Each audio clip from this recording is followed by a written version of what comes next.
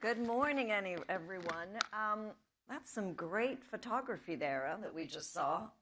So welcome, everyone. Thank you for joining us. My name is Alessandra Galloni. I'm editor-in-chief of Reuters. I'm thrilled to welcome all of you in the room and all of you everywhere. Reuters is our flagship series of live events. We explore issues that are crucial to our understanding of the world. We run this event in New York, in Singapore, in Abu Dhabi, and next year for the first time in London. And this is an opportunity for us to come together, all of us, to look beyond the daily news headlines, which of course we're on top of all the time, and to ask the big questions about our future. And of course, there are many questions to discuss. Wars in Ukraine, in Gaza, Sudan, Democratic Republic of the Congo, mounting tensions in Iran, Taiwan, Venezuela, and dramatic changes to global trade that were triggered by U.S. tariffs. We have shifting geopolitical alliances, political chaos in democracies that were hitherto stable, troubled efforts to combat climate change, and of course, the great unknown of artificial intelligence. There's also the issue of dialogue itself. More and more, even in democratic societies, dialogue has actually devolved into an endless and increasingly bitter shouting match.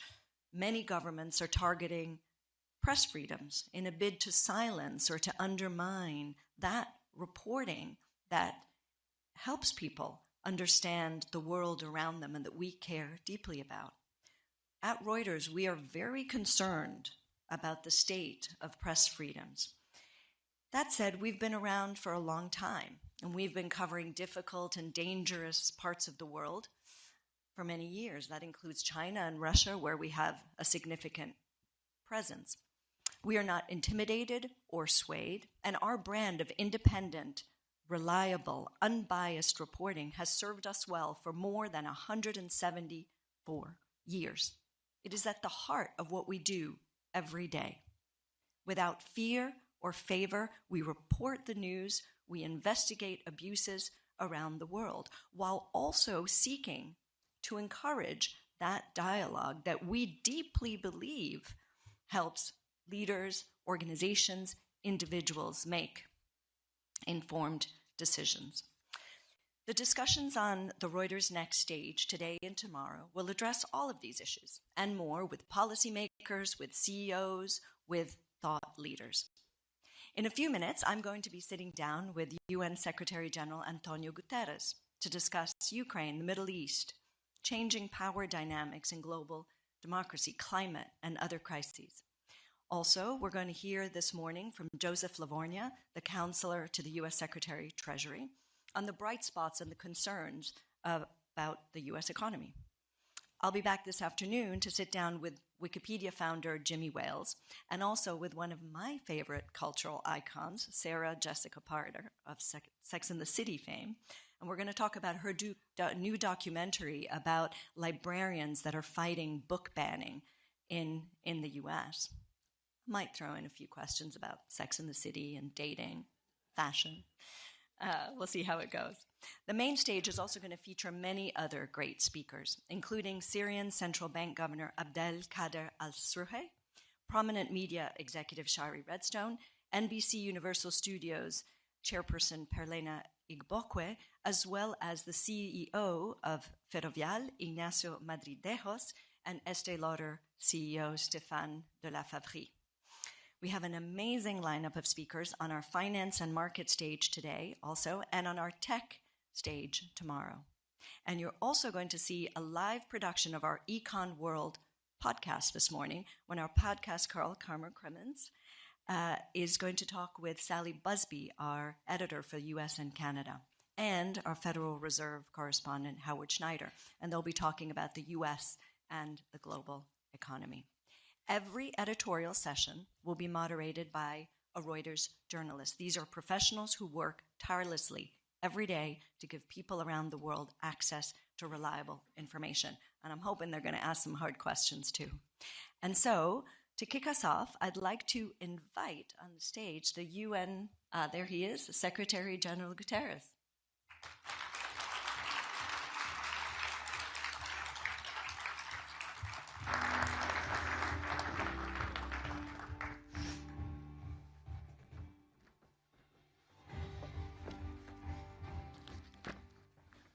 Thank you. Welcome and good morning. It's a great pleasure to be back. Great pleasure to be back. Well, indeed, it is a back because, of course, you and I sat here exactly 2 years ago.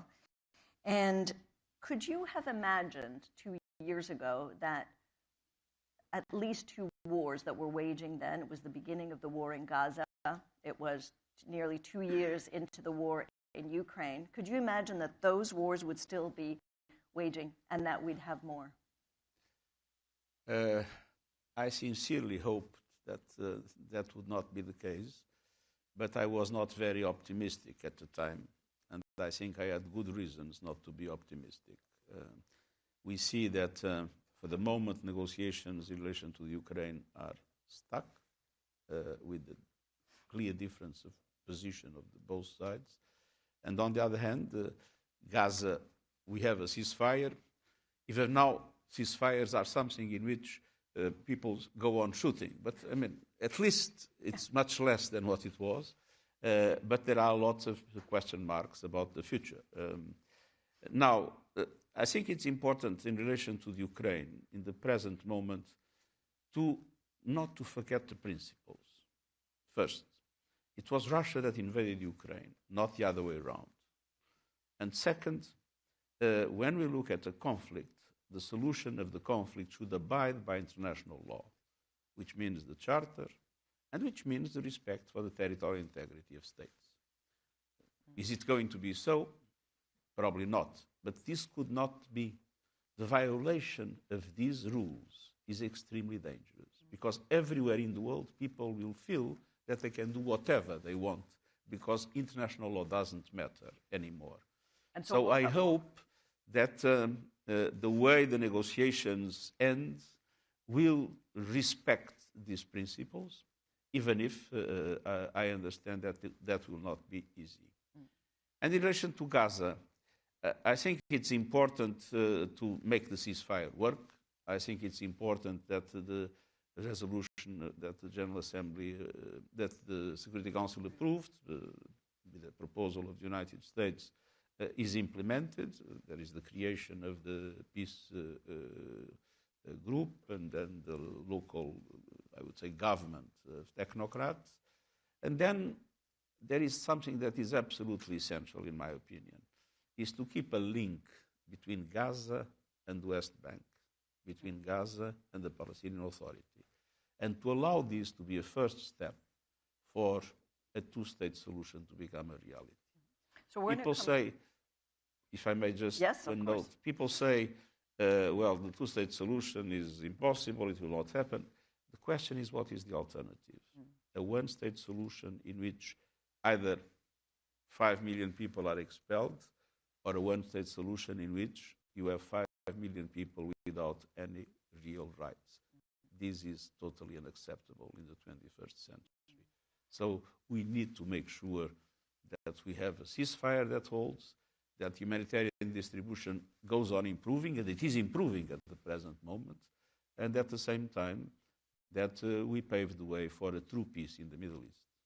Great. Well, thank you. We'll come back to both Gaza and Ukraine in a second. You make a good point that the ceasefire has become a lesser fire. It should be called lesser fire rather than ceasefire, which is a good point. But I'm going to come back to that. But I actually wanted to start with climate, because you've just been in Brazil for the COP30. This was your 9th COP, I believe.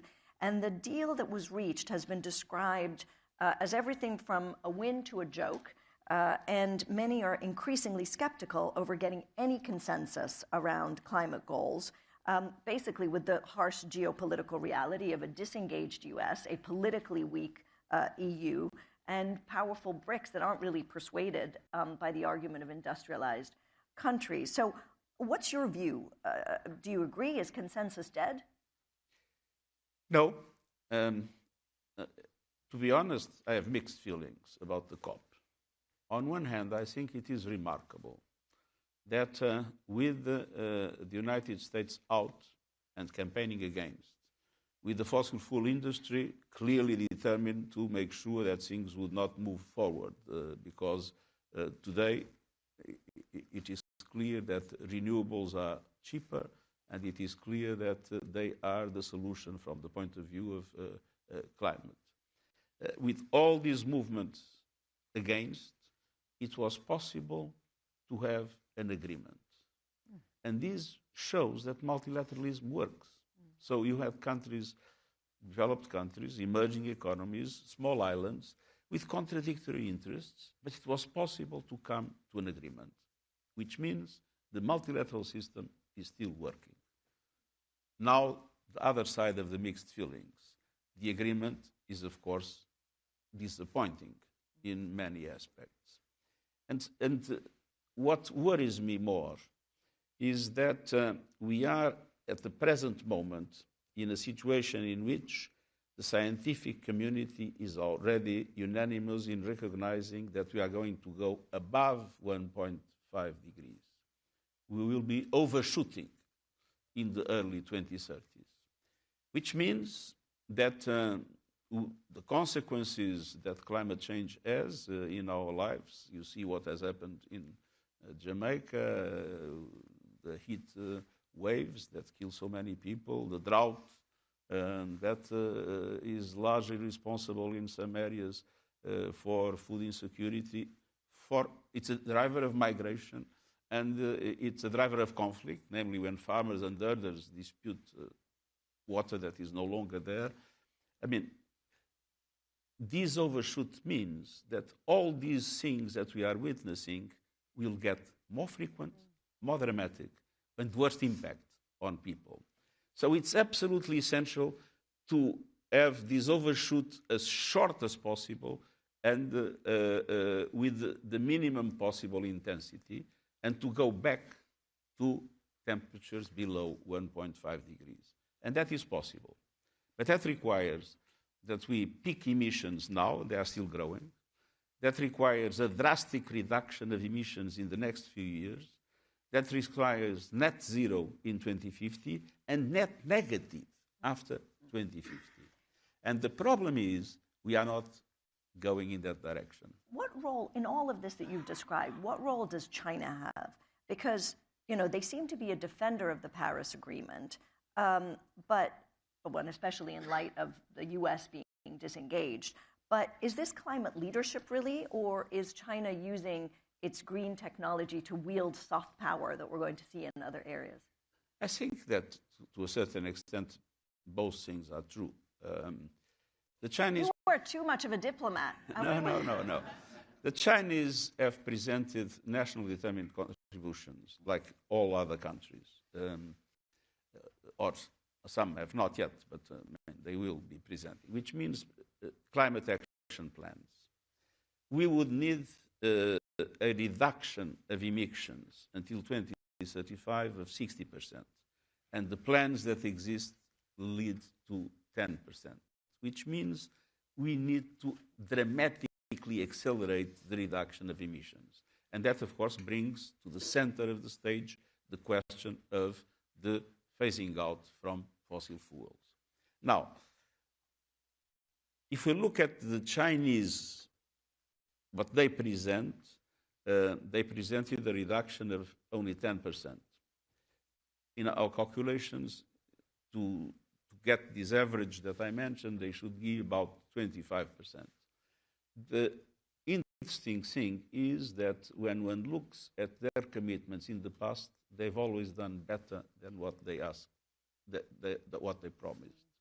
And I've discussed it several times with Xi Jinping. Why don't you tell us what you will be able to do?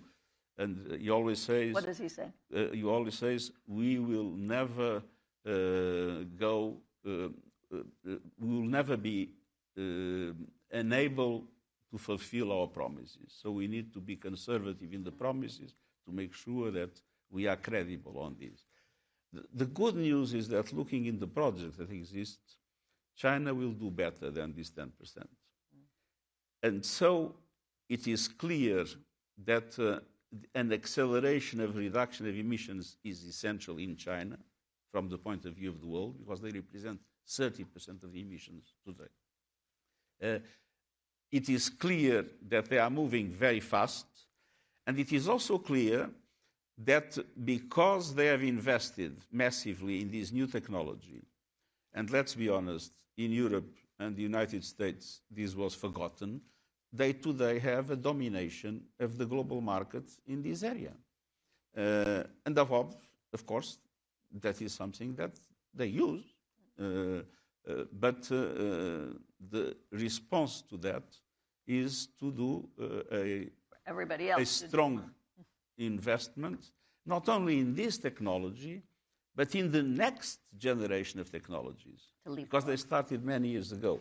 And hydrogen, green hydrogen, is probably a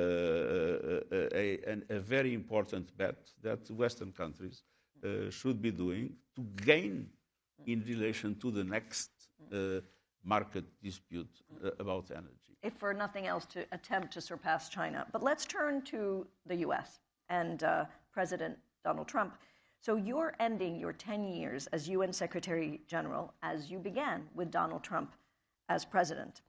During your meeting with him in September, during UNGA, the General Assembly, he said that he backs the UN 100%, but he also said that the UN is not living up to its potential. Can you describe your relationship with President Trump? Well, it is a very simple thing. It's a relation based, on one hand, being totally faithful in relation to the principles I defend and the values that the UN represents. And of course, we go on fighting for climate action, fighting for gender equality, fighting for the implementation of the Sustainable Development Goals, fighting for reforms in the Security Council, in international financial institutions. We don't move an inch on the principles that we stand for, but to do that, you don't need to enter into a permanent polemic or confrontation. So our system is be what we are, do not make any concession that puts into question the fidelity of the values we defend, but not to engage in polemics that serve no purpose. So if that's what Donald Trump is doing? That's what you're saying Donald Trump is doing? That's what I said I'm doing. But that he is engaging in the polemics? Well, there is only one way to have a polemic, is if the two parts enter into the polemic. I'm not interested in having any polemic with the US administration. I'm interested in preserving the values of the UN and preserving the values in which I believe we can build a world that is more fair, in which international law is respected, and in which the huge inequalities that exist can be overcome. I mean, in more detail, of course, I suppose sort of what do you think is the permanent damage that is being done to the UN, but also to the mission that you just described of the UN by the US, the foreign aid cuts, and the significant US arrears for the regular UN budget, for the peacekeeping budget? What permanent damage is being done? Well, there are three different things. One are the voluntary contributions, especially for development and humanitarian agencies. There was a dramatic cut with the end of USAID. The UN organizations were able to very effectively shrink, reduce their activity. A lot of staff had to leave. But the organizations are there, and they remain solid. But the problem is not with the UN organizations. The problem is with the people that we were supporting. And there the consequences are quite dramatic. A reduction of the levels of humanitarian aid that is provided, as we are witnessing now, makes many people die, makes many people suffer all kinds of negative impacts in health, in food security, in basic sanitation, and all other aspects that correspond to the basic services that people need. Is there one that strikes you, on this, because it's an important point, is there one thing that you have seen over the past year that has really struck you as being, as suffering as a result of the cuts? Or the reduction of vaccines, for instance. But it's not only the United States. I think it's important to say that many other developed countries are reducing in a significant way their humanitarian support. So we have, as you are aware, an enormous concern with defense, namely in Europe, a lot of increase of military expenditure, and that military expenditure to protect countries should be paid by the countries themselves. That's why tax systems exist. But they are partially being paid by reducing humanitarian aid, which, of course, makes the poor pay for the needs of the rich, which is unfair and morally difficult to justify. But there are other aspects. Peacekeeping is another dimension. In peacekeeping, the United States have provided half of the budget. And we are doing, because we had contingency plans for these different scenarios that were possible, we are doing at the present moment, all over the world, in all our peacekeeping missions, a reduction of 25% of the troops and police present there. Of course, it has a consequence.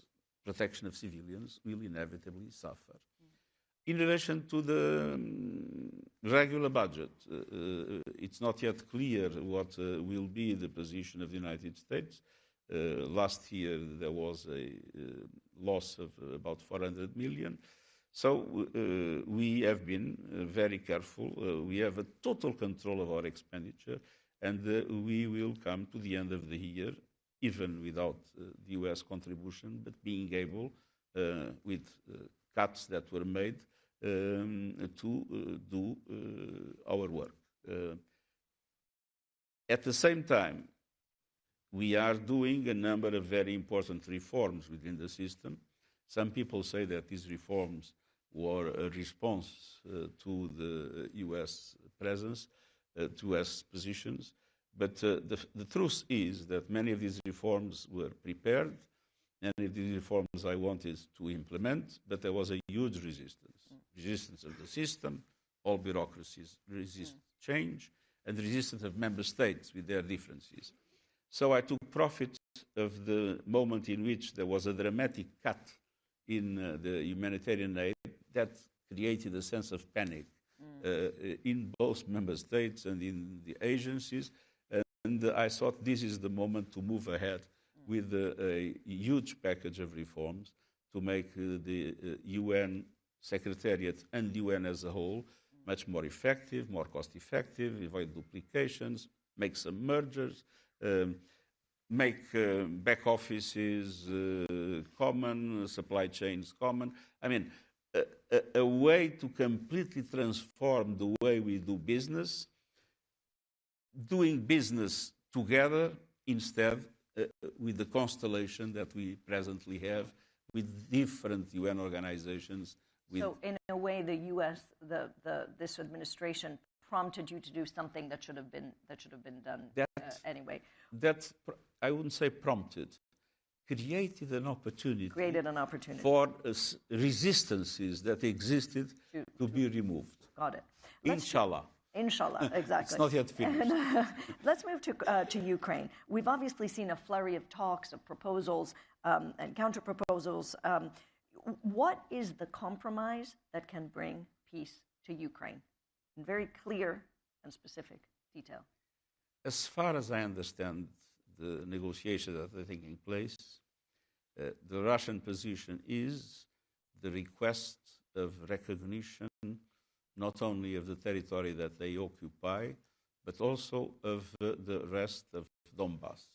And the Ukrainians still dominate a meaningful part of Donetsk, in which they have the strongest fortifications and lines of defense that Ukraine has in the whole of its territory.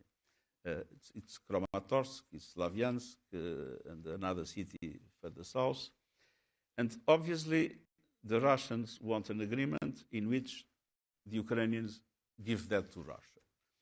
And as you can imagine, this is something that, from a Ukrainian point of view, is completely unacceptable.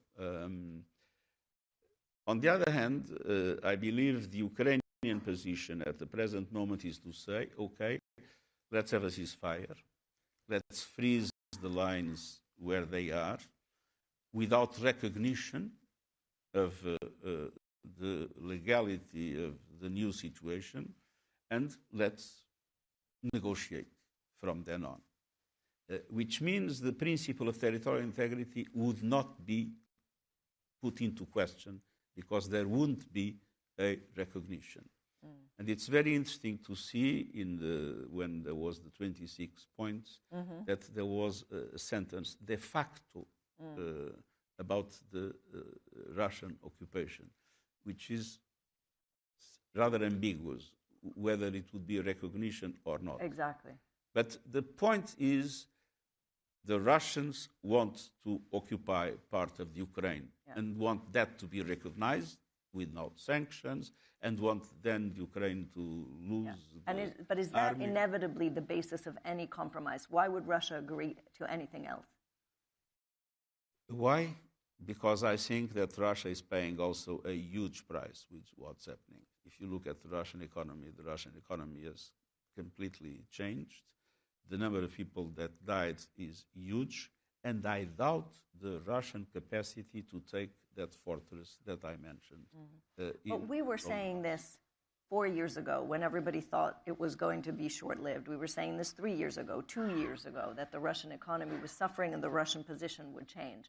And do you think that the U.S. is now listening or bending even to the Russian demands too easily? No, I think that when I see what's happening, there is one agreement made with Russia, then there is one agreement made with Ukraine. The two are not compatible, then they go again to Russia, and then sincerely, I believe we are still far from a solution. Okay. Gaza, we talked about this a little bit. When we met in 2023, this was 1 month into the war, you told us that the number of civilians that were killed at the time showed that there was something clearly wrong with Israel's military operations. What is your assessment of the way that the war has been conducted? I think I would repeat today what I said 2 years ago.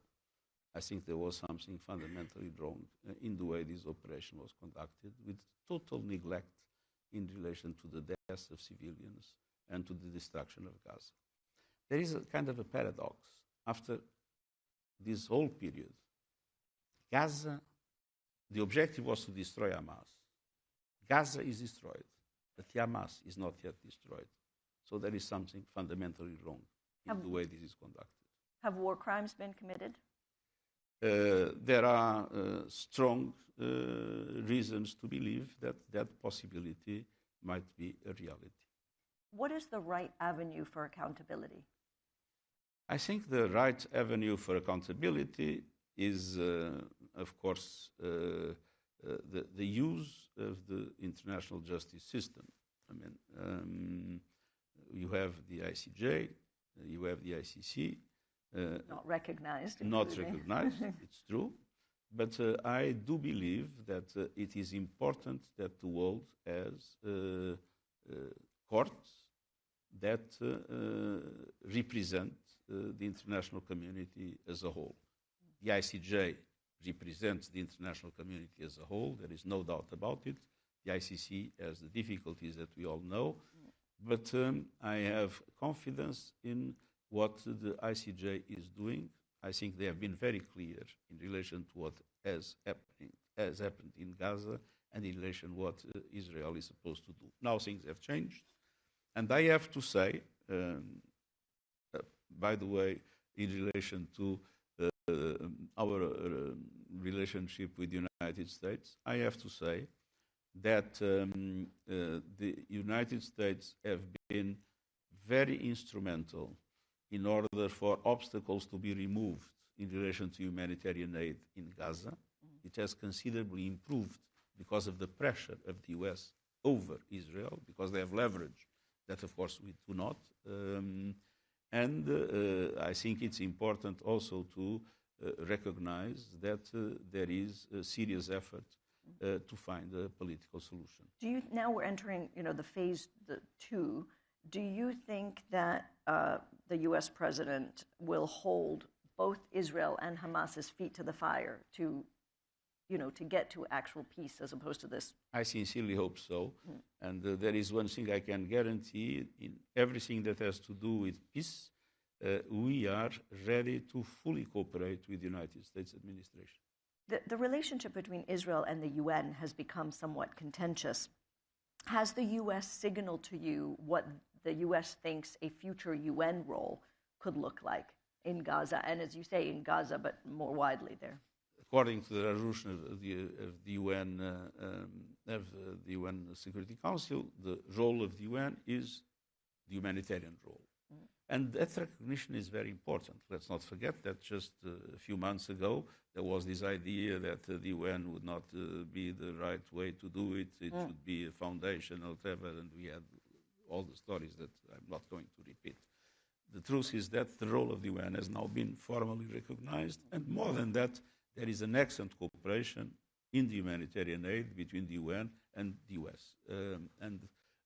I hope that this will be maintained and developed. The UN has no role to play at the present moment in the political discussions, but we are ready in all areas that the international community will decide. We are ready to fully cooperate. For us, this is an absolute priority. We are not seeking protagonism, but we are totally available to do whatever is required. Let me switch to Venezuela, which has been in the news. Venezuela has complained to you about the U.S. military action in the Caribbean. A group of independent UN experts has described the U.S. strikes as extrajudicial executions. Do you agree? The UN High Commissioner for Refugees has been clear that international law is not compatible with this kind of strikes. I mean, and so my strong appeal is to avoid in the Caribbean a situation of confrontation that could have much more dramatic consequences that than the strikes that are happening at the present moment. I have no particular sympathy for the regime in Venezuela and the violations of human rights that were committed, that are well known, but I don't think a military confrontation would be the solution for the problem. I think so you're in agreement with this independent. This should be done through pressure and dialogue. Got it. Let me ask you about Syria. UN Security Council is visiting Syria this week. Your former envoy for Syria hinted at concerns over Syria's trajectory before he stepped down in October. What are the opportunities that Syria's new new leaders have missed in sort of building a transition that was based more on transparency, accountability, and what can the UN do about it? Well, we are actively cooperating with the government in order to try to make the government do what we believe is the right thing, because we need to have a Syria in which all communities feel that they are represented, that they belong.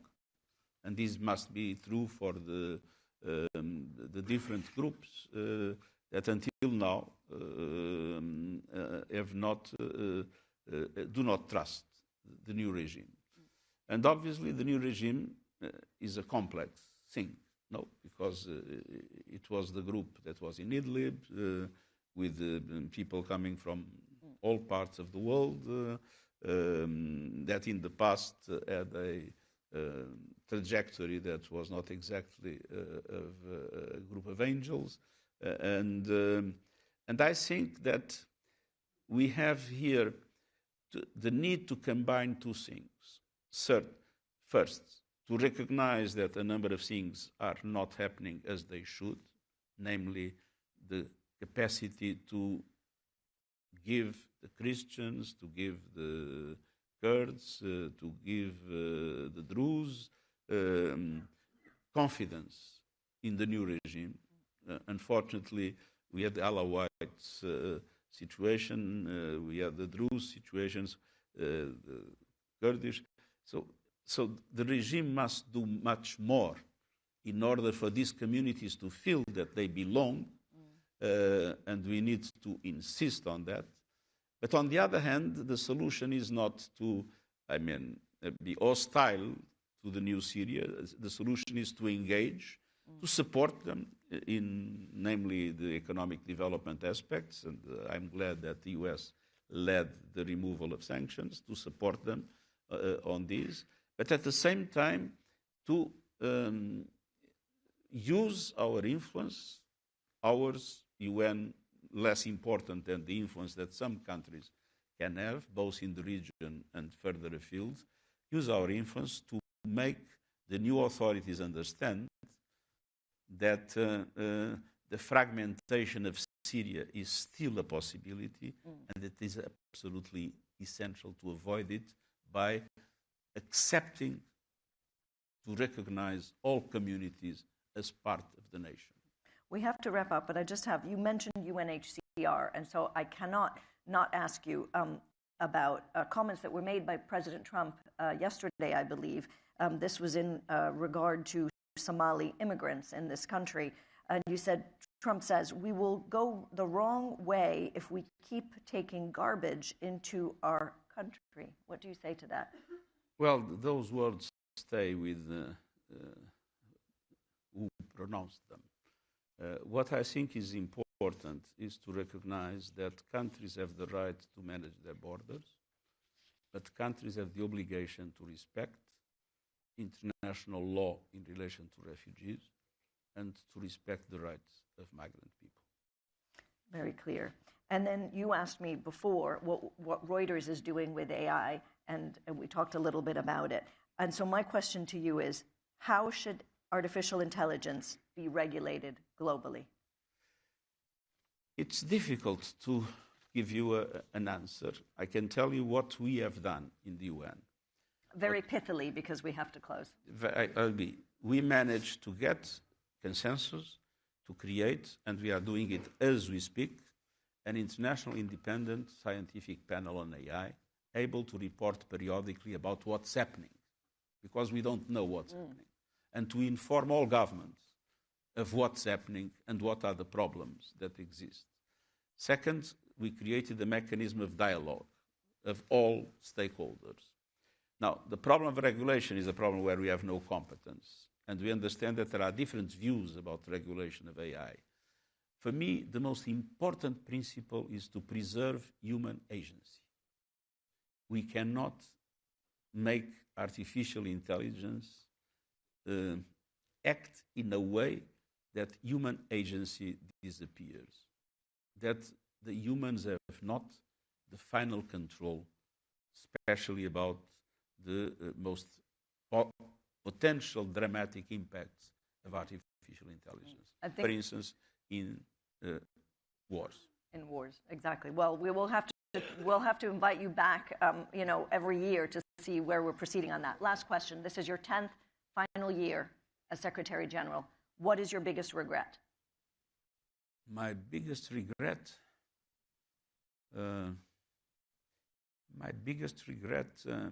It's difficult to say because there are so many things I would like to be able to do and that I couldn't. But my biggest regret is to see that there is not a global consensus about the reforms that the international system requires in order to adapt to the new realities of the world. I am a strong supporter of multilateralism. And I believe that there is no way we can solve things better than through multilateral mechanisms. But the institutions we have now, the Security Council, the Bretton Woods institutions, and the others that are the basis of multilateralism need reform. And I would like to have seen a much stronger will of countries, and especially of the most powerful countries, to understand that it is in their interest to adapt the multilateral institutions to the realities of today's world that are very different from 1945. Very different from 1945. On that historical note, then, thank you very much, Secretary General. It's always a pleasure to have you here. Thank you very much. Really insightful conversation. Thank you.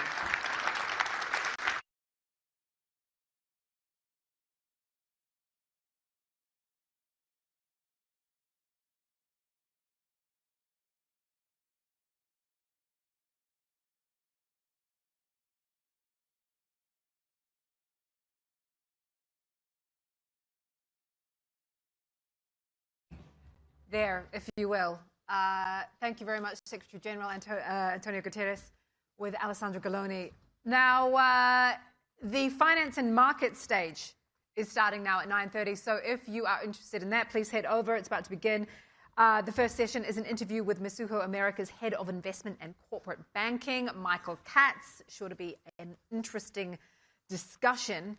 But up next, it is my absolute pleasure to introduce my colleague, the nicest woman at Reuters, Carmel Crimmins, who is also the host of Reuters Econ World. This is a special moment in Reuters history because we have our first ever live podcast recording. Now, what that means is anything could go wrong. And we hope it does for the numbers of listeners that would attract. But it also means that all of you are involved. So I'd like to invite to the stage Carmel Crimmins, if she is here. No, she's not here. Along with her fabulous guests. Here they are. Can we give them a big round of applause, please? Because you're all on air, as it were. Thank you. No worries. Good morning, everyone. Welcome to the first ever live podcast of Reuters Econ World, our first ever live show. I have been doing this pod for the best part of 2 years from a darkened room in Dublin. So I am loving the change of scene, and I'm loving the topic, navigating Trump's world. It's got to be the topic that fixates every business leader, every political leader around the world. Luckily for you folks, I've got two people on stage with me who know more about this topic than most. We have Sally Busby, who is our US and Canada editor, and Howard Schneider, who's our Federal Reserve correspondent. That means he covers all the toing and froing at the Federal Reserve, and we're expecting quite a bit of toing and froing over the next few months, which we will get into shortly. Before we get into that, a word of warning to the wise. That's all, you guys. I'm going to require some audience participation. You see, every week on the show, we do a quiz. And I thought, why not throw out a few questions to the New York crowd? They're a savvy bunch, but you're going to need to make some noise. So I'm going to make you practice. And I'm sorry, I'm not saying the doors are locked. I'm not saying, you can't run, but I'm going to make you practice with me. So I'm going to ask a question, very simple question. Did you spend more or less this Black Friday versus last year, okay? So when I say, did you spend more, and you did spend more, you're going to shout more, okay? Then I'm going to ask, did you spend less? And if that is indeed the case, you're going to shout less. So I really need you to make some noise for all the people who are watching on the live stream, all the people who are going to be listening and watching to this podcast later.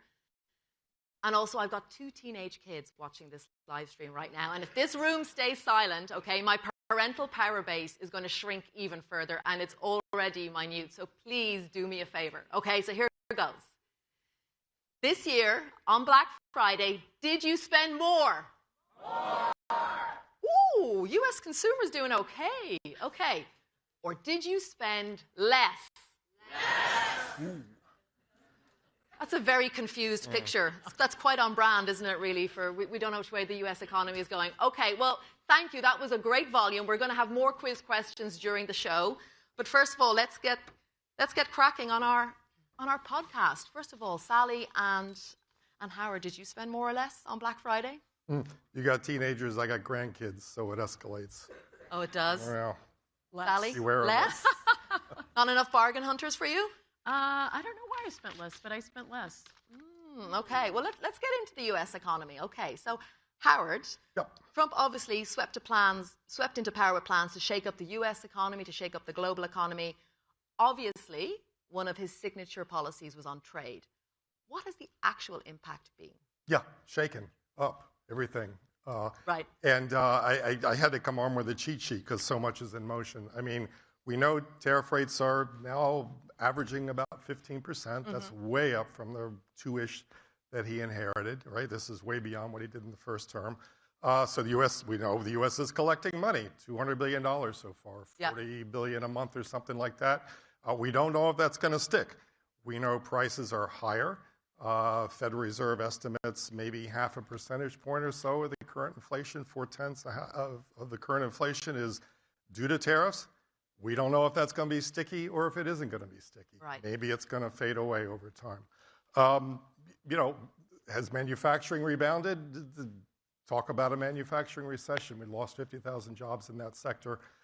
Is that due to tariffs? Is that due to slower growth, weaker demand? We're going to see next year the 2026 forecasts that are starting to roll out tend to be for pretty resilient demand, despite the bifurcated consumer. Yes. But an inflation risk as well. So this is restructuring a lot of relationships. Where it's all going to land in terms of reshoring, in terms of jobs, in terms of where prices settle out, I think is just going to take a long, long time to really sort through. The other signature policy, of course, is on immigration, the immigration crackdown. What impact is that having on the labor market? What are we seeing? So you see, kind of episodic reports of shortages in skilled trades. Right. Construction employment's down. Maybe that's related. You can see this very clearly in the chart if you plot the civilian labor force.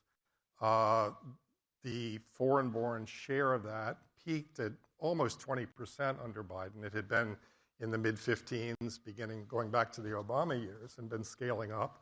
Leveling out under Trump and then scaling up. That's back down to 18%-ish or so, 1.5 million fewer foreign-born workers in the labor force today than when Trump took office. Are they gone? Are they gone underground? This is one of the things people are trying to determine, but they are officially a lot fewer of them. That does have implications for growth in a country that's aging, for sure. There are fewer foreign-born workers today than there were a few months ago. Sally, Howard, obviously, referenced inflation there, right? We are seeing the impact of the tariffs on prices. It's a big problem for Trump, isn't it? I think it's a very large challenge for Trump, as it would be for any president, as it obviously was for Biden. I mean, some of these things are just inescapable. I think it's fair to say that Trump is really running into what is probably, in his second term, the first sort of significant challenges that he's faced. There's a combination of things. It's obviously the debate over affordability in the United States, the looming midterms. There's other issues like Epstein that have sort of put him off his game a bit for periods of time. We have a lot of indication that he is going to, really try to aggressively address the inflation or affordability issue. Yesterday he talked about it. He said it wasn't, he said it was a Democratic con. He said that it was not true. It was a fabrication. But I think that he obviously faces, real voter perception. Right? And I think there are two things that we see. First of all, last week, they very much sort of internally had turmoil over what to do about the healthcare costs, about whether to extend these ACA healthcare subsidies. Essentially threw up a trial balloon. It was deeply unpopular with parts of the Republican base, and so they sort of pulled that back. But that issue still is out there. And then also we've seen recently where this sort of, dichotomy where they sort of are saying constantly, tariffs aren't causing inflation, but then they pulled back some very sort of discrete and specific tariffs on some food issues and food items and things like that, bananas, as a coffee. way to try to mitigate that. Right. We also know that Trump is really planning to, I think, aggressively go out and talk to the country and try to make the argument that the economy is going okay and that affordability is not an issue. Probably referencing the tax cuts and things next year. Right. I mean, we're obviously talking about, sort of Trump's world, but it's also AI's world as well, isn't it? I mean, is it really is it really AI that's driving the economy at the moment, Howard, right? I mean, you see it in terms of, obviously, the stock market, which helps with consumer sentiment. You see it with business investment. Right. Certainly aspects of it. I mean, there's been this tremendous run-up in capital investment, and business investment has been one of the main contributors to GDP growth this year. But, the mystery, I mean, maybe it's a mystery, maybe it's not to all y'all, I don't know. But the consumption still, rolls along. Right. Everybody's been expecting when are you going to see the consumer weaken? And the retail sales just continue to grow. Is there stress in certain parts of the income distribution? Sure, but modestly so. The last Fed report on financial instability said overall household balance sheets pretty healthy. You hear narrow tales of defaults on subprime car loans and things like that, but nothing systemic and nothing big. So sure, AI, but embedded kind of resilience. Haven't seen anybody saying when AI disappears, the economy is going to disappear. But isn't that like the K-shaped economy, right? Sure. I mean, one stat that I'm always drawn to is it's like the top 10% of Americans in terms of income, they account for nearly 50% of consumer spending, right? Well, yes, and that's the question sort of the day is how weak that lower, branch of the K is, and, does it extend so far up that the whole thing topples over?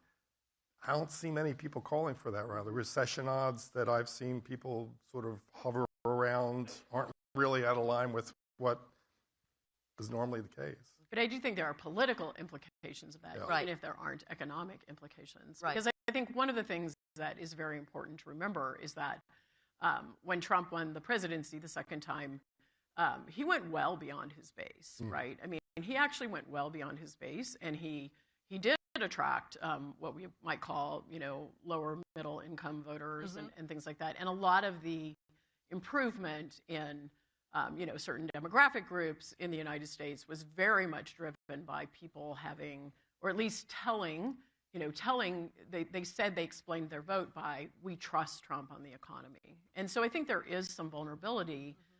Even if the vast majority of the economy sails along, as Howard is saying, I think that affordability issue, that is clearly why they're nervous about it.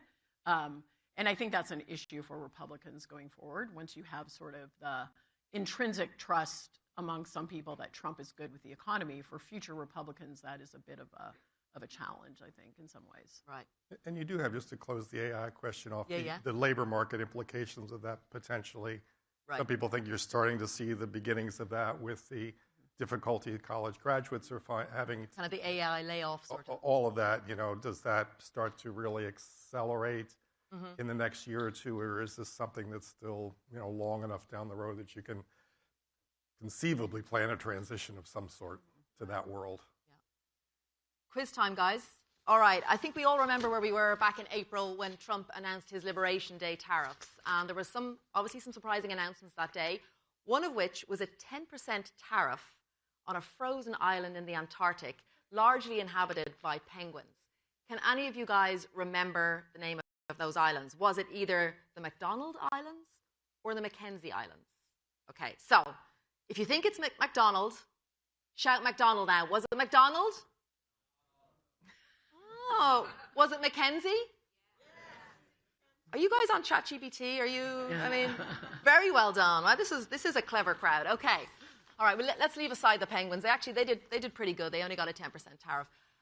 Other grouping that probably are doing pretty well right now, Sally, is the big business, right? I mean, they seem to know, or many of them seem to know how to navigate Trump's world, right? They make the big investments, they flatter, they put the donation down for the ballroom.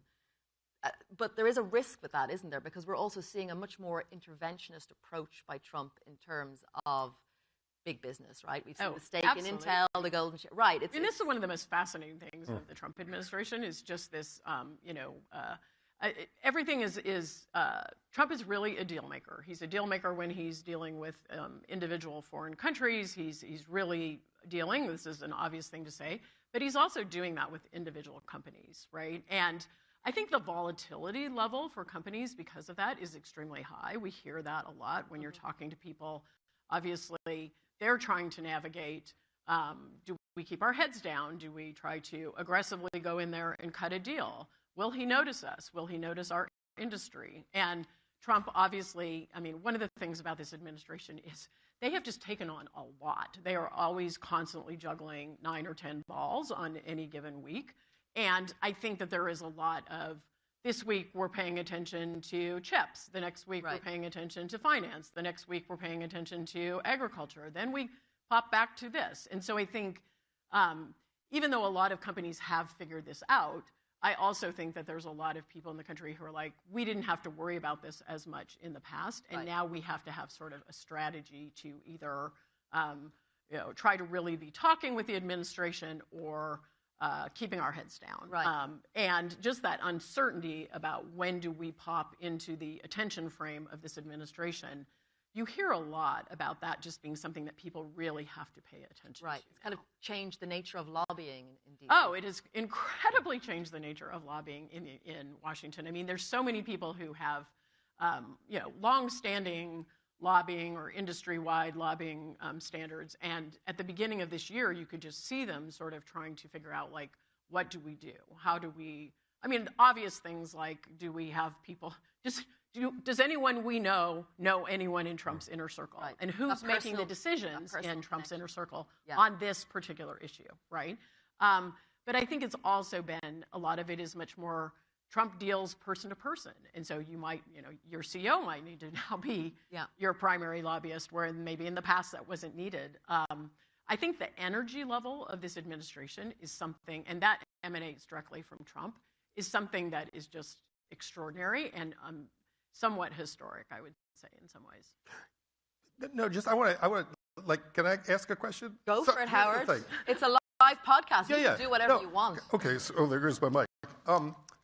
So EV tax credits, right? That's steering capital as well, right? Okay, so is this different from that? And is the level of, I guess, energy being spent having to get at this guy, right, distortive, a problem in the long run? I mean, for companies or for, like, the country? Both. I mean, I think it is, it's a great question.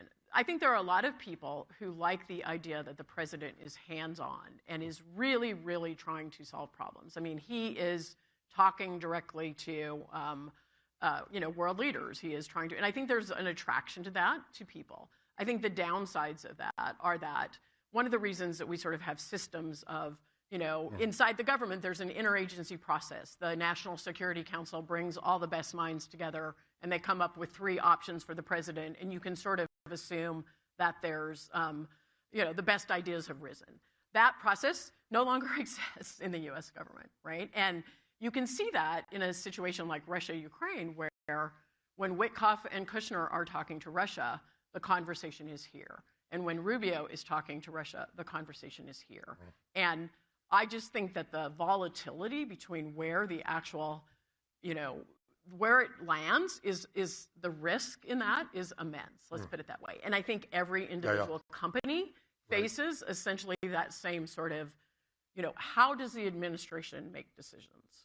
How does the administration make decisions? How does the President of the United States make decisions? I think there is much more uncertainty about that now. Even if you think that Biden was not very well involved, you sort of knew who in his administration was probably making the decisions.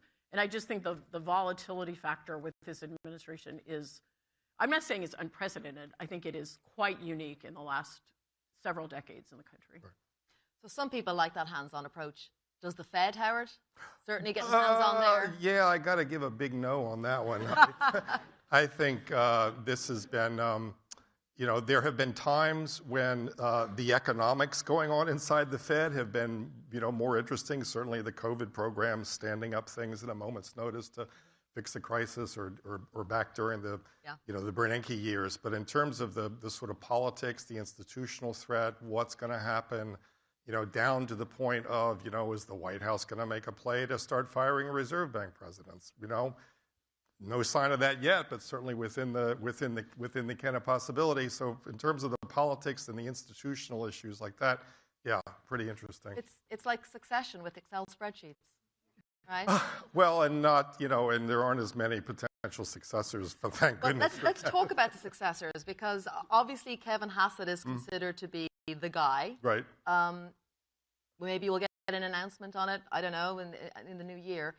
If he is the guy, what does that mean for rates? What does that mean for markets? Sure. The working assumption is that the Trump chair will bias, the curve lower, right? Right.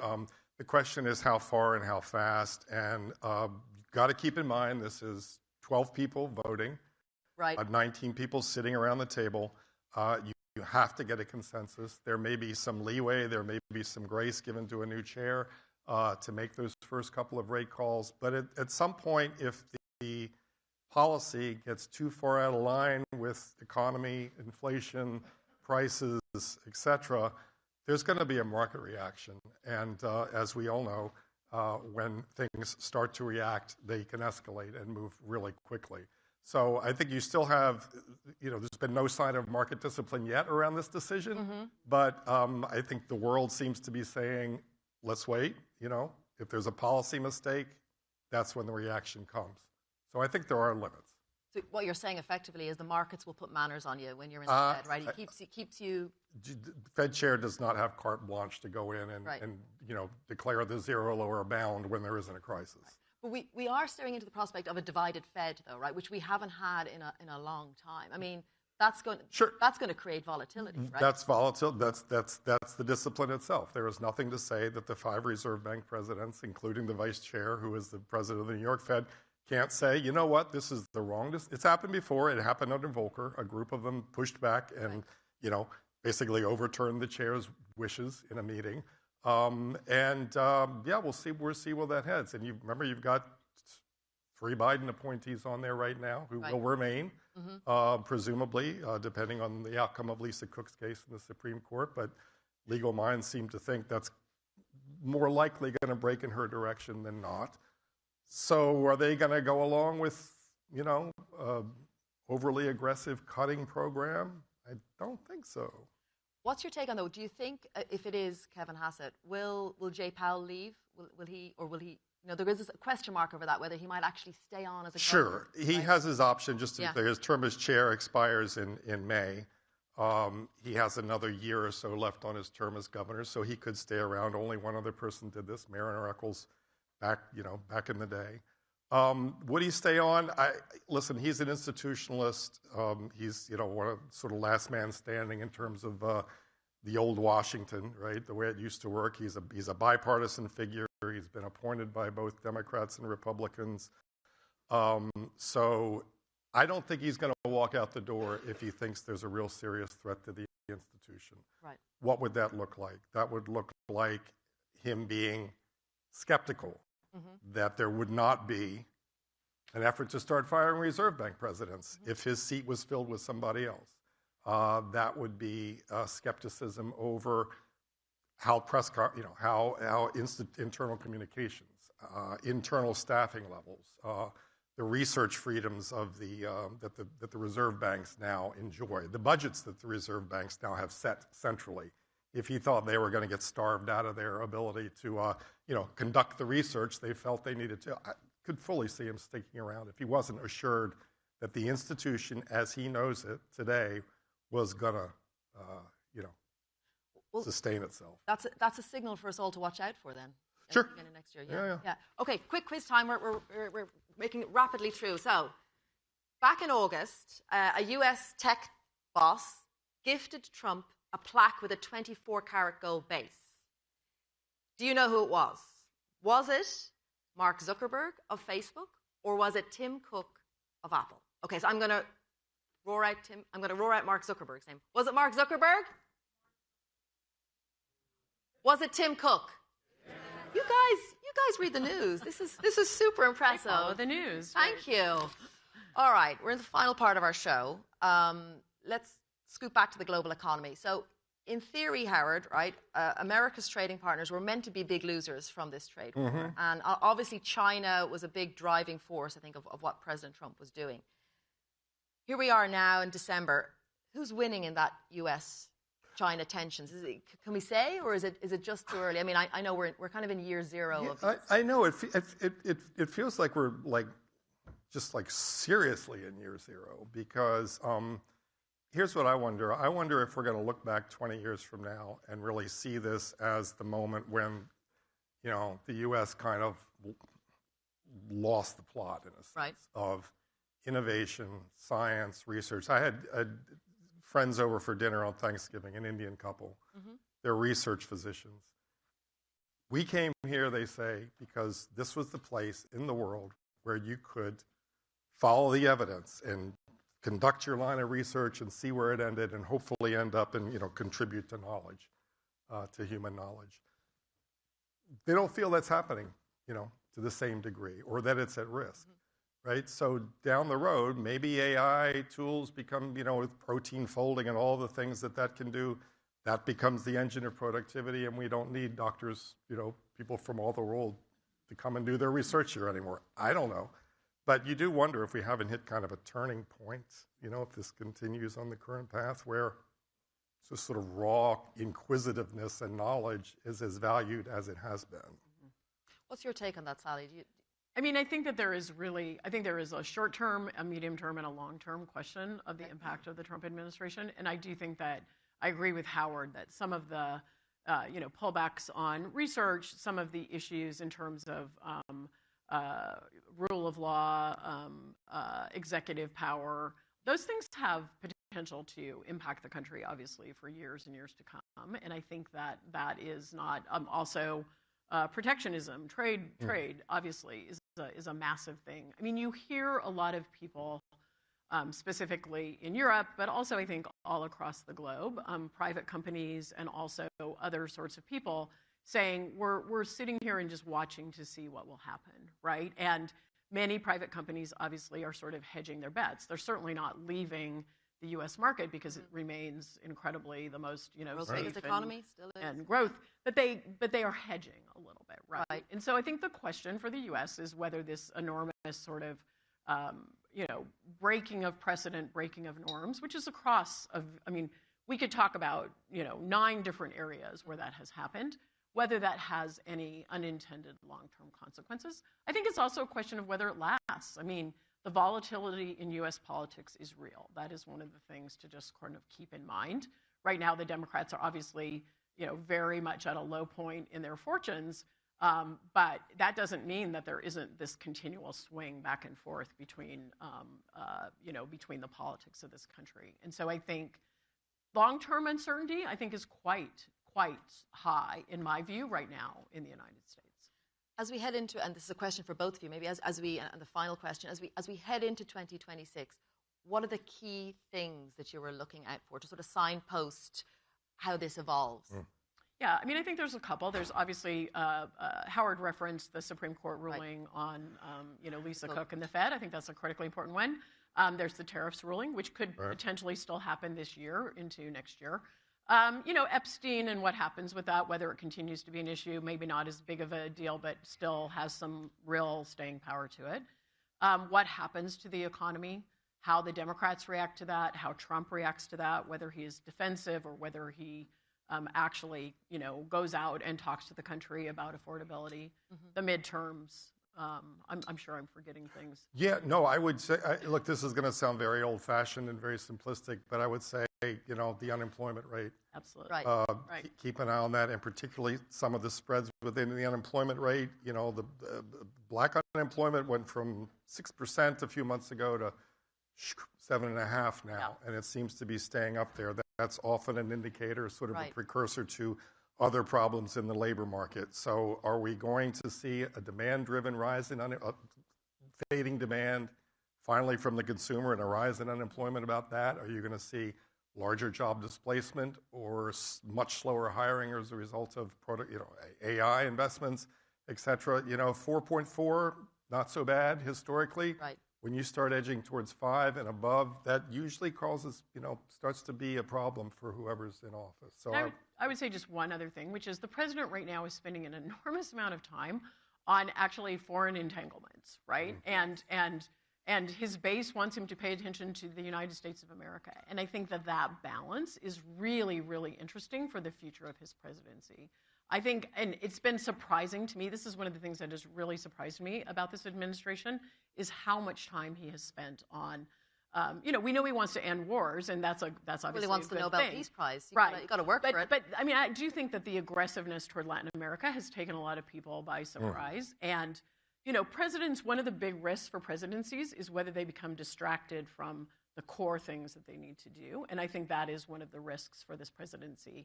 I think he has a lot of people urging him not to become distracted. Right. And so there might be some course correction there, but I think him becoming distracted is a potential risk that I would just watch for next year.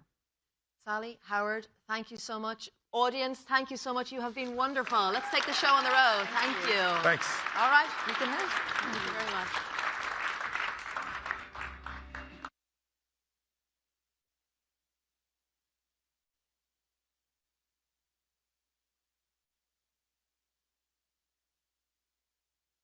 Stuff.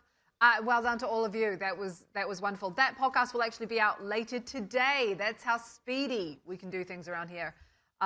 So you can hear yourselves in the background if you listen to Reuters Econ World. I now want to let you know that we have a workshop coming up at 11 on a topic that is already changing the way we work, agentic AI.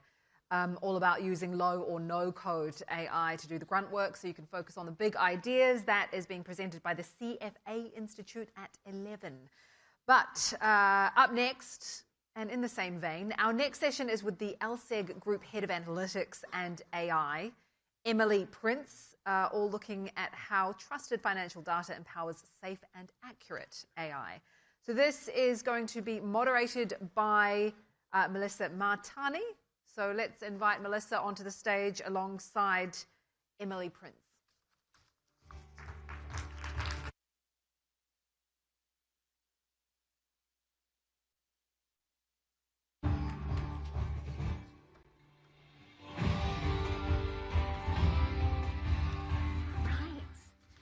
Good morning, everyone.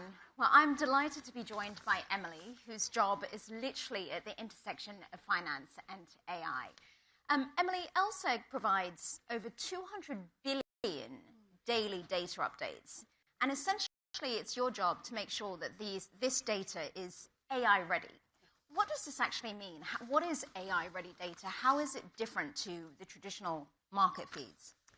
So it's a hugely, hugely important question. So we often think about AI, and sometimes we think about the words like trust come up quite quickly in terms of, but to what extent can you really have confidence in AI? For me, and certainly the role that I play and LSEG plays, a lot of that is to do with making sure that our customers can access what we would regard as trusted data. And there's a few tenets of what we regard as trusted. Firstly, we have to make sure that we can really understand what the origination of that data is and attest to the quality of it. Quality absolutely is a hallmark of that trust.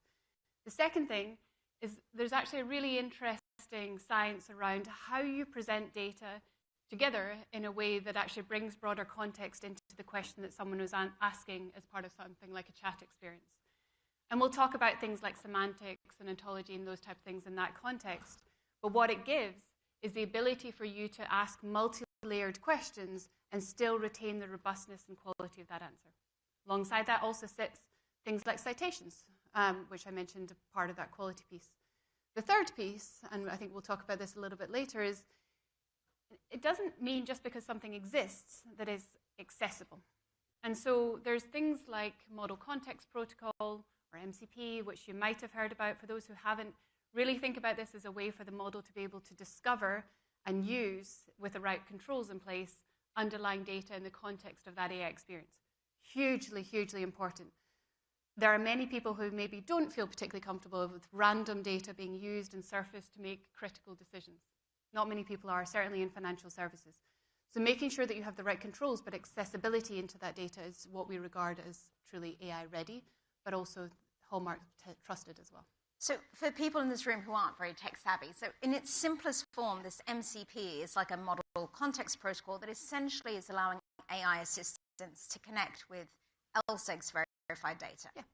So what processes do you have in place to ensure the standards of accuracy and everything that these AI assistants can connect to? Yes, so this did not start 3 years ago when ChatGPT was announced. It started more than 3 decades ago. This is a long journey, and it's decades worth of quality data and actually expertise and feedback that goes into what do our customers expect in terms of quality, how deep do they want that data, how much metadata they want associated, which gives them that confidence in the quality of that data to be then surfaced. Okay, so this is what LSEG's doing, but just so I can understand, explain to me from a customer perspective, what does this mean like for their workflows? So I know you've had recent partnerships with Microsoft, you've had recent partnerships with Databricks. What does this mean for your customers? So I actually see this as a real step change. This is the point where you see this democratization, where anyone with a question, you don't need to be able to code, you don't need to be able to speak English, but anyone has the access and the ability to curate ideas, and now with that trusted data. So that data is now available with MCP, and actually what we've been doing over the last few weeks is actually establishing connection with multiple different agentic platforms. So Databricks Genie, Snowflake Cortex, Microsoft Copilot Studio, Anthropic Claude, and today, OpenAI. Now, it's a massive step change in making sure that anyone within these environments are using the tools from these providers is not only able to get the incredible power of AI, but also with the trust of the underlying data. So it is a true step change, and the fact that you can, as an end individual, build these agents without having to have a degree in engineering is incredible liberation in terms of ideas. So in practical terms, so this partnership today with OpenAI, this means that anybody here sitting in the audience can go to ChatGPT and connect to LSEG's data. Okay, so this is fascinating because the ease and efficiency is clear, but I mean, it's also very scary because there's huge risks associated, right? Trust, compliance, IP. I just want to run through those. So first of all, with trust, where does LSEG draw the line with human oversight and automation when you're getting this data ready? Because it only takes one tiny little thing to be wrong for there to be huge ramifications. So it's an incredibly important question. So when I think about AI, and I spend a lot of time also working with clients around the world thinking about what are the really good use cases for AI, and it starts there. AI, I'll be the first to say it, I'm responsible for AI at LSEG, is not the answer to all problems. And I think as soon as we accept that and say, Actually, there are a lot of deterministic processes where we're actually very comfortable with the way that we solve that problem today. And actually, AI introduces a level of risk that isn't commensurate with the benefits. Then we can actually start to navigate and say, well, this is where we can get the best uplift and benefit from AI. Now, there are many good kind of examples across the industry in terms of where people are really effectively getting the benefit of AI, but they're also protecting the way that they solve for some of those deterministic processes that they need to be able to fully repeat and explain. And I see this more and more becoming a pattern across the industry. Now, alongside that clear understanding in terms of where to apply AI, which problem to solve, to put it differently, it also comes with two other things. One is LSEG has spent a lot of time on what we call RAY, or Responsible AI Principles. And this really looks at how do we put those underlying safeguards in place. And it's not necessarily completely reinventing the wheel, because we already had a lot of pre-existing standards from an industry standpoint which we were able to evolve, and other elements that are new and really recognize some of the nuances of AI itself. The third thing that we're very focused on is how do we make sure that our end users have the right training? So as an end user, how do you really understand how to interact with AI, what to expect from it, how to challenge it, and how to critique it? And this is where the education has to go hand in hand. We can think about enablement, but it has to be hand in hand with that level of education and understanding on how to apply it as well.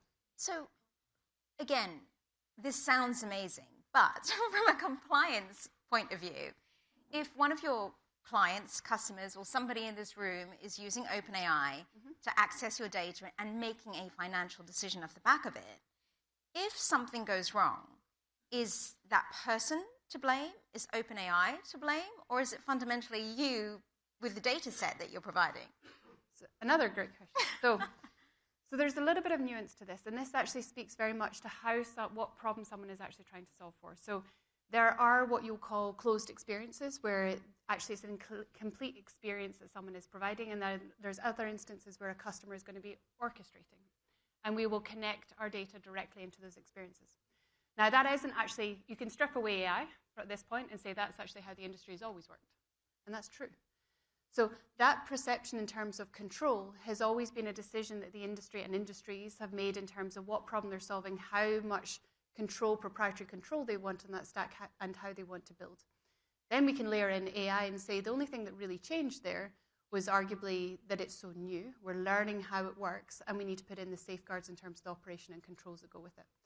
What I've personally been so impressed with so many of the clients that I've been working with is they've been so swift in terms of establishing that governance framework, really understanding which parts of their business they're comfortable using AI, which parts they're frankly not yet, which data sets they're comfortable using, which they're not, and actually things like the work we're doing at LSEG around making our data available with those governance standards actually gives them much more confidence in being able to safely use AI.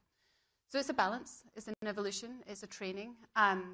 I think there's many kind of cycles to go in terms of people really understanding how to play it. And what I see at the moment is, frankly, a lot of people that are putting AI into existing workflows rather than actually recognizing that they could have re-established how the workflow worked in the first place. It's that old adage of, what was the first thing you did when you got Google Maps? You looked up your own house. And we see the same phenomenon happening with AI, where the first thing that people are doing is automating the thing they were already doing, rather than actually exploring another way to solve the problem entirely. Well, I do want to take some audience questions. I can see them coming in. And if you have questions, please do send them. So how do you get bad data out once it's in a database that Gen AI can access? Yeah, so this is a really important question. There's two places that data is really relevant from an AI perspective. One is at the point of training, which is where you hear a lot of news in the industry. And the other is at the point that you're asking your question, so prompt. Those are two different places that we're using data. Now, in the first instance, that training is where you'll hear a lot of what the foundational model providers talking about their training data sets. LSEG does not do that training, and the data is not used in that context.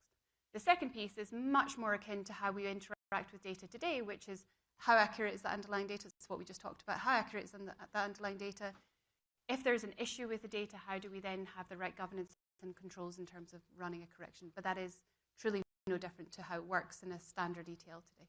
You know, the analogy you gave about Google Maps is really interesting, because to me, one of the first things I think about people like me doing is using ChatGPT now that we can to access financial data, but also to see how I could benefit from it, right? But that is a big danger because then you end up putting your own financial data. How does this, what do you say to people's concerns about IP and privacy? So it's absolutely something to be very aware of. So really understanding what data you're using, and there isn't a standard to this, so you really have to understand the context in which you're exposing information and how that information can get used. One thing I will say is the whole community has become much more sensitive, much more supportive in terms of the protection around IP, but you still really have to understand the context and the tools that you're using and then how that data is going to be protected. What is nice is you have a much stronger draw. So one of the things that we all have is, as humans, we have limitations in terms of just how much information we can consume in any one period. We have limited attention spans, and arguably when you get AI right, you get much more expansive planes of access to data, which can actually inform much better decision making. Now that is of course predicated on having the underlying trusted data and having that orchestration and knowing that the data you're presenting as part of that is being safely applied. You know, one of the interesting things about AI at the moment is it's developing much faster than regulation. And LSEG and what you're doing, you are really betting big on building this data infrastructure, if you like, before the industry has regulated it. What do you say to people who say this is putting the cart before the horse?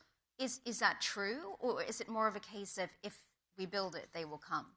Not at all. So we were on this path in terms of how do we have that gold standard in data before some of the energy in AI over the past 2 years.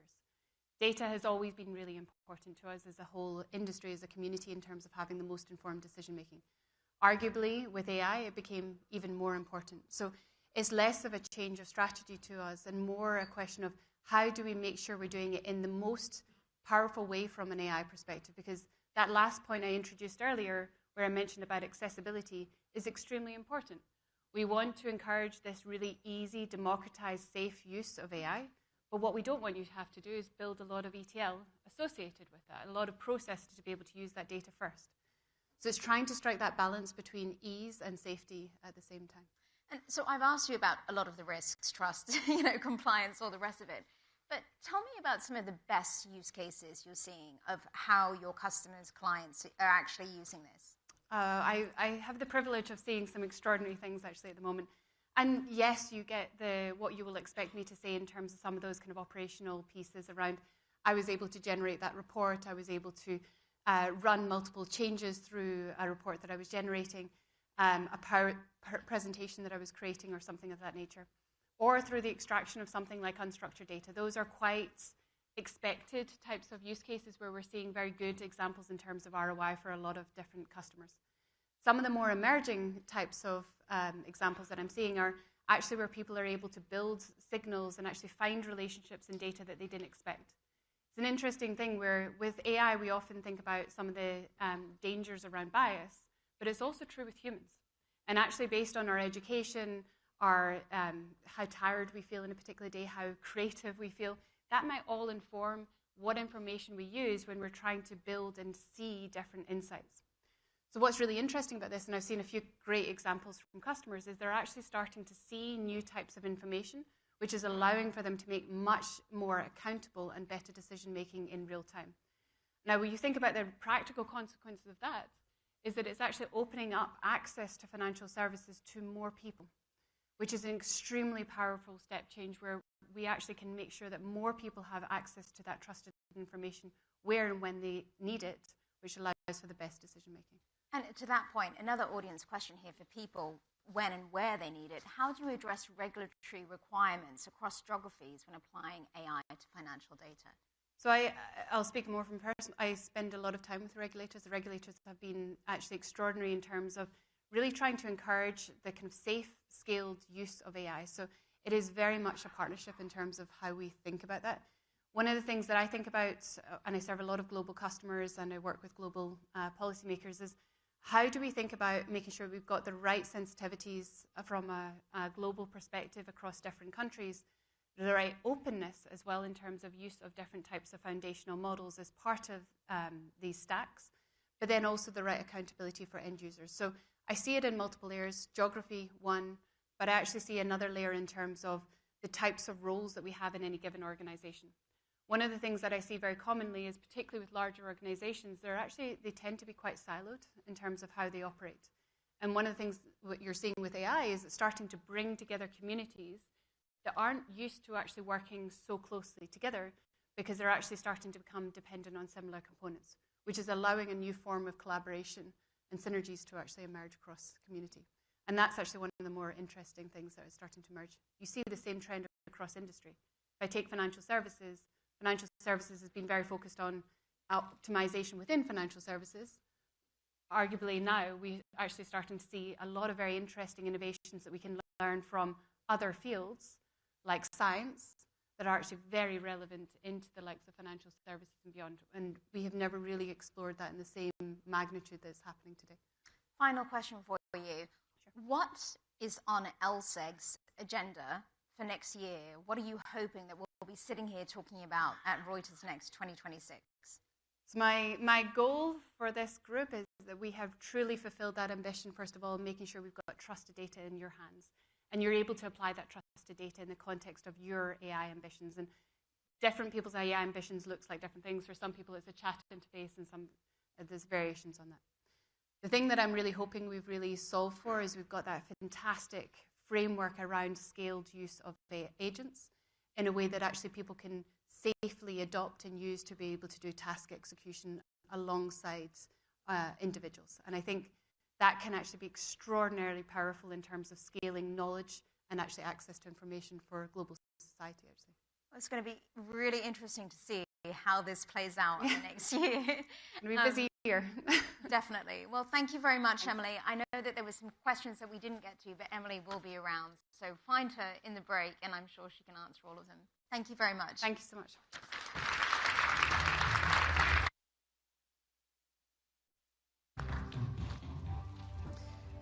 Right, it is break time. So very quickly, I want to let you know this afternoon we've got Wikipedia founder Jimmy Wales, we've got Sarah Jessica Parker. The Future of News sessions start at 11 at Crossroads Hub 1, and we will be back here at 11 a.m. to kick off. Again, enjoy your coffee. See you then. Bye-bye.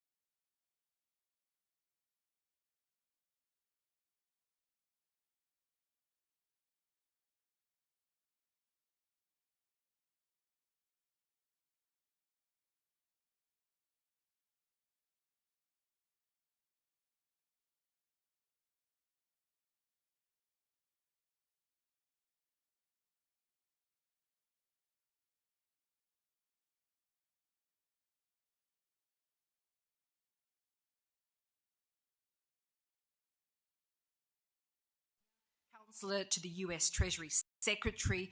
And the conversation will be moderated by Reuters White House correspondent Andrea Shalal. And this is a session hosted by a Reuters journalist under the Reuters trust principles. As we went through before, that means no question is off the table. Let's give them a round of applause.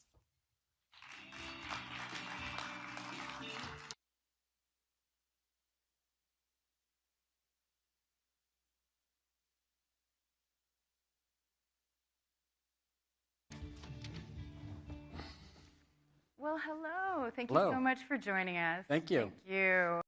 Hey, big news yesterday on the Trump accounts. The Dells are going to give a ton of money into these accounts. It'll get people started with the $250 out of the $1,000 accounts, the Trump accounts. Can you tell us a little bit more about how you're going to get the rest of the 750? So we're very thankful for Michael and Susan Dell. Very extraordinary, generous contribution. $6.25 billion. That'll be covering 25 million boys and girls, and it's $250, as you said. But this is in addition to what the government is going to do. In the Working Families Tax Act that the president signed in July, also the one big, as is also known formally as the One Big Beautiful Bill, the Trump accounts and the form 4547. You'll be able to fill out next year when you start to file your taxes, but it's $1,000 for any child born between 25 and 28. Michael and Susan added $250 to that $1,000, which can go up in total to $6,000. So you have $1,000 that the Treasury is going to put in people's accounts who've signed up for it, and then 5,000 additional monies could be put in either by the parent, the guardian, an employer, another entity. So you could get upwards of 6,000 in year one and then give 5,000 per year thereafter. So Michael and Susan Dell's contribution is $250 in addition to the $1,000 that the Treasury will provide. So, Secretary Bessent this morning said that you're going to be looking for other volunteers to put, their large donors to put money in there. Have you identified a few already? I think there are some, I think they're probably figuring out how much to give and when to do it. But yes, I'm hopeful that there will be many others that will come forward because it's a pretty novel idea. And it does make young families or old families that have kids, I have an old family who had a kid, it does make them, put money away. It's an investment in the future. They take ownership in the American economy, which has thrived unlike any economy in history, and it's a great investment tool. It also will be an excellent financial literacy tool as Treasury itself tries to increase financial literacy, but people from a practical perspective will see how compound interest works, how it grows. Oh, if I put a little bit of money in year one, oh my gosh, by year 4 or 5 or 6, it's actually really worth something. So how soon do you think we'll see some more announcements? Could that come before the end of the year? I would now hope that so. the Dells have paved the way? Yeah, I don't want the old economist adage, don't give a date or a number. So I can't give a date or a number, but I'd be pretty confident there are going to be others that are going to contribute. And again, this is in addition to the Trump accounts, which, as I said, are $1,000. So anything anybody else contributes above the Dells' generous contribution is extra. Okay. So if you're not going to give it dates or numbers, and I'm sure the president will be calling people and say, listen, you said you're going to give, you better give. So exactly. I think it's going to happen. Oh, well, that's great. So the holiday season is in full swing. As you know, we're here in New York, big epicenter of shopping. And shoppers spent $44.2 billion over the Thanksgiving weekend, and including Cyber Monday. That's up from last year, not up as much from 23 to 24. But President Trump's approval ratings are lower than they've ever been. And they're like the second lowest in history, mostly because Americans are really worried about the economy and inflation. So can you help us square these two, things? I'm generally not a huge fan of the polling. And we found historically, and since President Trump has been running, the polling is pretty inaccurate. So I think what really matters and what will matter is what do the data show? And the one key factor I think people may not fully appreciate are the parts of the bill that was signed in July, of which the Trump accounts were a key piece. There's other growth additive, labor additive parts to it. So what do I mean by that?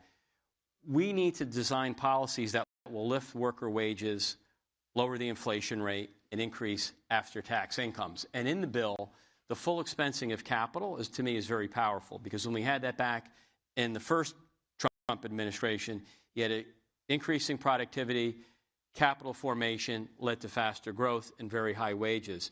In the bill that was just signed, it's now permanent. That's really positive. We're already starting to see the CapEx cycle turn up.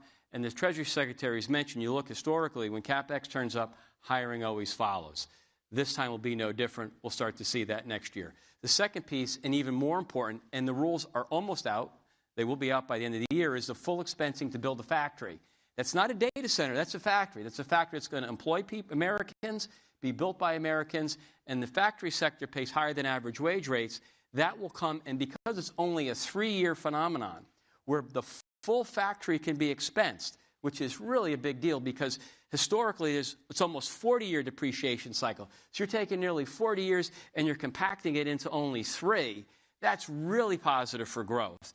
And that's going to increase the supply side of the economy over time. That will also tend to lower inflation. And the last piece is reducing taxes and trying to get labor supply higher. How do you do that? Well, don't tax overtime.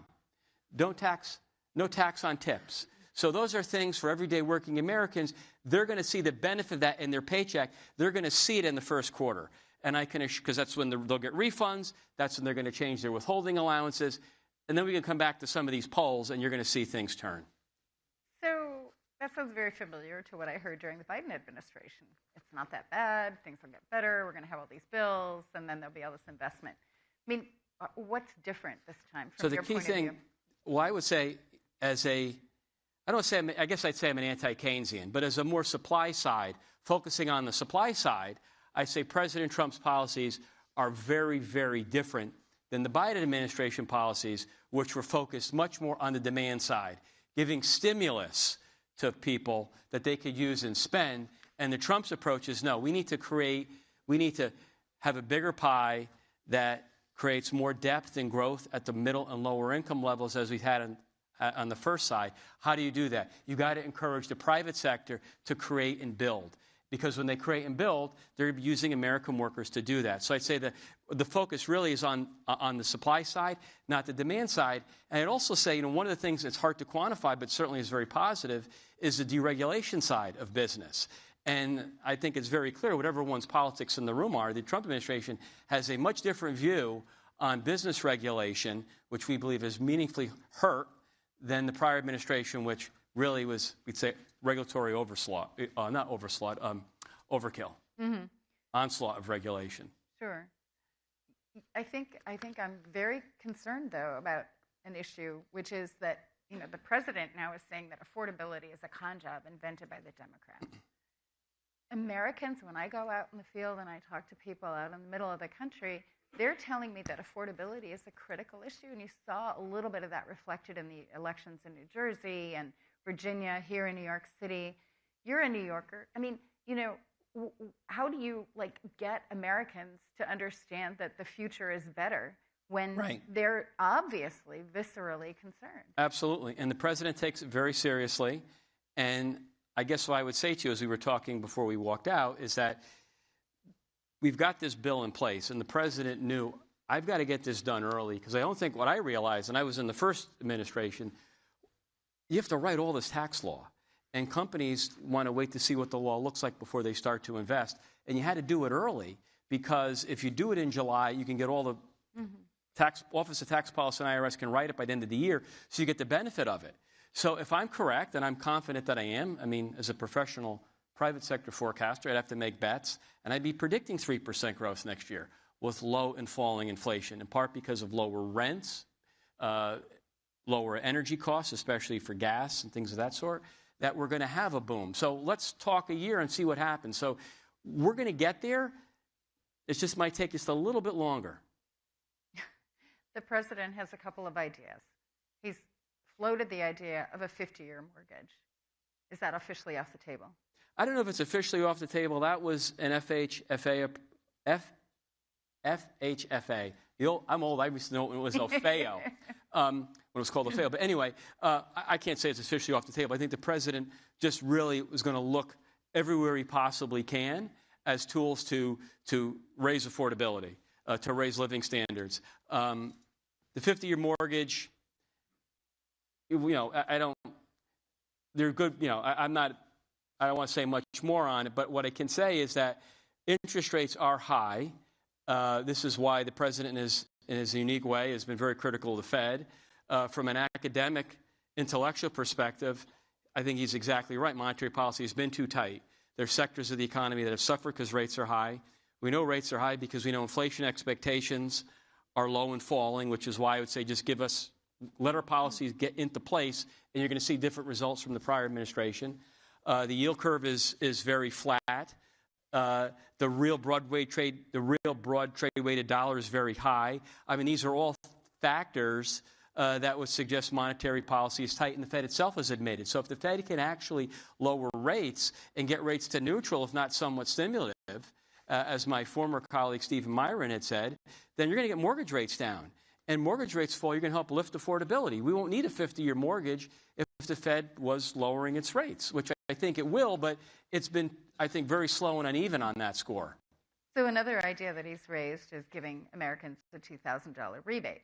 That would require congressional approval. That would require congressional approval, and I think the president really wants to try to help the working class. So for that to happen, you need congressional approval. And I'm not sure where that sits at the moment. Depending on who you talk to in the Congress, there would be a reconciliation bill or won't.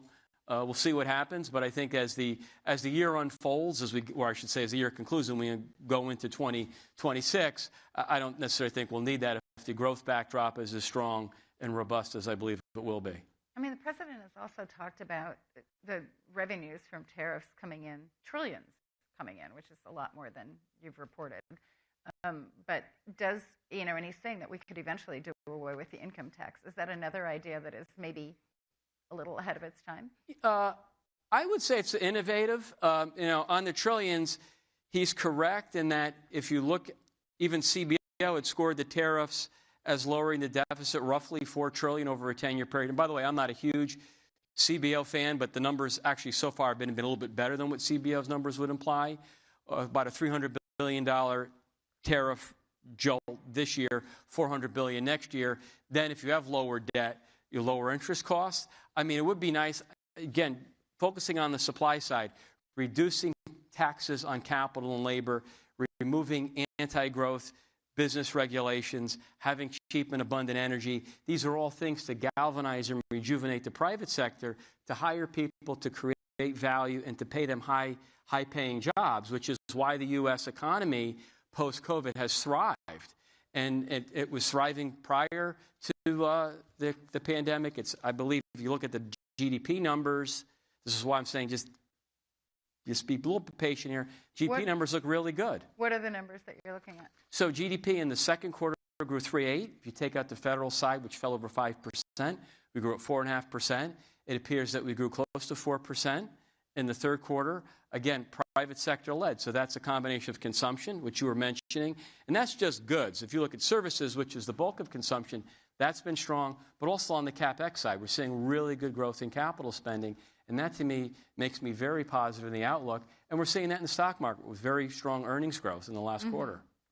So, a lot of economists, and we're looking for some audience questions. I'm not seeing them here, but maybe our staff can get some audience questions up. You may be seeing them behind us. Most economists say that tariffs are clearly inflationary. The president says they're not. So, I'm confused about this. Yeah, okay, so here's the thing. So this is, okay. It's like a no-brainer. Can we just say that? This is not, okay, I'm going to get on my soapbox here a little bit. Because tariffs are not, inflation is always and everywhere a monetary phenomenon. It's one of the few things economists agree on. If you want to add credit, money, and credit phenomenon, fine. An inflation rate. Tariffs, if there was an effect, it's a one-off price level effect. If you look at goods prices in the personal consumption expenditures deflator, they've not gone up. They've been flat. Where the inflation is in services. Now, does this not mean maybe at some point we could have a tariff impact?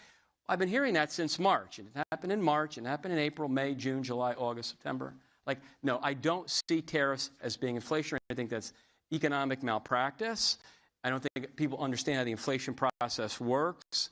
We've seen the vast majority of the tariff be absorbed in margins. And I also think, because I mentioned earlier, equity earnings in general have been so high, a lot of it's being absorbed effectively by the foreign exporter who's lowered the price so that when the importer pays the higher tax, the end user consumer doesn't pay it. But you concede that the shoe could drop next year. What's that? You concede that there could be some further impact next year. Well, there could be, but again, the effects would be very de minimis. The fact that I think most people are still arguing about, well, how much of the tariff effect is there? Already, the argument for me is over, because you were telling me back in March, and it was like some crazy cockamamie argument about inventory building, what's going to happen. I'm like, okay, we're waiting for Godot here. We do have a question here from the audience. What's the single clearest piece of evidence that you'd point to that modern supply-side economics is actually causing the economies, is actually raising the economies? Sure, speed limit. So if you go back to the first Trump administration, you look at the change in productivity growth, it went up every year incrementally. And, if you remember, in 2019, we were talking about AI, we were talking about robotics, we were talking about how innovative the economy was, and they had all this disinflationary pressure. We will repeat that again with the policies in place, where you'll see higher productivity growth. Okay. And you'll get economy growing at 3%. I mean, in the first 3 years of the Trump administration, we grew almost 3%. In the third year, we were almost 3.5%. Inflation was low and stable. So if my thesis is correct, we will see growth at 3%, and we'll see inflation move lower. And by the way, when you get 3% growth and it's driven by capital spending, your deflators are not high there. Your deflators are low. So, you even go back to the 90s. You'd see another scenario where, in the 90s, we had reduction in capital gains rates, reduction in capital broadly speaking, more friendly business environment relative to what it had been. So I would go back to the late 90s, and more importantly, where we were in the first Trump administration as evidence to that question. Well, let's get to one more, which is really good, is, all these rebates that you're talking about, if it comes to pass that there is a direct rebate, wouldn't that be inflationary in the way that you've said that the Biden administration policies were? It depends where the supply side of the economy is. Mm-hmm. If the supply side of the economy doesn't grow, then yes, that would be inflationary. But if the issue is the potential of the economy is growing because we've increased productive capacity, basically we have the capital and resources to produce more goods and services that people want, then no, it's not inflationary. Okay, and then one final question on AI. We're asking all of our guests during this conference. What do you expect the impact to be on jobs? How many job losses do you expect? And what parts of the economy will be hit? So to me, AI is an incredible tool that I think is complementary to the existing workforce. And so I don't look at this as, I'm not a Luddite. I believe AI is very helpful. But, we need plumbers and electricians and carpenters and skilled trade. We're building. The factory sector we're going to build. We can't have AI build something. You need a worker to do it. So I think, we get, fear sells. Fear is a motivator. And I think too much of what people read about this job losses and everything. By the way, I'll argue with my Democrat friends. Let's talk, we gave you a great economy. No, you really didn't give us a great economy because we had 2 million job downward revisions in 23 and 24. Labor markets have been slowing. That's not because of AI. We need policies that are going to encourage business to invest. And again, AI is a complement to it. And you look back historically, the U.S. has always innovated with all these technologies, whether it was moving from to the steam engine, to a motor vehicle, to telecommunications. I'm an optimist, as is the president and the secretary. So I think the economy should turn. We need the Fed to help, but the economy will turn. Sounds great. Sounds like we're going to get an announcement soon on a new Fed chair. Have any? Well, the president is keeping us in suspense. It was going to be maybe before Christmas. The other day he said it might be after Christmas. So we'll see. It'll happen soon enough. You think there's still a chance that your boss, Secretary Bessent, could be persuaded? Look, the secretary would be a wonderful Fed chair, but he doesn't want it. He loves the job he's got. I think the president respects that. But as they say, those decisions ultimately are made above my pay grade. And we're going to have to leave it there. Thank you. Thank you so much for joining us. Thank you, Andrea. So much. Great job.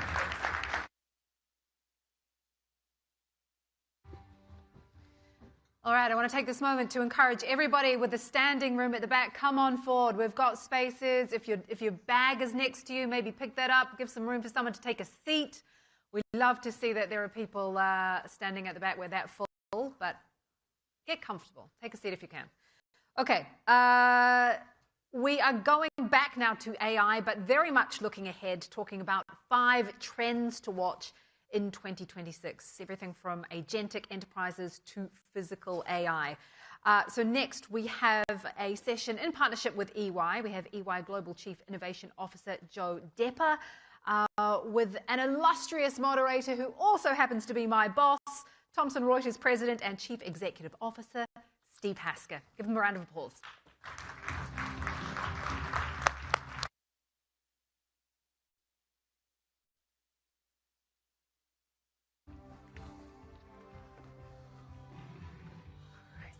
Okay, good morning, everyone. It's a great honour and privilege to have a chance to ask Joe Depper, the Chief Innovation Officer of EY, a few questions about this AI environment and get a few of his predictions for 2026. Just as a reminder, EY is one of the most important cogs in the sort of global economy. Over $50 billion in revenue and almost 400,000 people.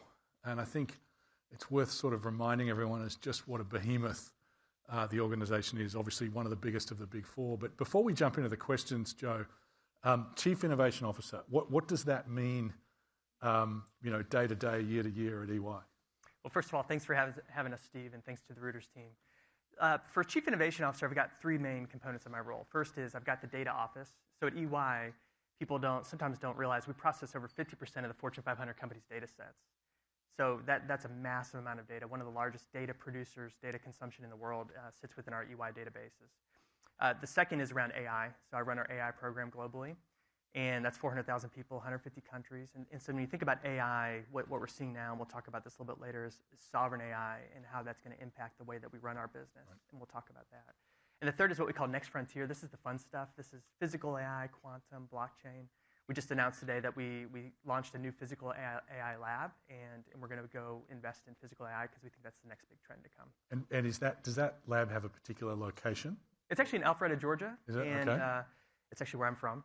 No bias there. But Alpharetta, we've got actually our central technology team is headquartered there as well. And so what we did is we've got a lab where our clients can come, and it's really a hands-on application of both the simulation, which is data focused, and the Omniverse environment that's led by NVIDIA, and it allows our clients to actually touch and feel and truly apply physical AI before it even gets to the robotics stage of things. We call that the last mile of robotics. Yeah. Okay. All right. So the data side, the whole sort of frontier of AI as it pertains to the entire organisation, and therefore the clients, and then the new fun stuff. Okay. So I heard recently Peter Thiel make a reference to particularly consulting, and obviously consulting is and sort of broader change and transformation is a huge part of EY, as the assurance practices, audit and tax and so forth. But Peter sort of made the prediction that consulting will go the way of the wagon wheel, and it will be replaced by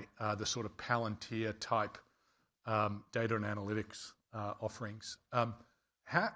What's your view on that? I mean, is there an element of truth to that? And as you look forward for EY, is there more opportunity than threat? Is it equal opportunity and threat, or is this something that keeps you up at night?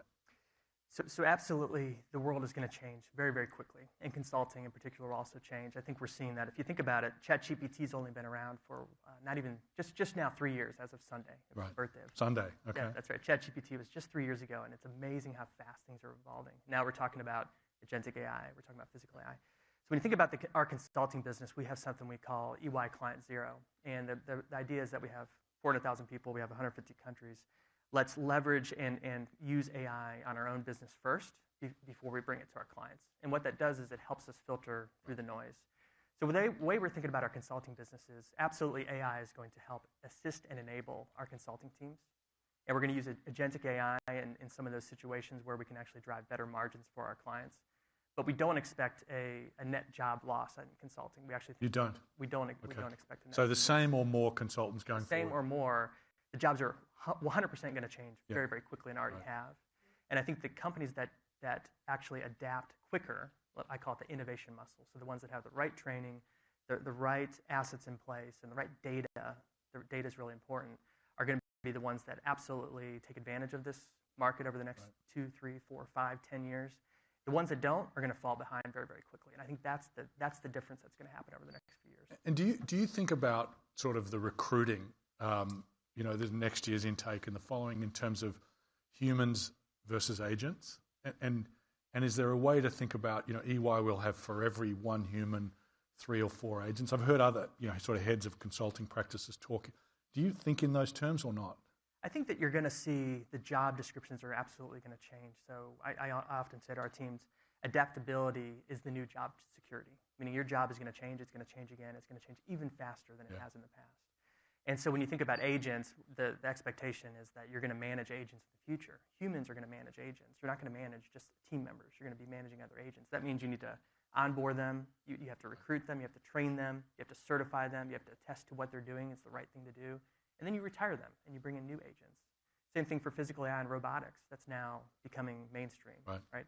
You have to treat those as human protocol with recruiting, onboarding, training, certification, and then retiring those robots of the future. And so I think that a lot of the job growth, I think, is going to sit in that realm of training the agents, recruiting the agents, monitoring the agents. Same with physical AI.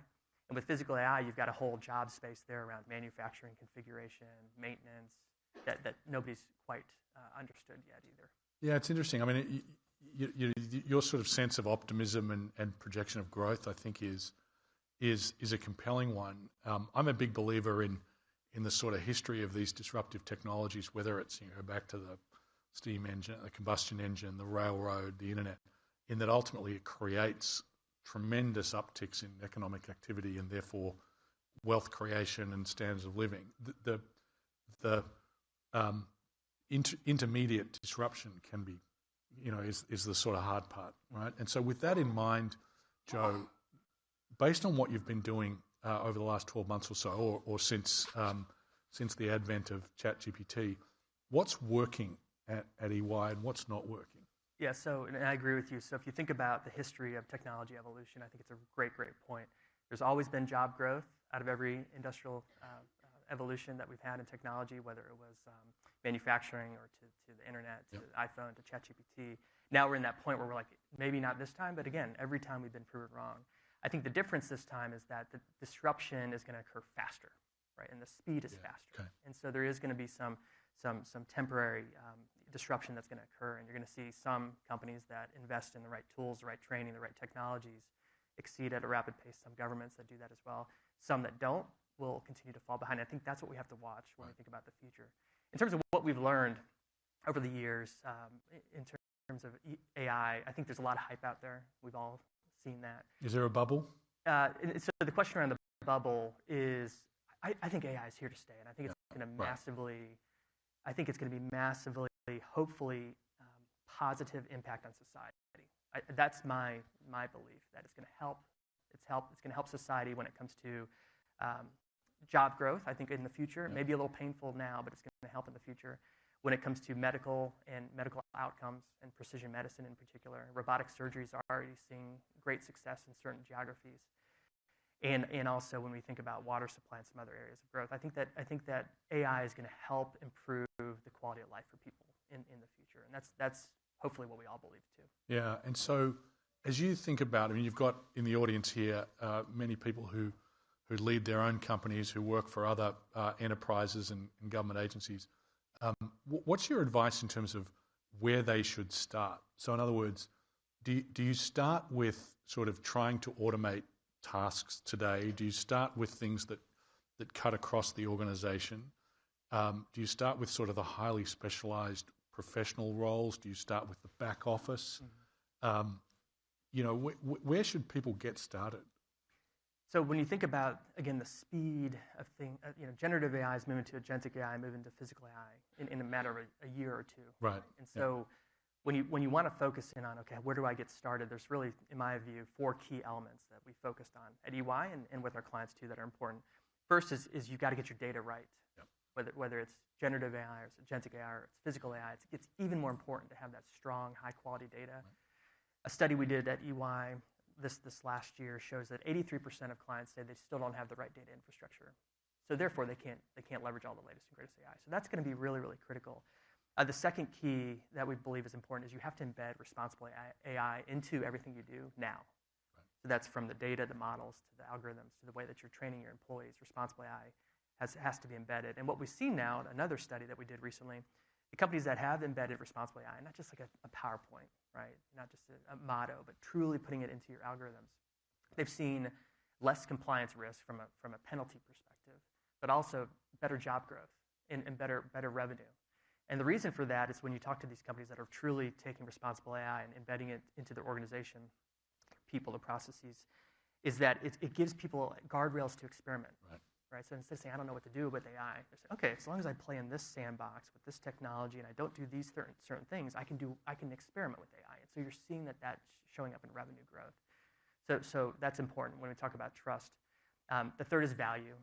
There's a lot of innovation theater that's occurred. Yeah. So anybody that's seen this in the last few years, some of that's okay. You're learning, we're growing, we're learning about new tools, but you really want to attach to use cases and values. So to your point on back office, that's a big opportunity for value there. Finance, procurement, back office. We are seeing true productivity savings, for example, there, but also in software development. That's an area that's absolutely been impacted by AI very quickly. It went from one of the top job growth areas in 2 years, 3 years ago, to literally almost net zero now in software development and programming. And that tells you that there are going to be jobs that are going to be impacted by AI, and you got to retool and reskill those. So value is going to be really important. It's not just productivity; it's also engagement. It's also quality. And the last one is what I call adoption. End of the day, you can have the best tools, the best technology. I can have the best data. If nobody's using it, it doesn't matter. So I was joking with the client the other day on adoption. I've never heard, Steve, a client say that they've overinvested in training. Never once have they said they've overinvested in training. That training is going to change. AI is going to help change training. It should be AI-led training, and not the training where you take a quarterly sort of training with a video camera. It should be at the point of service and AI-led. But training is going to be absolutely critical in the future. Yeah, we're seeing the sort of greatest impact when we apply our tools. The legal AI assistance called CoCounsel, the tax AI assistance called CoCounsel, when it's applied to those professions where there's deep expertise, where there's a very clear understanding of the role at different tenures, and we see less traction in some of the generic tools that are trying to apply where everyone has a slightly different take on what the job is.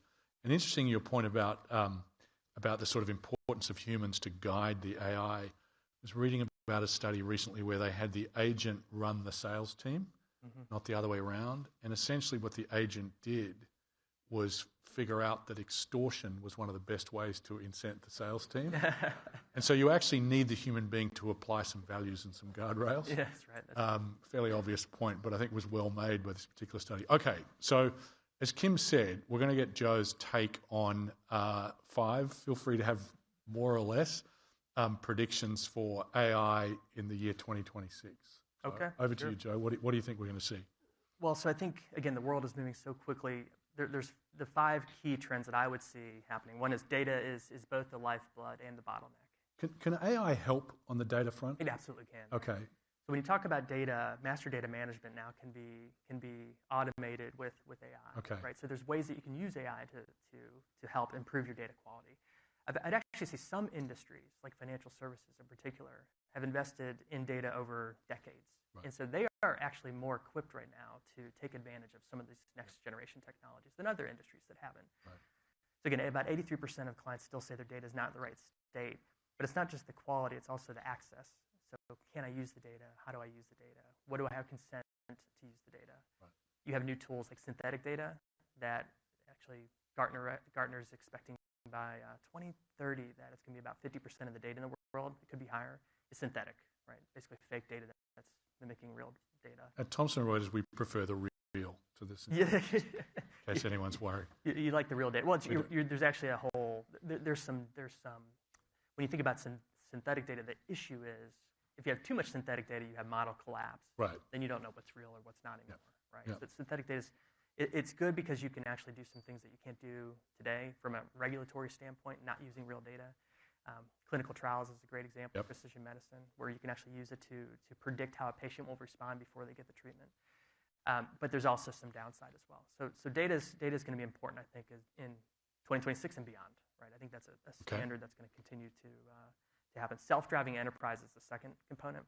You're starting to see this happen in some smaller companies and startups where they've got agents running and there's one CEO and agents are running the business. When you think about the self-driving enterprise, I think for corporations, it's going to be in certain pockets, like back office to start, finance, HR, procurement. And you're going to have agents that are going to be orchestrating amongst themselves with humans in the loop. And then you can actually have, again, you're going to have recruiting of those agents, onboarding of those agents, certification and attestation that they're doing the right things legally in compliance and they're not extorting people, right? And then you also are going to add in, eventually, to the self-driving enterprise, physical AI and robots, right? Interesting. Interesting you say that because you know the sort of the importance of putting a human in the loop, incredibly critical. But the other end of the spectrum, you know, it's not lost upon us, and I'm sure many in the room, that if you look at the average SaaS company that's at scale, revenue per employee around $300,000-$400,000 at the better performing SaaS technology companies, whereas companies that are created in the way you're describing, sort of agentic first, agentic AI native companies, revenues, particularly when they reach some version of scale, $3 to $5 million per employee, and heaven help the first cohort if they have to come up and compete against the second. And so, in my view, that's going to be the impetus for everybody who's starting a company to start AI first, and everyone who's running a legacy business to start to automate every part of it that they possibly can, because they're going to have to in order to compete. That's right. Okay, so number three. Number three, I think the sleeping giant right now is sovereign AI. Yeah. Okay. I'm just curious, how many people know about sovereign AI? Anybody? See, not many. So that's one that I think is going to be really, if you think about it, at the end of the day. Can you define it for us? Right. So USA, the way that they're going to treat AI and data is going to be different than, for example, China or the Middle East or Europe, right? Anywhere in Europe. And so countries are starting to establish policy around how to treat data, how to treat the models, how to treat the employees in terms of where they have to sit and live in order to use those models.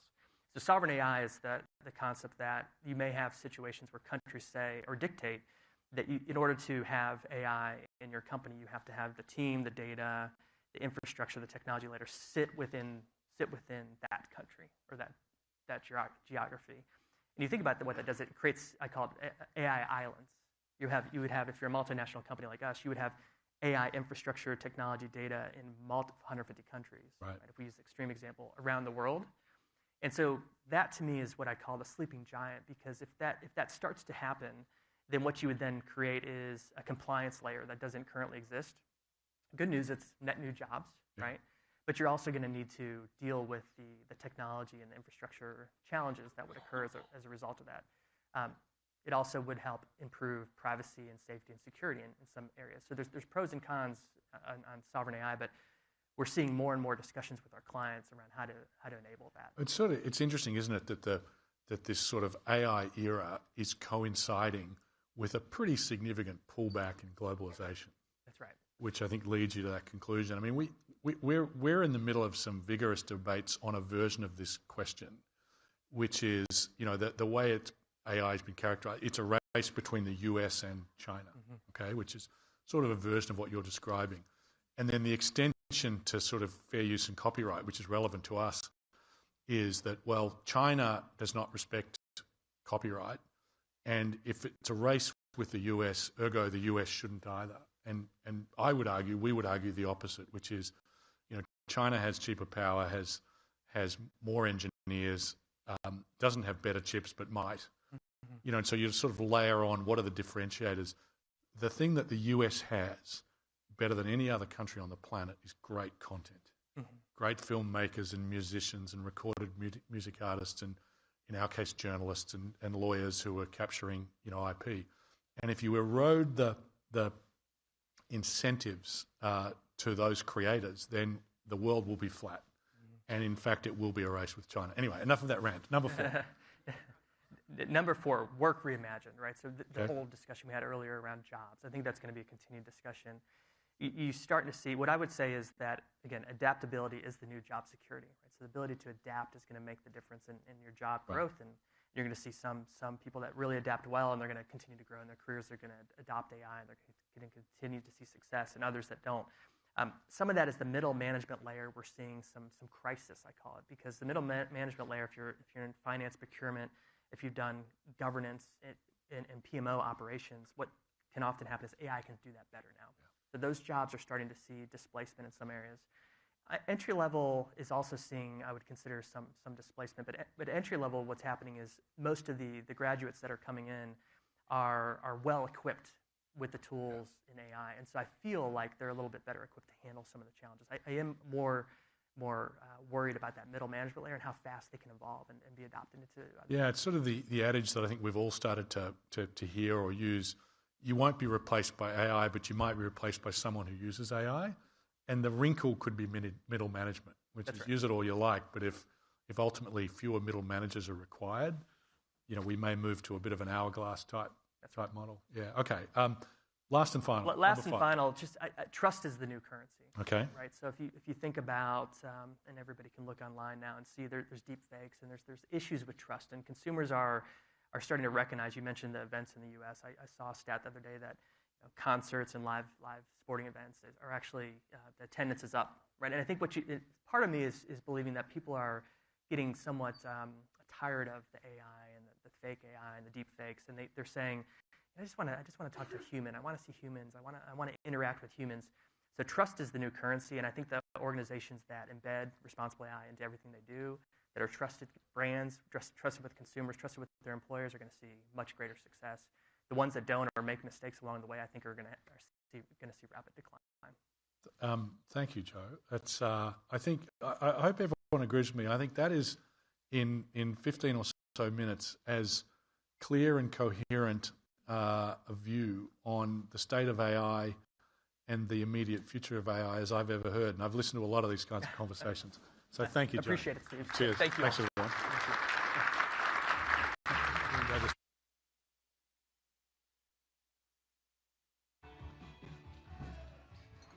Yeah, absolutely. Fascinating discussion. I'm going to have to grab you at some point, Joe. I want to know, what should I be encouraging my teenage son to study so that he can not be lost in the middle management at some point? Speaking of, if you want to hear more conversations like those, we have the technology and AI stage, a whole lot going on there tomorrow. I'll be moderating and emceeing that stage, so please join us there tomorrow if you can. Up next, we have someone with a truly unique perspective on the future of storytelling and its social impact.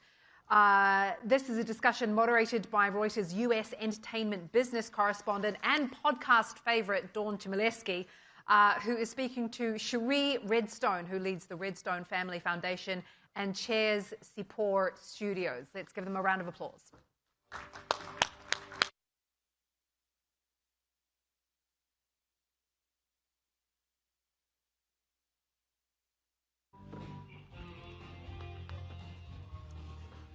We ready for this? We are always ready. Thanks for joining us. This will be a lively conversation. So Cherie, look, Cherie is the former chairperson of Paramount Global. She is currently president of the Redstone Family Foundation, which is a philanthropy, pardon me, I can't speak, focused on combating racism and anti-Semitism through education. And earlier this year, she took on a new role in entertainment as chair of Sipor, which is an entertainment studio behind the Emmy Award-winning documentary, We Will Dance Again. So we'll talk about that shortly.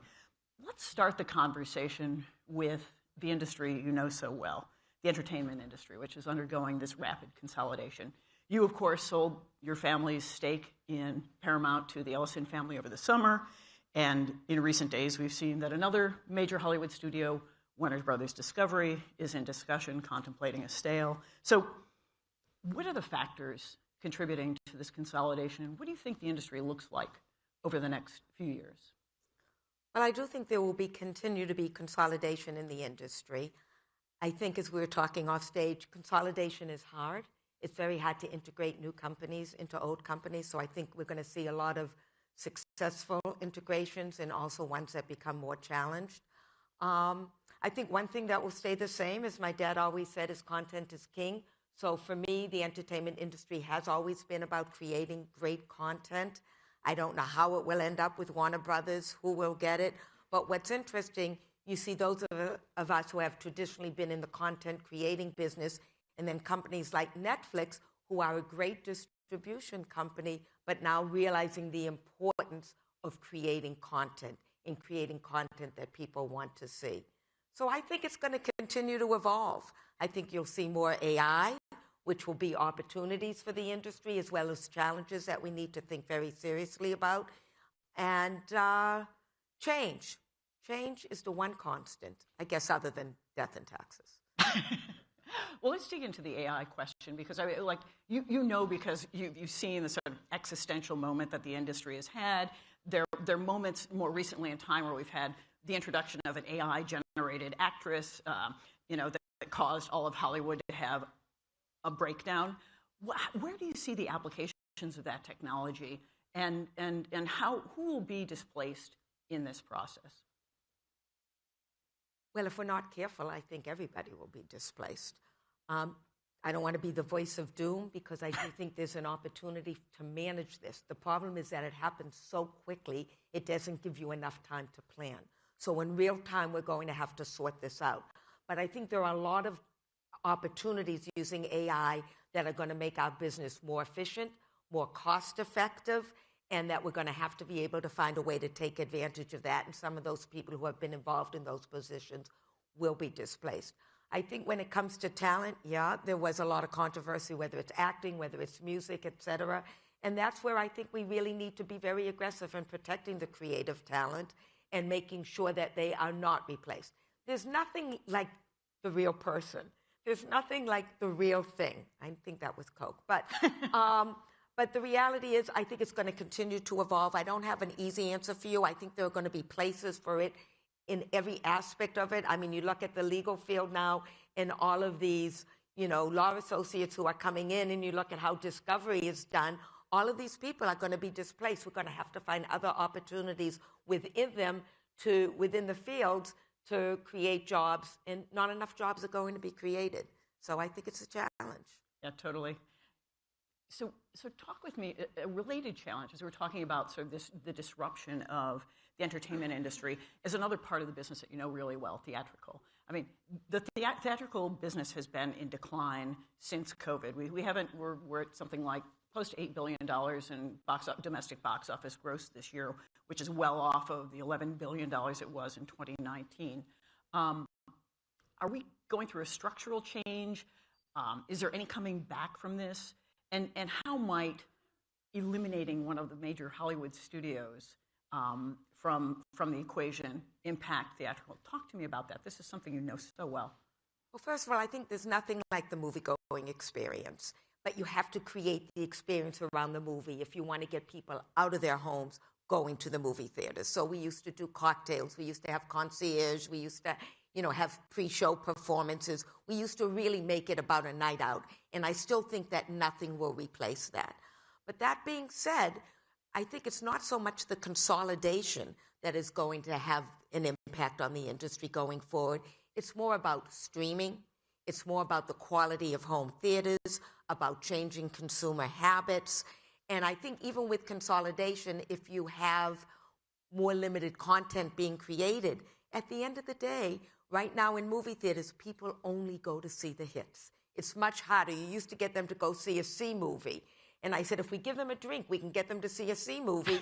Instead of now, you're lucky if you can get them to see an A movie with a cocktail. So I think that those hits will continue to be created. And even if there's consolidation, and we'll get to this in a different way, there's still a lot of independent and foreign film and foreign content that people want to see now, which is much more much more approachable than it used to be, and people really are very comfortable going to those. So I don't think that the consolidation is going to be the biggest impact. I think it's just going to continue to be the success of streaming, and that puts the onus on exhibitors to create that experience that makes people want to get out of the home. Interesting. I think this is a logical segue to your work with Sipur, which, you just assumed the role as chair of this Israeli entertainment company. And we've talked a bit about how production in Israel might well address the rising cost of production that you've referenced earlier in our conversation. So talk to me about why you joined this company after just exiting a global media operation. What attracted you, and how does it shake up the industry's economics? Well, the way I got involved is, as you mentioned before, they did the movie We Will Dance Again. And they came to me with that film, and we were able to get it streamed on Paramount+. Tell people what that was about. And that movie was about what happened at the Nova Music Festival on October 7th. So it was a really tough movie, and as many of you know, it's been very hard to get Israeli content both funded and distributed. So they came to me, I don't want to say as a last stop, but I think and we ended up putting it on Paramount+, and it was an incredibly successful movie. It won an Emmy. We partnered also with BBC. It just won an award last week in London, the Rose d'Or Award, as the best documentary. And through that, I got to know the team at Sipur. And I felt consistent with a lot of the work I was doing in my foundation around fighting anti-Semitism and racism and addressing those issues. It was also about getting people to see Israel a different way. So it kind of very much fit in with my vision of how can people see Israel for the Israel that it is, not the Israel that people portray it as, unfortunately, so frequently. Not that it doesn't have its challenges, it does, but there is a side of Israel people don't know. And I've always felt that we can create change through content. My dad always said content is king. I always say content creates conversation that leads to change. And so that was my initial, meetup with Sipur. And then I got to learn more about their business. And to be honest, they had an offer to be purchased. And I started talking to Emilio, who was the CEO, and I said, it's way too soon to sell this company. You have such a vision. If you can find a way to raise the money and bring in the right people, I think you should hold on for it for longer. Not realizing at the time that I would be some of the funding and I would be the person who we brought in, because their previous investors had no media experience. And what I like about Sipur is it is a very different model than what we have in Hollywood. So basically, what happened in Israel years ago is the broadcasters and the cable networks realized that they did not have the ability to fully fund all of their shows. At the same time, Israeli content was traveling so successfully around the world. We had Fauda, we had Homeland, we had In Treatment, we had so many shows. So Emilio came up with the idea of doing deficit financing for 40 to 60% of these shows in order to own all of the international rights. And then he brought in a partner to share in those costs and to share in the revenue generated by, the international success of these projects. And what was incredible about Israel is they did have a strong creative community. They were successful. And the first show we did was actually a show we did called Bad Boy. And that we did in conjunction with Peter Chernon's North Road Studios. And it became a tremendous success in Israel. It won all of the Academy Awards. It became top 10 in almost 50 markets on Netflix. It was the only Netflix international drama to receive any Emmy nominations. It won an award in Germany. And recently, we're now doing the second season and also working with Netflix on an English remake. And that's our model, to find communities with great creative talent. We recently did a show in Argentina that I'm going to be introducing at the Miami Content Festival in January. And it's about an Israeli actress who wanted to kind of become more international. And she's teamed up with a very well-known actor in Argentina. And it's a telenovela about a woman who's boyfriend ends up having a relationship with somebody else's wife in Argentina, so she goes over there to figure it out, and it then takes on all of the typical things that a telenovela takes on. It's incredible. It's a 360-degree approach to the content. So we not only have the show, we have a concert, and in fact, that's how it's going to be introduced. You know, when we introduce the content, we're looking at doing something in Australia. We're doing our first international thriller with North Road called Heart of a Killer, which is about an Israeli doctor whose best friend needs an organ transplant and can't get one. So she comes up with a very creative way to save her friend's life and then gets involved with the illegal organ transplant market. So I could go on and on. I know, I was going to say. But I'm excited about it because it is a different model and it works. And in spite of the fact that people kind of want to boycott content, I actually believe that having this content out there can lead to conversations that can bring people together. I know we've got so little time and so many things. No. There's so many things that we could ask about. One of the audience members is raising a question about CBS News, which you knew was. We'll reframe it slightly. I was hoping you could talk about the controversial decision to settle with CBS News with President Trump over his CBS News lawsuit that stemmed from, as you know, the 60 Minutes interview with his White House rival Kamala Harris.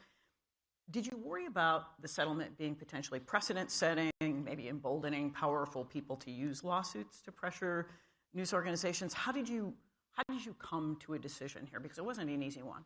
Well, first of all, I was not part of the actual decision that was made because I did recuse myself from the board just because of the appearance of conflict, which I don't really believe existed, but I try to be overly careful, in spite of the fact that people like to sue me, or because of that. But the reality is, you talk about precedent setting, every other company that had been sued by Trump settled within days. So the precedent, if you want to refer to it that way, had already been set. But to me, it was about we had a responsibility as a board to run our business. And while I did recuse myself from the discussions, and I have no idea how they reached the deal that they did reach, I do believe it was the right decision. I think the trial had been set for 2 years out. The chaos that would have been created over the next 2 years, I'm not sure the company could have survived. The internal distractions, the external distractions, in spite of everything that we were doing in the company, and during those months we became the #4 streaming service, nobody was talking about that. All people were talking about was the distraction of the Trump litigation. In addition, Trump was threatening a lawsuit in Florida. You have no idea what discovery is going to show, and even though you think you're always in a good position, there are a lot of things that come out in discovery that you don't like. There are a lot of things that come out in trial that don't like.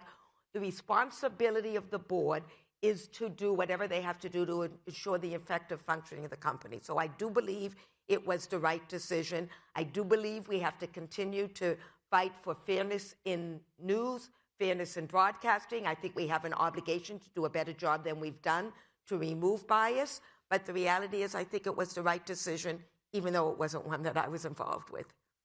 All right. We have 2 minutes remaining. There's so many questions that, forgive me, we can't get through all of them. There was a question about, if we could scroll back, about AI and its influence in creating content. Like, can AI, if you don't mind scrolling back to one of the earlier questions? Before you get to that, I want to interrupt you, because if we're that short of time, I'd love to talk for a minute about my foundation. Oh, please do. If that's okay. Yeah, of course. Because that's actually the most important thing that I feel as though I'm doing right now. Forgive me, Sherry. Now, that's okay. And what we're trying to do is address the issues of anti-Semitism and racism by building bridges across communities. So we try to empower individuals and communities to have civil discussions. We have a film impact series where we show films about the relationship between the Black and Jewish community and how they come together. I recently did an event at the Jewish Museum where we had a Black artist who was inspired by a Jewish artist, and it showed their work side by side and how it worked. We do a Ramadan dinner. And the reason I really want to say this to you is we're at such a tipping point right now in this world. And I would really ask all of you to use content, whatever content it is, to have the conversations that need to be had. I have a program with preschool children, 4 years old, teaching them about different cultures, and they learn about different cultures, and it has family and food and fun. They go apple picking around Rosh Hashanah. They have apples and honey. They read books about Rosh Hashanah. They do arts and crafts projects. Letters go home to the parents. It starts conversations. And we all have such a responsibility and an opportunity to use our voices, and our voices are content. So I don't think there's any more important work that all of us could be doing right now with our families and with our colleagues. So however creative you want to be or however non-creative you want to be, I just ask all of you to think about this and to have these conversations. We have to make a difference. We have to create that world we want for our kids and for generations to come. This is the work I love. It's connected with what I do at Support, and I had to leave you with that message, so I'm sorry. No, interrupt absolutely. you. Thank you so much, Shari, for your time. Thank you very much, everybody. We'll go this way.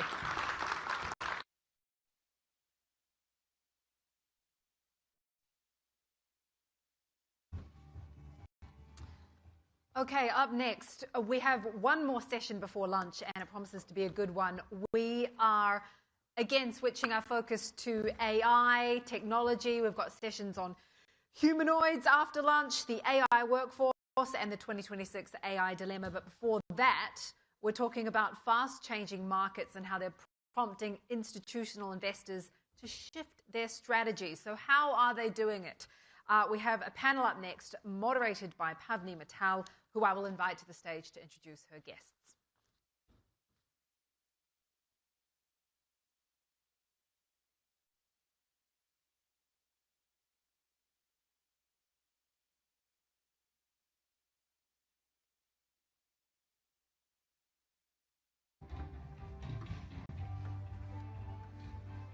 Thank you, Kim. Good afternoon, everyone. I'm Pavni Mittal. Bob Dylan said the times they are changing, and nobody knows that better than the lovely ladies over here with me who are long-term institutional investors. And while circumstances and the environment around us, is changing quite fast, and Kim mentioned some of those, technology and politics, one thing that has remained constant is the mandate to create long-term value. So let's unpack that over the next 30 minutes. Please welcome my panelists. From the Smithsonian Institution, Chief Investment Officer Amy Chen, she's to my extreme left. Builders Vision Chief Investment Officer Noel Lang. And right next to me is North America Head for Temasek, Jane Atherton. Welcome. It's been a volatile few weeks in the market. Could each of you talk about how you are relooking at maybe your long-term strategy when you see such volatility in the short term? Amy? Sure, thank you so much. And really, it's an honor to be here today. The Smithsonian is a long-term patient investor that is invested across the asset classes. And so in terms of our portfolio, we have designed it more in terms of long-term assets as opposed to being concerned about short-term volatility. So we typically don't make any changes on the short-term basis. Is there any indicator that you're really looking at right now, or does that not bother you at all? Well, we do look at valuations, and so if we feel we've been topped off, we'll rebalance our portfolio. But if not, and then if we have market drawdowns, we will rebalance. But typically, we don't make short-term changes. Noel? Similarly, Builders Vision, we're a team of investors and philanthropists founded by Lucas Walton, so a member of the Walton family. And we're long-term investors as well, so have a very similar philosophy. But I would say in these periods where there is so much going on within the portfolio, distributions in the private investment portfolio, for example, have been slowed a bit, and there is, volatility in the public markets. We often think about liquidity, so we want to be looking at the liquidity, and we manage 8 portfolios in-house, foundation, taxable portfolios, et cetera. And so really thinking about is the liquidity, managers that, for instance, may have monthly liquidity, something like that, is it accurate? Can we actually pull that out, and whatnot if we needed it? And we really want to be able to always start on the front foot, if there is an opportunity. And a lot of times with volatility, there are opportunities through rebalancing and whatnot. So that's, we're really looking, it's not very exciting, but we're looking at that total portfolio, balance and how we could, in that long-term way, through balancing, through liquidity, et cetera, take advantage of opportunities. Jane, what has been your approach during the last few weeks? So I would say we're very similar to my first two panelists in that we're a Singapore sovereign-owned entity. We are a permanent capital balance sheet, and our mandate is to create sustainable returns over the long term. Because we're investing off our balance sheet, we are not restricted by fund life. We're also primarily an equities investor. So the first piece of resilience for us comes from our balance sheet itself. We're a AAA rated entity, and we have a high degree of liquidity. So for us, when we're looking at periods of volatility, that can potentially provide an opportunity for us to deploy the liquidity that we have on our balance sheet. And in addition, the balance sheet itself and the strength of that balance sheet provides us a degree of defensibility should we be navigating through periods of volatility. I would also say as a global investor for us, we're very focused also in terms of making sure that we have geographic diversity. The US is our second largest investment market outside of our home market of Singapore. And we also have to ensure that we have a degree of diversification as it relates to industry as well. And then I would say finally, from our perspective, we try and do two things.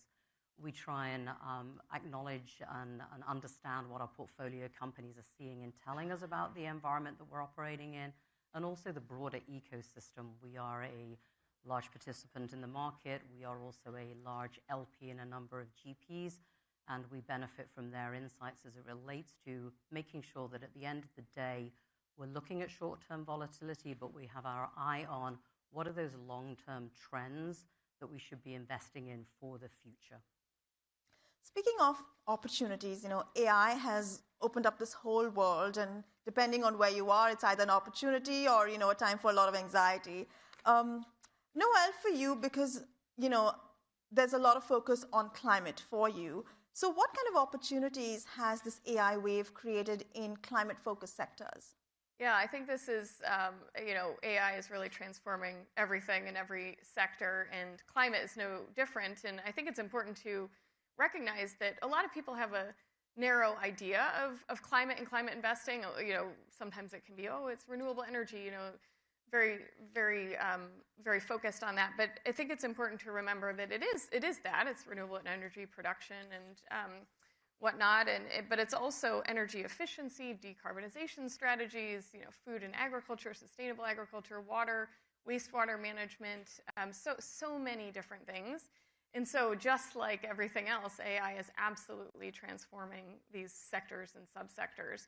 And so we've seen many interesting opportunities across the public and private markets, and our managers, we do mostly invest in third-party fund managers, and our managers are taking advantage of them in areas like grid modernization.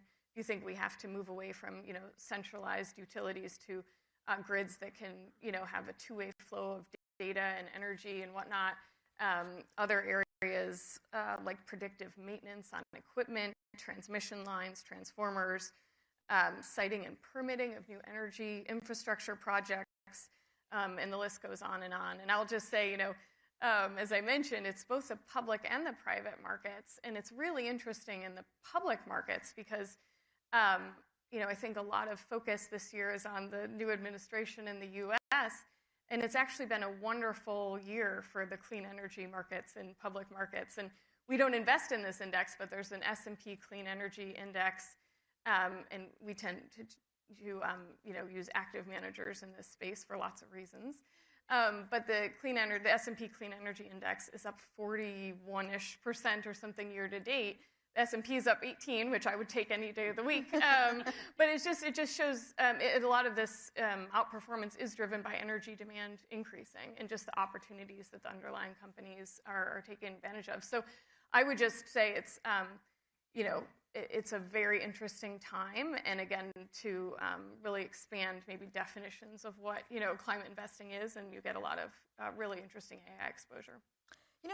Jane, last year, I believe, Temasek announced it would be investing $30 billion in the US over the next 5 years. A lot of that is, I'm assuming, driven by, the opportunity in AI. But now that you have all these concerns around the AI bubble, are you being more cautious? I mean, how has that changed your approach? Yeah, it's a great question, and it's obviously highly topical right now. Maybe I'll start by saying that AI is going to be and already is the defining technology of our time. But we, like everybody else in the room, I'm sure, and in the audience, are very focused looking at where relative and absolute valuation levels are, both in the public and private markets. We obviously have an eye to the circularity that we're seeing within the whole AI environment. That said, we're also seeing significant adoption of AI. It's already starting to impact various industries. You're already seeing adoption from a commercialization perspective. And if you think about it, the large hyperscalers themselves, you also have to bear in mind that they are well-diversified entities with very many earning streams. So from our perspective, it's a question of resilience. It's a question of making sure that you're looking at underlying fundamentals. It's also a question of making sure that you have a degree of diversification. You can't be just exposed to any one and own investment. You have to think about a broader portfolio. And for us, at the end of the day, the other thing that we're very, very focused on is ensuring that we are looking at AI and working out how it's going to impact the portfolio that we have, our existing long-term portfolio companies, embedding AI to ensure that they are future-proofed, as well as making sure that we're investing in those next-gen winners that we see coming. But also, how do you, and I want to ask you this, Amy, how do you make sure that you're not overexposed? Because if you look at the Magnificent Seven, dominating the US market, by extension, dominating the world market, so how do you make sure your portfolio is not one big tech fund? Mm-hmm.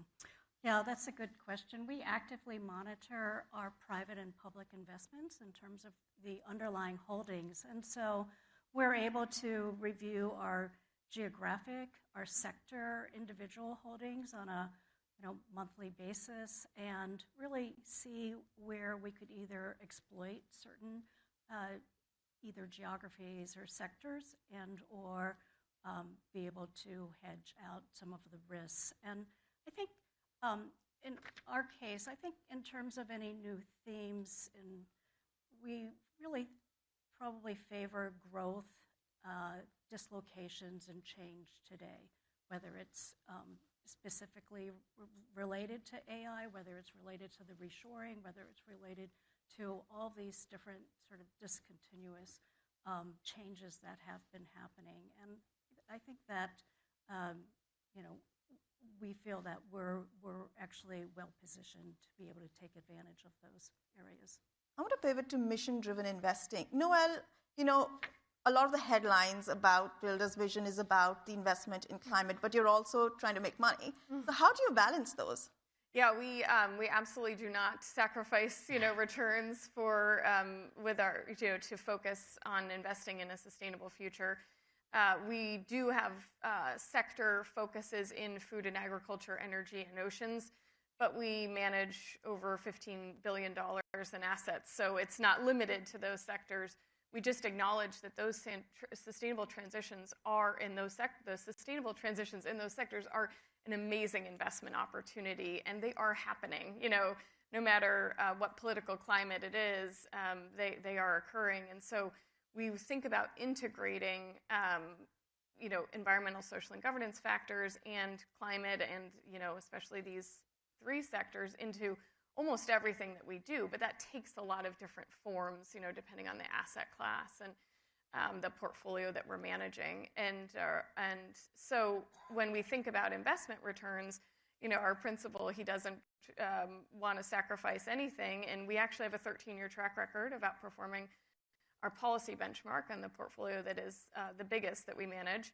And really, again, just always staying focused on what is compelling, what is long-term, picking good managers, and of course having an asset allocation that is setting us up to fulfill all of the objectives of the portfolio. So it's very doable, but I always say it's still investing, and investing is hard. So you still have to put in a lot of effort and kind of find the right opportunities. But we are absolutely tasked with achieving market rates of return with the portfolios.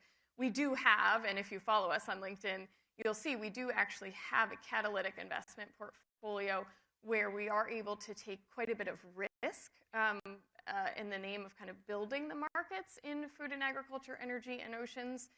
And in some ways, that catalytic portfolio, because we are pushing the envelope on kind of going where investors haven't gone yet and building these markets and kind of trialing different things in both fund managers and direct investments, we will be wrong a lot in that portfolio. So while we're always seeking market rates of return for that particular portfolio, one of the 8, we do have a return of capital target on that because, again, it is the one where we're able to kind of take the most risk and experiment. So it's very interesting actually to have a spectrum of objectives, and it means that we're able to kind of see these 3 sectors through lots of lenses, and actually think it makes us really, really good investors no matter what the kind of portfolio we're investing. Yeah, speaking of spectrum, how do you integrate, Jane, climate considerations across your investments? Yeah, it's another great question. So again, as a long-term permanent capital investor, I don't think anybody can avoid climate when you're trying to ensure that you have resiliency in your portfolio. I think the hard question is working out where you invest to ensure that you garner the returns that you effectively require. I think it also is to our mind a little bit tied to geopolitics at this point in time as well, insofar as, if you think about it, energy security is becoming a huge topic. So as we think about investing in a greener future, we also think about energy security. So we are investing sizable amounts in the United States around energy transition. We recently announced that we acquired 50% of Luminace, which was a partnership with Brookfield. It is the largest distributed generation energy business in the United States. We also have an investment in Westinghouse, which is very focused on the build-out of nuclear. And then coming back to talk a little bit about climate and earlier stage climate, again, we're a $325 billion US permanent capital portfolio. So a little bit, as Noel was talking about, we have the ability to also go early stage for a small portion of our portfolio. Again, we're trying to build resiliency, but we're also very focused on being future focused. And so another initiative that we launched in conjunction with BlackRock was Decarbonization Partners, which is investing in very early stage technology around the whole sort of decarbonization environment. Speaking of politics, the Smithsonian Institution is facing political headwinds, to put it mildly. How do you make sure that you are, your portfolio is giving the kinds of returns that an institution like the Smithsonian needs, especially in times like these, so it can be free and flexible to do what it wants to do? Well, the Smithsonian is an iconic presence in the National Mall in Washington, D.C. We have world-class exhibitions, collections, and we conduct multidisciplinary research across 140 countries. And so the endowment really ensures the viability of the Smithsonian's future. The Smithsonian has served American people for over 179 years out of this country's almost 250 years history. So we have a lot of levers to pull in terms of providing liquidity. We can move to our fixed income and our cash accounts, our separate accounts, as well as our hedging accounts. And so on a short-term basis, that has not been a concern. The Smithsonian does receive 2/3 of its funding from government appropriations and 1/3 from... but that is under attack right now. I mean, Yes. It's a big question mark. so it was actually very unfortunate because during the government shutdown, out of our 6,000 workers, 4,000 of them had been furloughed. But we did provide loans to individuals and we did provide support. And so those are the types of things that the Smithsonian is able to do. Yeah, we are getting some good audience questions, so I do want to pivot to those. Jane, there's one for you. Where do you see mispriced risk or overlooked opportunities in North America? Such a great question. And if it was mispriced, and I tell you, it won't be mispriced for very long. Maybe I can turn the question around a little bit. Unfortunately, I'm going to sort of repeat a little bit of what I already said, which is I think energy security on a national level, it's not just a US issue, it's a global issue. We're seeing a lot more focus on domestic resiliency in this much more complicated geopolitical environment that we're operating in. So when I think about it from a US perspective, and I go back to the conversation we just had around AI and that I know we'll be having all day, ensuring that we have sufficient energy and energy security is incredibly important. Now, do I think it's mispriced? That's hard to say. But if I am a long-term investor, which I am, are there areas where I would be focused? Yeah, absolutely around energy and ensuring energy security, hence the conversation I just had about the investments that we have made. So that would be the one big area of focus for us. A lot of questions around AI, but Amy, I do want to ask you, at the end of 2025, what could you share with us about your big focus area for 2026? Well, as I mentioned, I think that some of the areas that are sort of tangential to AI, whether it's commercialization or industrial services or even, the service robots and so forth. I was just recently in Hong Kong and I played mahjong with a humanoid robot, which was fun. Who won? Who won? Yeah, a robot won. That was actually my first time playing. That's quite brave of you, I must say.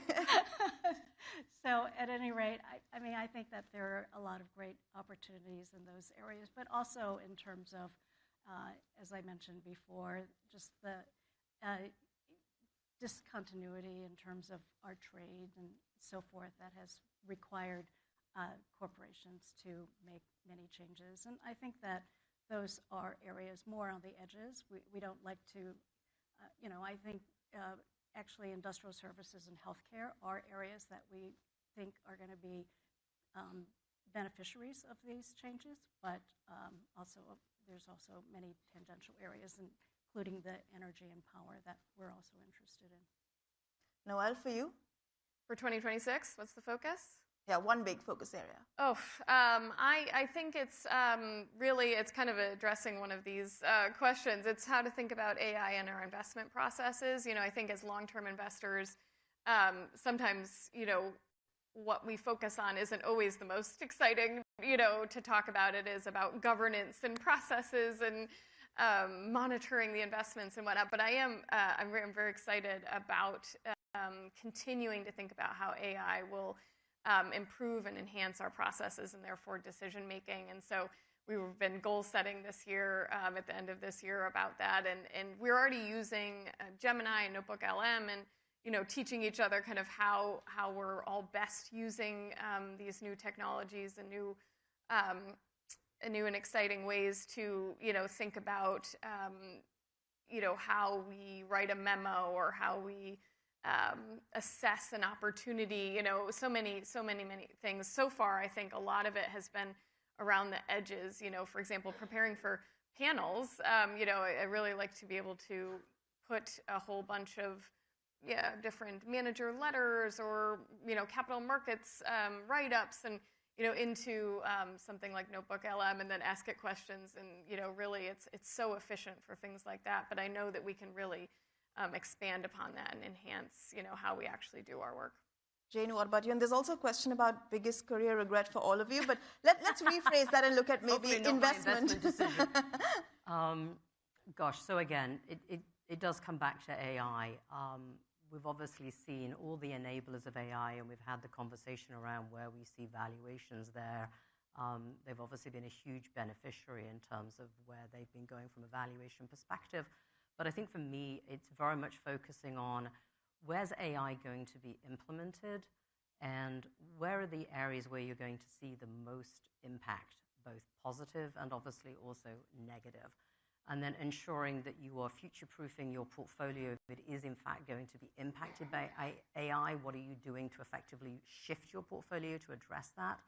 And then where do you see AI having the most positive impact, and how do you invest behind that? And so again, those are a lot of the signals that we continue to look for as it relates to AI adoption. So we follow the billions, especially the ones that Temasek is going to be spending here in the US. On that note, thank you so much, Amy. Thank you, Noel. And thank you, Jane. And thank you, all of you, and those of us joining us on live stream. Thanks for being with us. Thanks for your time.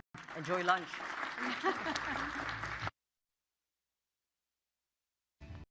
Before we release you, please go and check out, there's an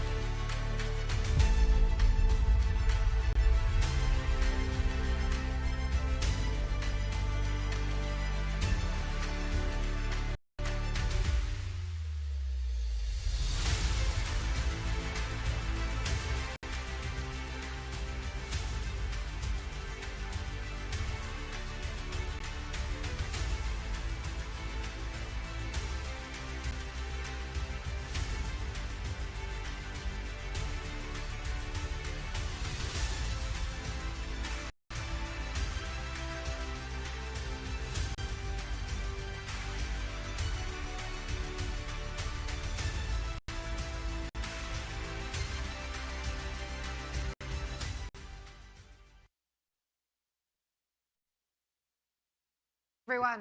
Nice to get a little flavor of our incredible journalism being done at all times around the world. I hope you enjoyed your lunch. We've got another incredible lineup of speakers this afternoon, as well as everyone in the room. I'd like to say hello to everyone watching on the live stream. So far, we've had more than 1 million people view these sessions. So welcome to all of you from around the world watching online.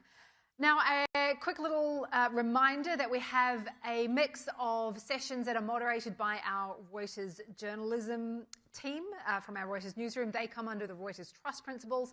We also have some sessions moderated by our colleagues in events.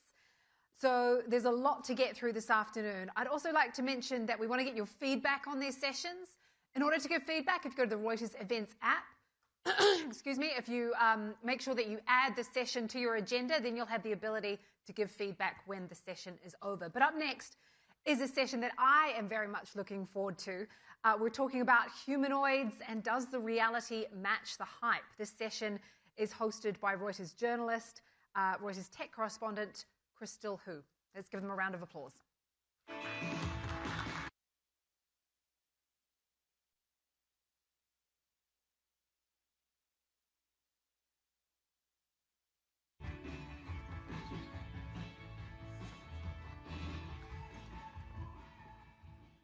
Thanks everyone for joining us. As a tech correspondent in Silicon Valley who follows the money, this is one of my favorite topics to explore, the world of humanoids. And today I'm so glad to be joined by two voices from different aspects of this world, which is Wendy, who runs interactions with robotics research as an associate professor at Cornell. And then we got an industry voice, Nick, who started his own robotics company last year after running research at NASA for decades. So to set the stage, I would love for you guys to explain a little bit of the frenzy and the surging in demand and the talks we're seeing among humanoid robotics. How has it changed since the burst of ChatGPT? How is it different? The research people are trying to do now, the robotics they're trying to build now is different from the last generation we're seeing. Maybe we'll start with you, Nick, because you've been in the field for a long time and you started this latest humanoid one last year. Yeah, thanks for having me on the panel and welcome everyone. Yeah, things are materially different, especially in the last, call it, 36 months. I've been in the industry about 30 years. I've been building humanoids my entire career, got my start at NASA, and then became an entrepreneur, several companies in now. You know, if you contrast even 10 years ago, if you wanted to take a robot into a room and have it identify objects and plan on how it might pick something up, they were very fragile. It would take a legion of programmers 6 months to get a task to work. And it was not robust to the uncertainties and the vagaries of real dynamics in the environment. But now with the advent of some of the modern deep learning technologies that we're using under the umbrella of artificial intelligence, these robots are being able to make decisions in real time that were very robust. And the whole programming aspect of these have changed. We're not really so much programming in them anymore as they are actually learning from their own mistakes as we teach them how to do things better. And that's really what has altered the landscape and, in my opinion, driven a lot of the most recent investments. Because coupled to the economic engine that we think this is going to produce in a number of different verticals, it makes for a very material investment opportunity.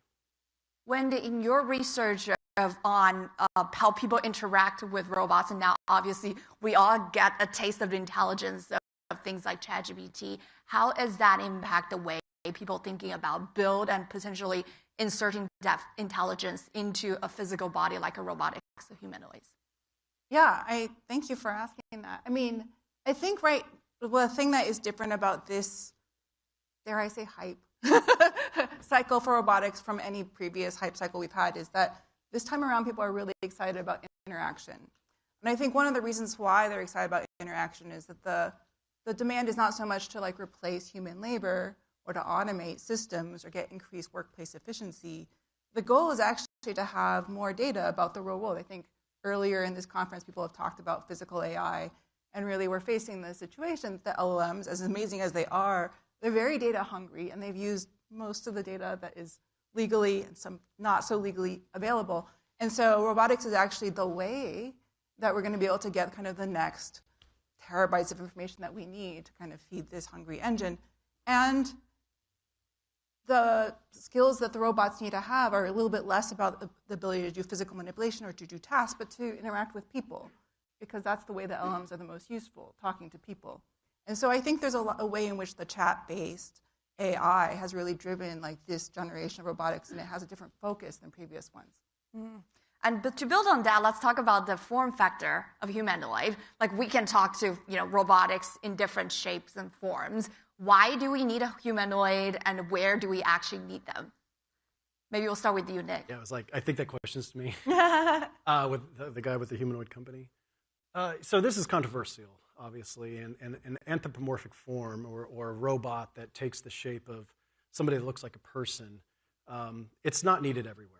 I think that's one of the things that we really need to talk about. I think the coming revolution in embodied AI or robotics in general is it's gonna be a diversity and a stratification across industry.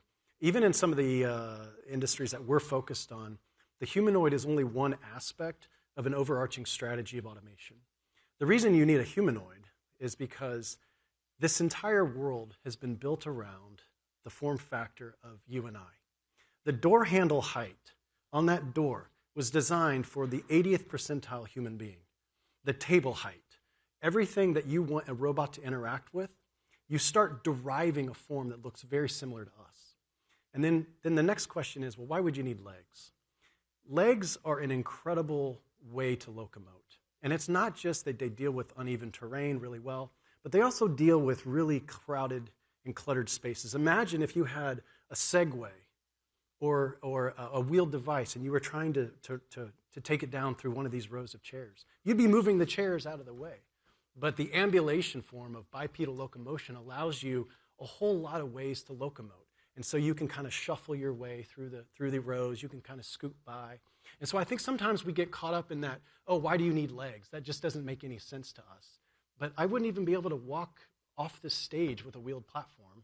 And I can assure you most of the world looks like this. It doesn't look like a pristine, flat floor in a huge warehouse. And so I think there's a lot of case to be made that bipedal locomotion is far more useful than what we kind of jokingly say, oh, why does the robot have legs? Wendy, I know you have some evolved thinking on the spectrum of form factor. Do we need humanoids or not? Where are you now? Well, I will say I'm one of the big humanoid skeptics. A lot Me of my too. research has revolved around interactive. That's why we have you guys on the panel about humanoids. We have robot trash barrels, we have robot chairs, and mostly what I want to point out about the stuff that I've done in my research is that a lot of times people say that you need the humanoid form factor so that people will know how to interact with the robot. And what we see is that people interact socially with things that don't look, like a person at all. They don't have to have googly eyes. They don't have to have arms. People have a social intuition about how to interact, and they can apply it to all sorts of different other form factors of machines. And so when it comes to any environment where there's going to be people, people have been arguing they have to be humanoid, and I have been really skeptical. I think now my thinking has evolved. I think that the humanoid form factor is one form factor, and I actually don't think that we should eliminate any form factors. I definitely think there are, like Nicholas is saying, some scenarios where you really need, you can't redesign the environment around the robot. So for example, like the Fukushima plant, like if the whole environment has been set up by people and there's no option to go back and retroactively like install things for the robot, you actually really need things that can actually manage that and do the things that people do. But I think in a lot more situations, what you actually have is control over the environment. If every one of these chairs was robotic, you could move any kind of machine in the middle because the chairs could get out of the way. Yeah. So I think in some ways what we should be looking at is a federation of different kinds of form factors where the humanoid is just one.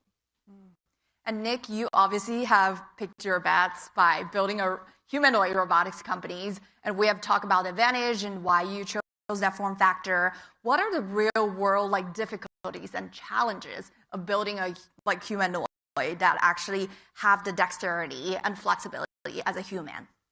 I mean, a humanoid design challenge is like a 100,000-piece puzzle.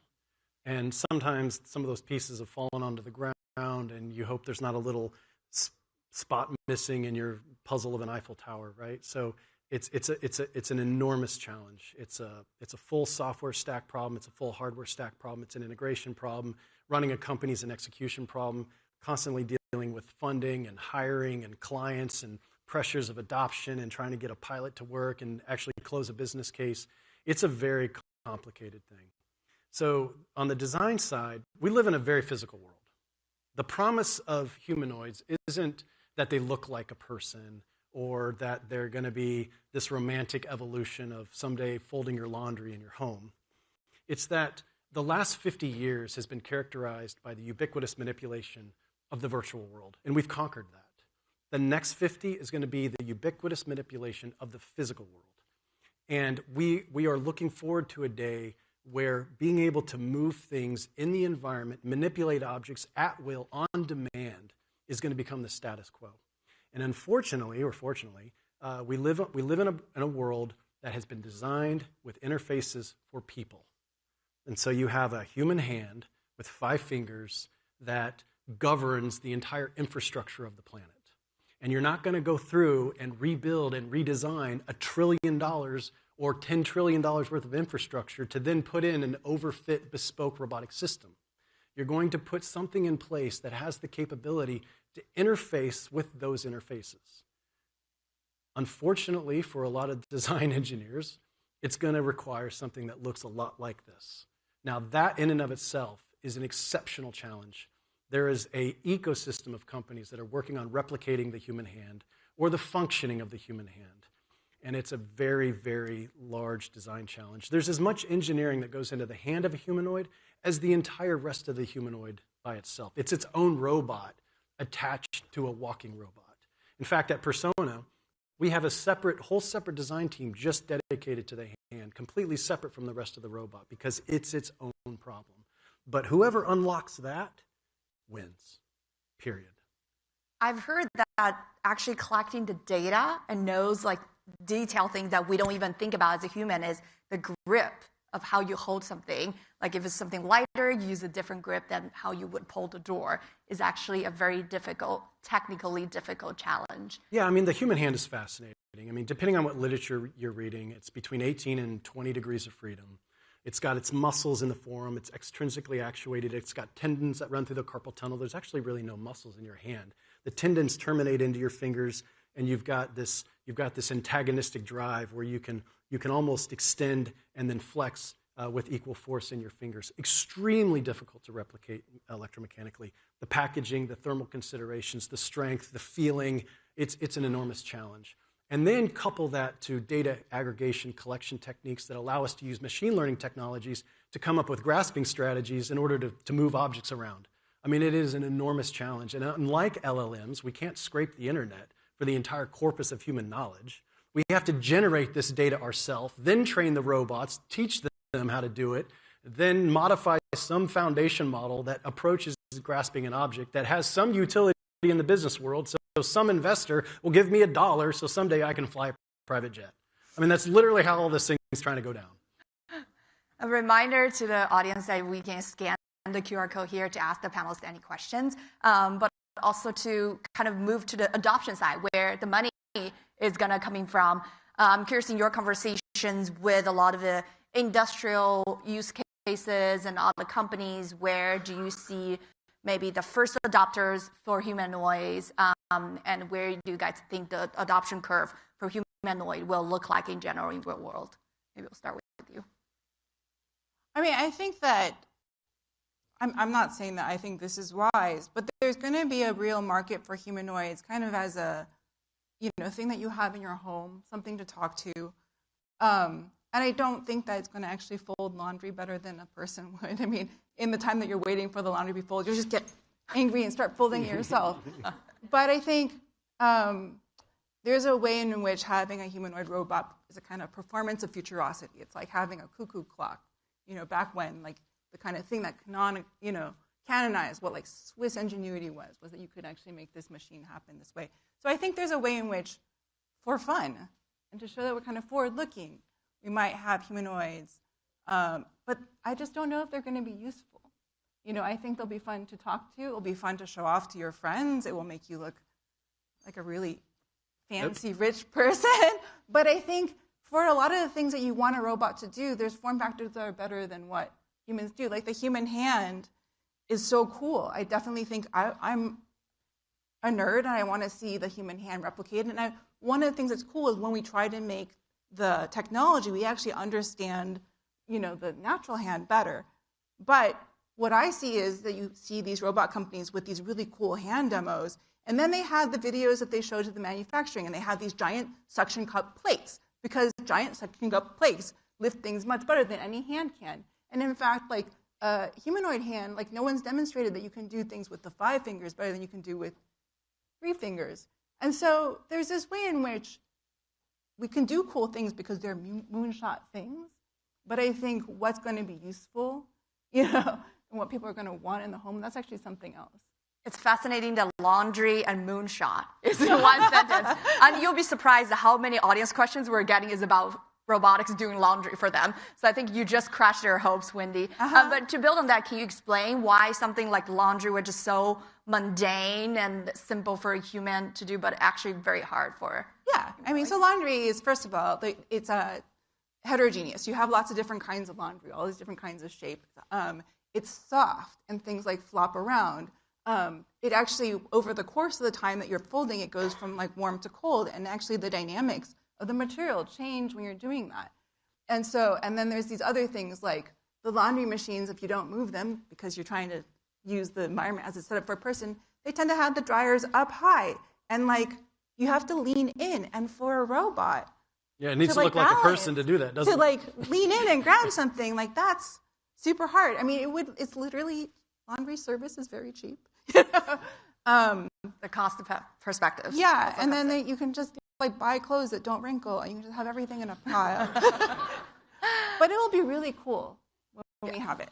Yes, and Nick, I know you're trying to address a lot of questions beyond the laundry. What are the use cases you're seeing and trying to adopt for your customers?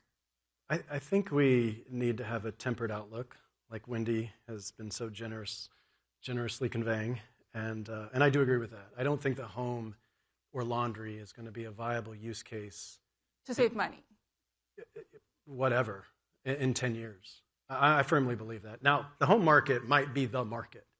It may be the thing that just dominates everything. But let's not forget, it took us 25 years to go from the horse and buggy to the automobile. Industry transformations are non-trivial, especially when you're disrupting huge ecosystems of the way something is done. So I think we cannot underestimate the amount of time it's probably going to take to pull this off. I mean, we're still working on self-driving cars. It's been 15 years, right? And that's just like a plainer thing, and just don't run over a dog. So it's like these are tough challenges. Now, what's going to drive, I think, very early adoption, and what has influenced us at Persona has been, what's a credible business case that we can close early? And so we need to look at where there's an enormous, acute industry demand of labor that cannot be filled. What has national and strategic initiatives associated with it? What clients have purchasing power? What clients have adoption potential or enthusiastic about adoption? Because you're going to need some patience to get this done. And so what we found is the skilled trades and heavy industry have some of the most pressing use cases, not because they're trying to save money. I don't think this is a cost problem. This is a production problem. In fact, what I've learned by pitching investors is don't go in and try to say, oh, we're going to save 20% on this operation, right? No one's going to care. Not unless you can save like 90%, right? So what we're talking about is people cannot produce things because they cannot hire the folks. And we need to have a serious conversation about demographics and the worldwide population rate decline significantly. We're going to peak at about 9 billion people. The UN estimates that after that, we're probably going to peel over. It'll be the first time in human history the population of the world's going down, sustained, with the growth rate going down, sustained. So in 25 years, 1 in 3 people in Japan and Korea will be over the age of 65. 1 in 4 in the US, 1 in 6 worldwide. To give you some context, it's 1 in 11 right now. Who's going to do the things we need to do the things? So this is actually a real pressing problem. And so what we found is the skilled trades are the ones that are being very eroded. Everybody wants to be a YouTuber now. Nobody wants to be a welder. So at Persona, we said, okay, let's look at those things. They have very strong economics behind them. We can close early business cases, And we can design the machines and the AI stack to accomplish that. And that's the pursuit that we're on. How about other industrial use cases that we already seen some certain level of the automations, like warehouses, logistics, where you stand? I mean, I'm really bullish in a lot of different ways. Although I do share Wendy's concerns that not all markets are created equal. I think there's some incredible humanoid and robotics companies out there going about what they think the right thing to do is, and I'm rooting them all on. Trust me, I'm rooting them all on. I believe that some markets are probably better suited in the short term than others. We looked for markets that really express the humanoid form. You ever walked around a shipyard? It is enormously challenging. Uneven surfaces, grates, ladders. It's insane. You're never going to design a robot on a Segway to roll around a shipyard and do welding. And we have a partnership with HD Hyundai to do welding in their shipyards in 2027. And so this is the perfect market to be looking at for humanoids. Contrast that with the home. I think there's enormous challenges. I can't imagine a humanoid standing at your doorway, serving you coffee, trying to pack the kids' lunch as the dog is trying to bite at its ankles and the 6-year-old's running down the staircase trying not to, the humanoid's trying not to fall on everybody. I'm like, let's just delay that one a little bit and let's go after welding. We have a very global audience, both here in the room and also watching us from live stream. So I want to talk about kind of the global AI race between China and the US, especially in the context of robotics and humanoids. You guys probably all have seen like some of the Chinese robotics dancing and playing kung fu from local companies like Unitree. And in general, they are kind of known for the manufacturing pieces and also their supply chain advantages. So as someone who are building the robotics on the ground, and Wendy, you have like looking into different shape of robotics and how people interact with them, like where are the advantages and disadvantages on both sides if like we're considering this as like problems that people race to solve? I mean, I think that it's really fun to see like I go to robot conferences now and they have these robots like darting through the conference hall. It's really something. But when it's not darting through the conference hall, it's a little funny. Sometimes they're just like lying on the ground. Or sometimes a lot of the spectators are lying on the ground too when they get tired. They put them like on a lawn chair. And it's because one of the things is they use a lot of power just to stay upright. They don't have nearly the degrees of freedom that people do, and so they have to do a lot to compensate for that like bipedal form factor. So it's really cool that it can happen, but it's not super sustainable. I think some of the things they've done to try to make that work are things like hot swappable power systems and things. So if you are constantly feeding it new batteries, you can make it work. But the fact that we get so excited about it is maybe the reason why the humanoid form factor is still interesting, and there might be applications which use that. But I don't think it's a good replacement for work, though. Do you feel like China has advantage in manufacturing or supply chain in building those robotics? I mean, for manufacturing, I think everyone buys their motors from China. I don't know who doesn't. A lot of the electronics manufacture goes through China. So I don't think it's a good idea to start a trade war at this moment in time, is what I will say for my industry. But yeah, so I think from that standpoint, they might have an advantage. On the other hand, I think there are just big blind spots in all of these technical industries where people don't really understand the human element. And right now, I don't see any culture that actually has, the lock on that. And I think there could be so much more investment on that front. And in fact, you probably have to do that investment every single place, because if you've done the research and understand one deployment site, you understand one deployment site. Every single place is really contextually specific. You really have to understand that spot specifically. Yeah, just going back to your power autonomy remark, totally agree. If you take the best walking robot right now, humans are still about 10 times more efficient in walking than the best humanoids. Couple that to the fact that human fat stores about 30 times more energy than batteries. So humanoids are at a significant. I can walk, 100 miles on a Snickers bar, and you're not going to get a humanoid to do that anytime soon. But there are ways around it: hot swappable batteries, optionally tethered. I don't see that as being the biggest impediment.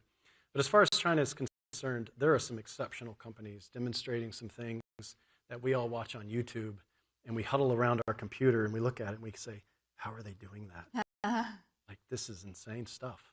And there's some exceptional companies out there that are inspiring all of us to, and it is a global race. I don't know if it's a race. I mean, like, I think, for example, like a lot of the really cool technologies that have come out now have really drawn a lot from this, like, open source MIT mini cheetah motor. And this is made by a master's student, you know, at MIT. Sangbei Kim did that cheetah motor. I mean, that's the professor in charge of that lab. Yeah. And so, like, but then you see no one in the US has been able to replicate those at the scale or the cost that the Chinese manufacturers have been able to do. But without the design, a lot of the things that we're seeing now, the robot dogs, you know, some of the humanoids, like, we wouldn't see them.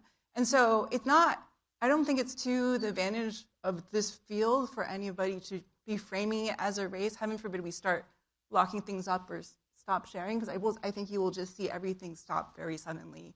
A lot of what we have seen happen is happening because there's shared research and because there's shared technology and open markets where you can buy all these components.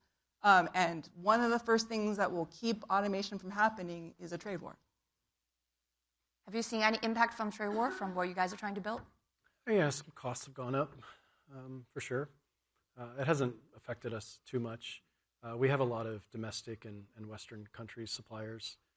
Not all people buy their motors from China, although most magnets come from China, we'll give you that. But a lot of motors, there are some domestic motor manufacturers. Listen, I mean, you can't ignore the horsepower that the Chinese represent.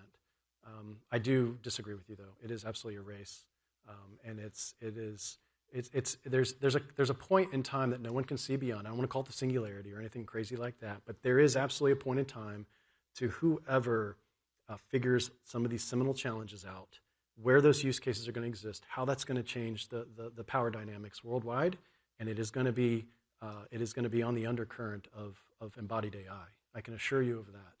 And everything and all of the stack that goes into it is going to have far-reaching implications. And, you know, depending on where you come down on, is that best in this country's hands or this country's hands? It's anyone's guess. But, I mean, I like where I live and I like what we do, so that's where I'm at. Well, on that note, this is a great conversation. I love when panelists disagree with each other while agree on something. So thank you so much for joining us. Thank you, Wendy. Thank you, Nick.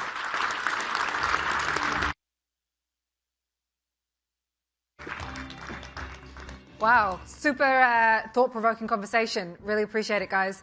I just want to remind you all that this afternoon, after the coffee break, we have a panel on how creators and influencers are reshaping journalism with Tara Palmieri, Ben Shapiro, Don Lemon, and David Pacman. So that is one to stick around for sure.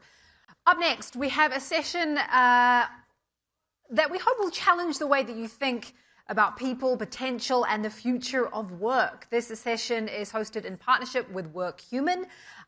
It is moderated by Pavni Mittal with WorkHuman founder and Chief Executive Officer Eric Mosley.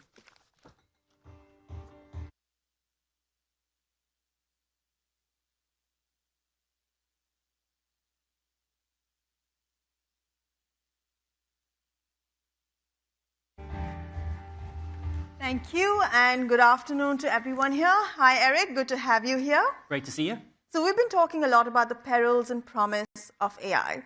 On one hand, there's a lot of anxiety whether machines can replace humans. Yeah. But there's another school of thought that actually AI can help people thrive. And that is your school of thought, I believe. Eric, welcome to Reuters Next. Could you give us a sense of how the economic situation, or rather the economic uncertainty, as well as, you know, whatever's happening with AI, just how it's leapfrogging, how that has changed the talent landscape? Yeah, I think the HR community and the world of work has gone through just an unbelievable upheaval in the past number of years. Obviously, starting with the pandemic, where the entire world's workforce has just retreated to their basement and dialed into work. And even now, the aftermath of that has been hybrid working. What happened in that situation was there was a kind of a degradation of culture in companies because people weren't interacting anymore. And the fabric of a culture is the community of people at work and the relationships between them. So in that kind of time period, we found that relationships kind of withered and culture kind of decayed throughout that time period. So it's very hard for leaders and CHROs to kind of galvanize a workforce against an objective and a new set of values, for example. And then secondly now with AI, there's this unbelievable call to action to say you should reinvent the whole way everyone works in the company to be enabled by AI. And the task that's being given to CHROs is sometimes pretty severe. It's, we have to be in a situation where we have 10% or 20% less headcount in a year, and you need to use AI to facilitate that. I was at a CHRO dinner only a month ago, and half the table raised their hands to say they had a command like that from the board of the company, but yet none of them knew how to get there because the AI tools just weren't mature enough. The output wasn't, efficient enough and sophisticated enough so that they didn't need the humans. So you have all of this turmoil, this chaos happening in the world of work. And it's hard for HR leaders and the C-class to kind of navigate through that. And let's actually put this question to the audience here. Who over here has a mandate to, use AI and just isn't sure that it's going to really, you have the right tools to do that? Is there anyone here? Just raise. Okay, well, one person. So you were in a room with more nervous people. Now Work Human deals a lot with recognition. Yeah. How does recognition fit into the picture over here? How does it address these concerns? So Work Human is a recognition provider. We have a software platform which provides a platform for companies to run recognition programs, which are they allow employees to give thanks to each other, to give a recognition award to each other when they see great work.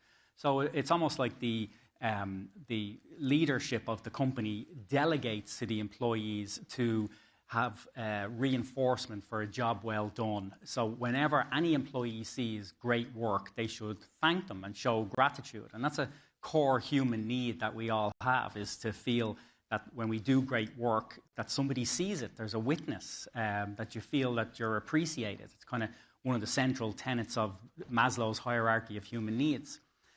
So that concept alone energizes employees and a community.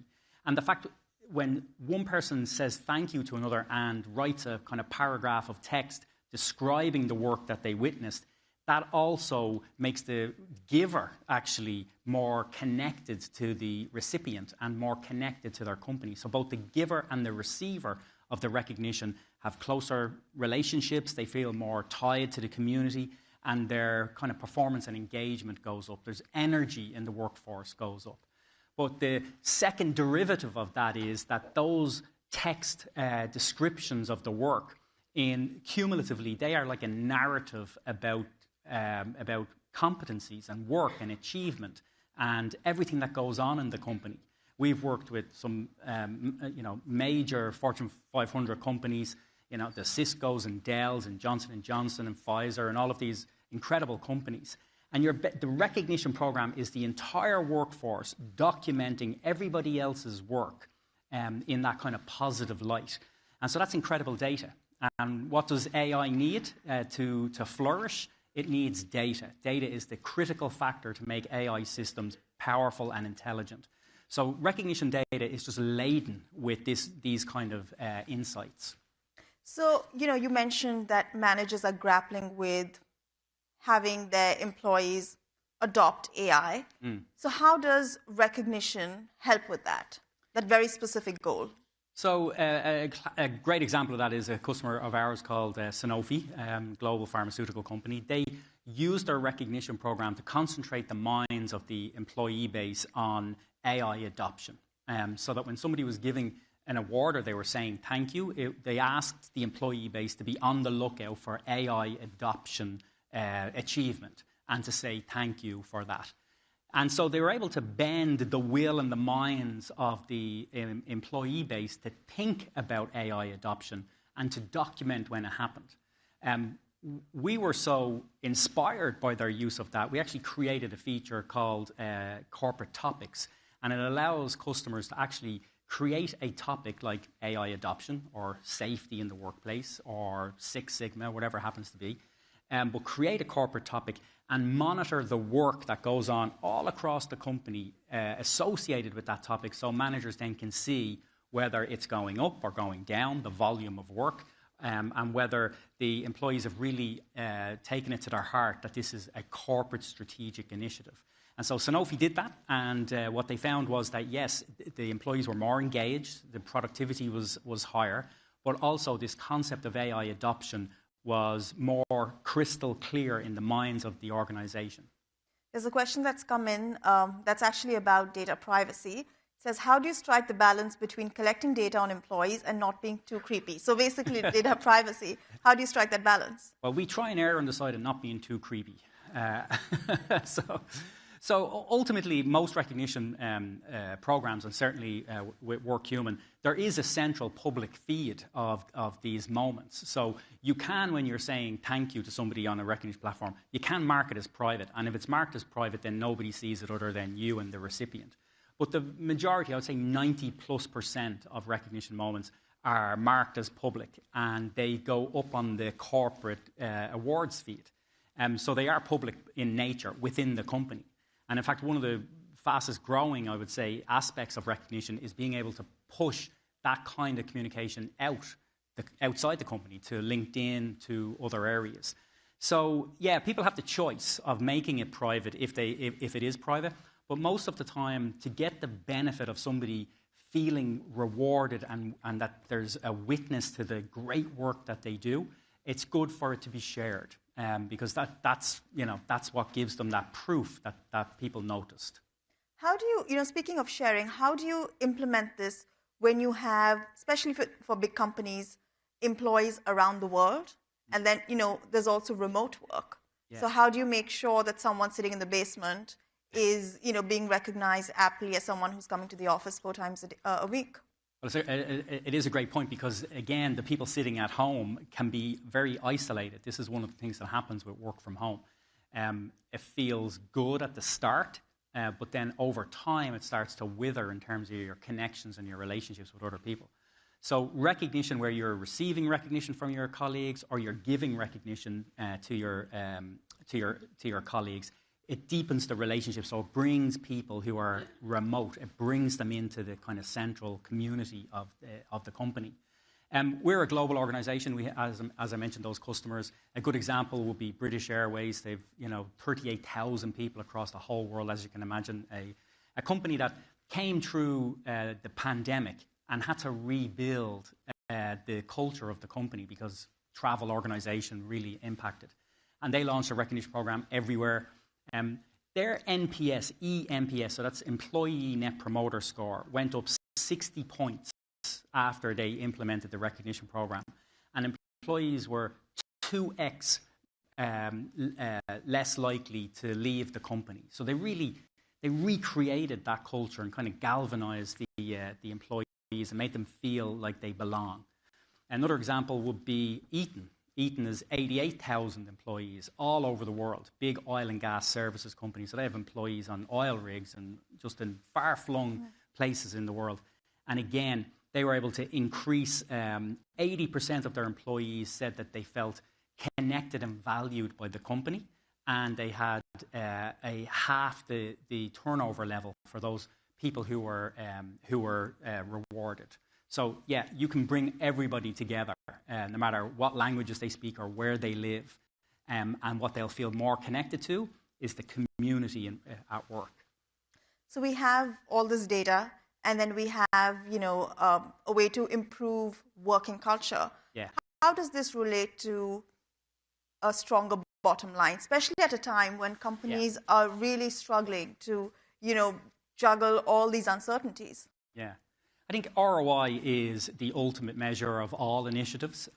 We, at WorkHuman, we were able to introduce something last year called an ROI guarantee, which is basically a contractual commitment that our customers will receive an ROI, or basically we return their fees.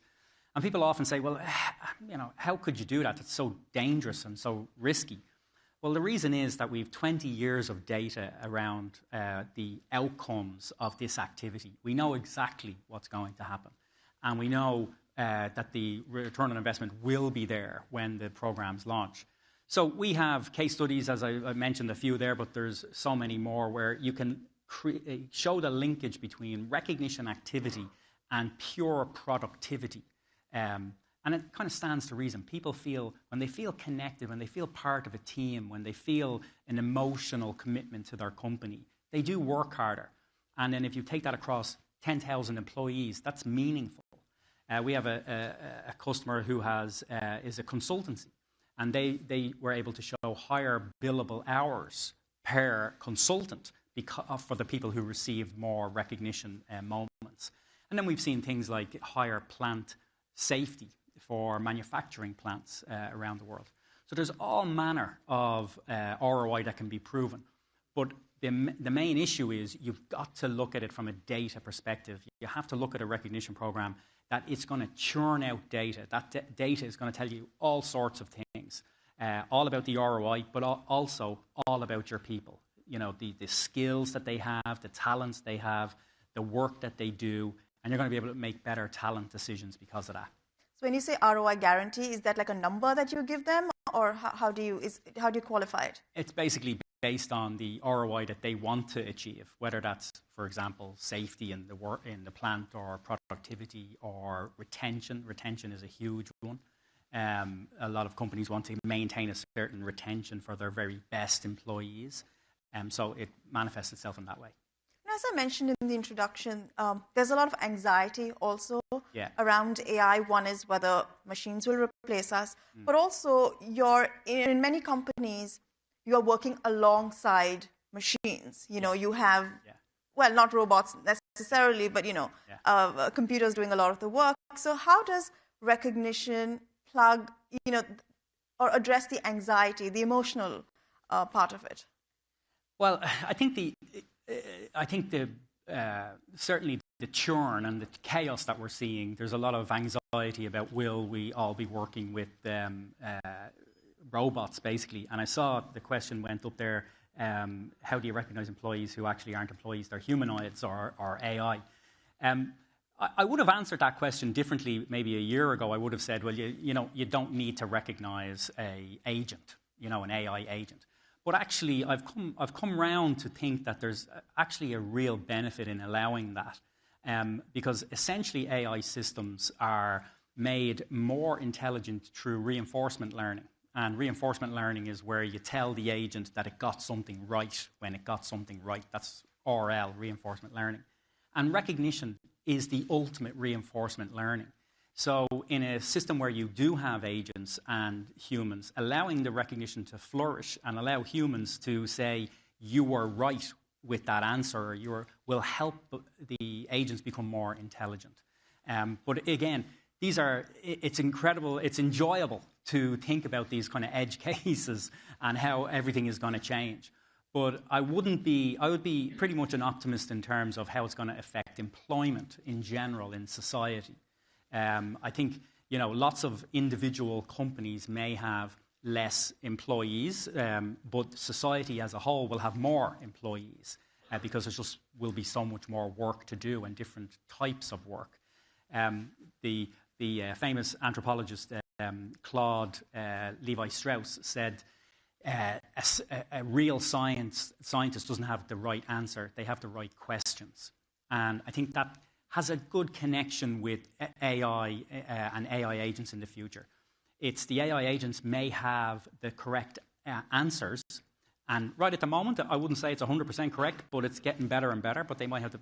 But we really need humans to have the right questions, and that creativity and innovation will be fueled by asking the AI systems to do different things, and that will maybe evolve to be our role in the future. Now, speaking of right questions, that's why journalists can't be replaced. But I really liked one question over here. I think it's not on the screen anymore, which was about how do you, and there are a lot of people who don't like public recognition. Yes. So how do you grapple with that? How do you address that? Yeah, I think on a system like with WorkHuman, people can, in their profile, can elect to receive recognition privately so that they don't end up having a public kind of celebration. And then there are people who really enjoy that, and they want that kind of public, especially if it's something that happens very infrequently. So, for example, it could be not just you finished a great project yesterday, but you've achieved 10 years of service with the company. In situations like that, they may very well want that little ceremony. All of that is good. You want to meet people where they are.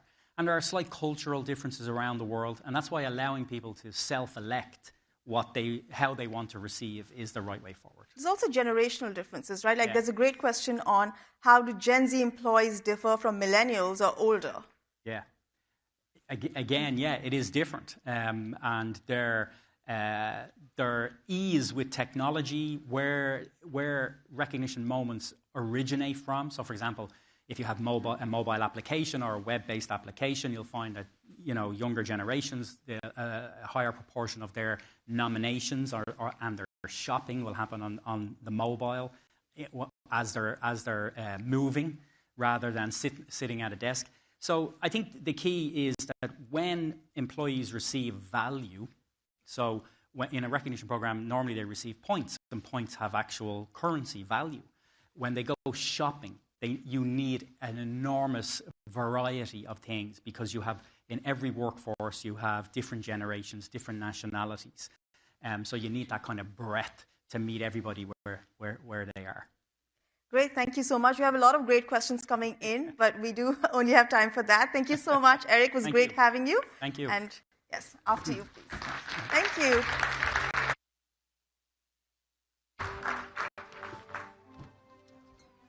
Thank you so much for that discussion. Did anyone here start in the workplace before the year 2010? Put your hands up. Did anyone get used to, I started work in London, so we'd go to the pub on a Friday, and that was my kind of appreciation points. Did anyone else do that? Put your hands up. Yeah, right. I feel a little bit sad for the generation who missed out on that, It was a time. It was a time. Let's all remember that. I want to remind you all to make sure you've downloaded the Reuters Events app to participate in those questions. And also a little later on, we're going to have a little poll session to make sure that you're all paying attention. Next up, we have a session hosted in partnership with Sport Radar. We're talking about the 2026 AI dilemma, build, buy, apply. The moderator for the session is Thomson Reuters Chief Product Officer, David Wong.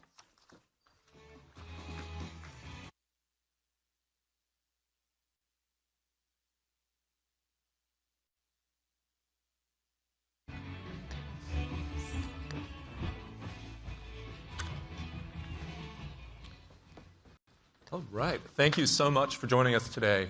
As they mentioned, I'm David Wong. I'm Thomson Reuters Chief Product Officer, and I'm really excited to be joined by an esteemed panel today with three leaders from very different organizations. Just to give a quick intro, we have Nicolo De Arcole from Sport Radar. He's their EVP of Technology and AI, responsible for the company's odds and sport media products, for all the AI products at Sport Radar rather, and the adoption of Gen AI across the company. He joined Sport Radar in September of 24, previously at Google, where he worked for almost 14 years, leading the development of things like the Google Smart Assistant, Smart Dictation on Google Pixel phones, and many of the Gemini APIs in Google AI Studios. So some powerhouse AI experience. Thank you. We're also joined by Tracy Franklin, who's Moderna's Chief People and Digital Technology Officer, responsible for integrating people and technology to enable new ways of working at Moderna. Since joining Moderna in 2019 as the Chief Human Resources Officer, she has shaped the company's people strategy and culture, guiding its growth from 800 to more than 5,000 employees during the COVID-19 pandemic. And under her leadership, Moderna has consistently been recognized as a top employer by Science. In 24, her role expanded to include digital technology, which underscores the importance of combining culture and digital innovation, as well as the use of AI at Moderna. And then finally, we have Ilario Corna, who is the International Olympic Committee's Chief Information and Technology Officer, a role he assumed in November 2020. He's a Swiss-born technology leader and previously served as the EVP for TV and smart TV products at Swisscom. And with more than 15 years of international experience across IT, services, broadcasting, and digital media, Corna has been a major digital transformation leader, overseeing complex IT infrastructure and driven customer-focused, technology-driven transformation. So we have three very different organizations, as you can tell: Sportradar, Moderna, the IOC. And I wanted to start just by asking a quick question around your AI priorities. So as you reflect on how your organizations are investing and applying AI, what are one or two of the big things you're looking to invest in 2026? I'll start with you, Niccolo. Great. Thanks for the question. I guess, first of all, we look at what we do internally and what we do externally with the products. Internally, we use AI to optimize processes and, of course, to basically make ourselves more efficient. We are a tech company. We have a ton of developers. Developer speed is important, so we use all of these tools. Very easy to buy. There's many of these tools to improve support, developers, all of these things. Productivity enhancements can be huge. Externally, we use AI in two ways to build products that leverage our data. For this, we really rely on the most common foundation models, like the Gemini, the OpenAI models, the Anthropic models. We use all of them, kind of depending on the use case. And then we build models that are very specific to sport. We call foundation models as well, that we train using our billions of positions that we take through computer vision, so that we have models that can predict what happens in the next few seconds in a game. These are the three areas where we invest. I mean, you're covering how you operate your business as well as changing the products and services you have with AI. It's pretty significant. Yes, we use for both, yes. Tracy, what about at Moderna? Sure. So hi, everyone. Thanks for having me. So at Moderna, we are really focused on redefining work. So we want to apply AI, or we are applying AI to most areas of the business. But how we're doing that is looking at what we call kind of like a flow of work. So leader agnostic, function agnostic, and saying, how do you apply technology to the work that needs to get done? So whether that's software, whether that's robotics, whether that's AI, and then how do you put human capability in and around that? And so as the technology evolves, which it will rapidly, we heard that all today, how do you keep up with the capability of humans around that? And so that's how we're really focused. That's the construct to which we're focused on, which is why we created the role that I have. And so from a traditional way that I think a lot of organizations looked at how to build, HR individuals would focus on workforce planning and what are the people elements. And the IT team would focus on IT portfolio planning, and never do the two shall meet usually. But we've brought that together to say that's just how work gets done in the future. And so we have a broad-based approach to AI. Yeah, I mean, again, I think that Moderna has been really forward-looking in its application of AI, and I can see that application to the future of work is, I think, shown in a lot of what you've shared in the marketplace. Laurie, what about the IOC? A very different organization. Very different. I'm trying to remember, April 19 of 2024, we launched what is the Olympic Agenda. Mm-hmm. And that was a work that we had done, started 6 months before that. And for us, what was very important is to go out as broad as possible to understand where we should apply, where we should not apply AI. And if you read the Olympic Agenda, we have 5 focus areas. Naturally, number 1 is the athletes, and how can AI support the athletes? Number 2, how do we keep them safe? Number 3 was really about how can we use AI to optimize the games, whatever it means, optimize the games from a, how do we organize them to, can we make them more efficient in any way, shape, or form? Number 4, it is naturally, how can we reach more fans? And we have done some experimentation already in Paris, which was very successful. And number 5, which is what we have discussed a bit right now, it is how can we use AI for the administration, be it for the IOC administration, but for the Olympic movement administration. So we have International Federation, National Olympic Committee. So we have applied across those 5. So everything that we do needs to touch one of those 5 pillars that we actually launched.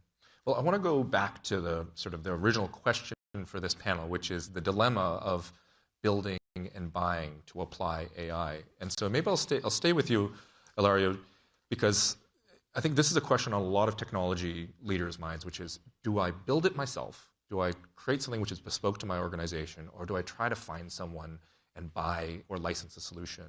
And I'm curious, given those 5 different things that you're doing at the IOC, how have you approached that problem of build versus buy? I think, and this is what Riz was saying before, I think one thing that was important for us was really to get the organization up to speed of what AI is. So, and then from there on, we actually started applying AI design architecture principles.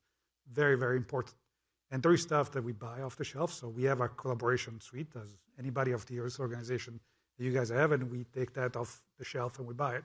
But if you take, and I'll give you an example that we are just finishing off for Milano Cortina, which will be in a couple of months, we actually develop model that actually are for video analytics for each sports.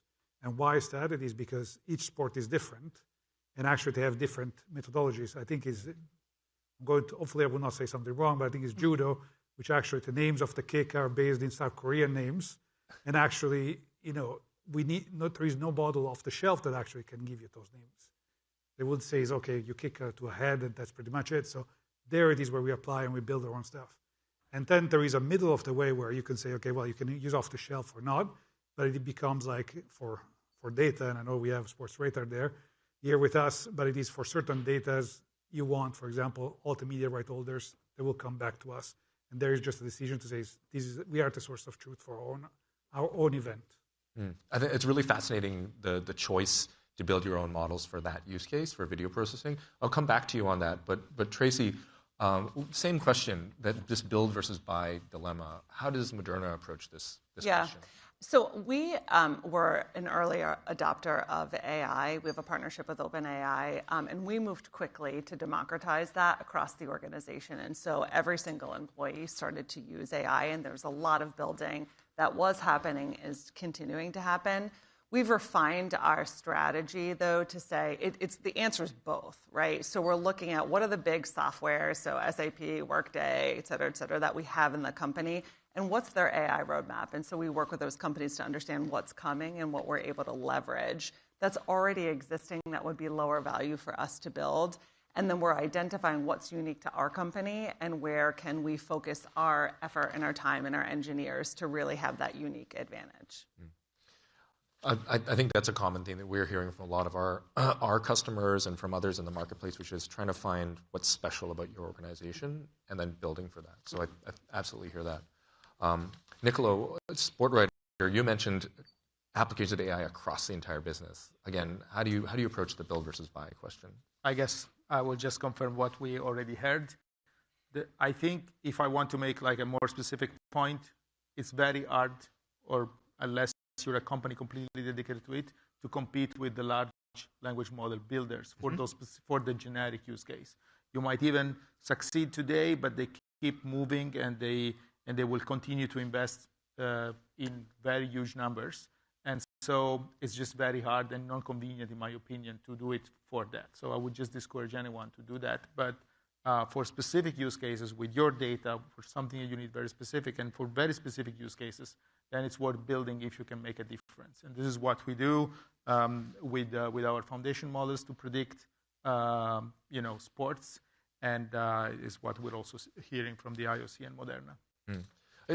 In our preparation, you talked a little bit about some of the perspectives you have on these general versus specialized models. Like, what do you see? What are your forecasts, or what do you foresee happening in 26 and 27 from those big model providers? What do you expect them to give you? Well, I mean, of course, the technology race will continue.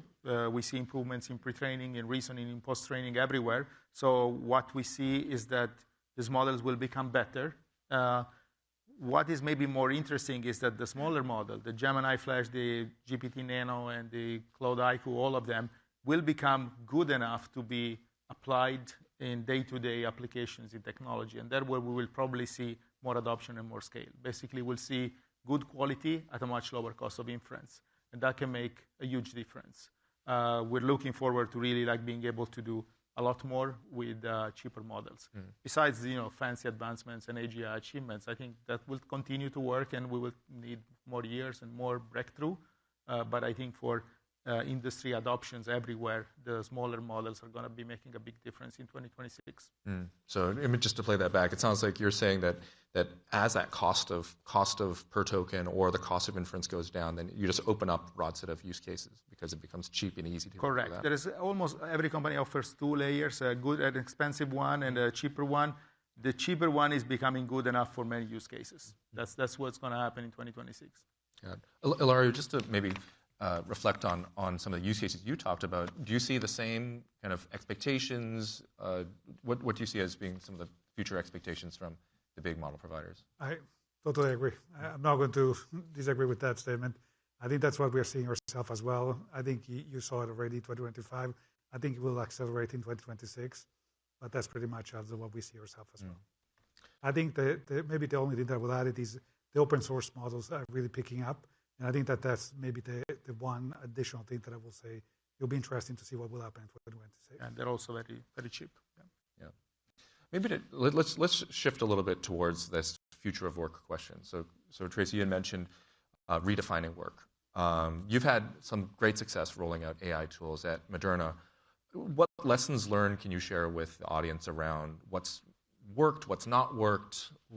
How should people think about the change management around applying AI and changing work? Sure. So I think there are things that are obvious that you probably are all doing in your organization. I think tone from the top is really important. Access. So I had mentioned we gave everybody access to go and play around with the tools and to spend time on it. But I think that there's a couple of things that are critically important. One is you have to build it into your culture. It has to be the way that you operate. If it's important to you as an organization, you want to advance it, it should be critical that you develop your culture around the use of technology and innovation. Absolutely do not lead with cost. So no one gets excited about cost and cost savings. That's not a driver of an employee. A driver of an employee is innovation. So where we've seen the most uptick, it hasn't been around them playing to write a speech in Pirate. It has been about them actually looking at how can I innovate the work that I'm doing? How can I upskill myself? These are things that are motivating to employees. It's like, look what I've done. I've worked for a company that's allowing me to innovate the work that I have, that I can upskill. And so I think that's critically important. Yeah.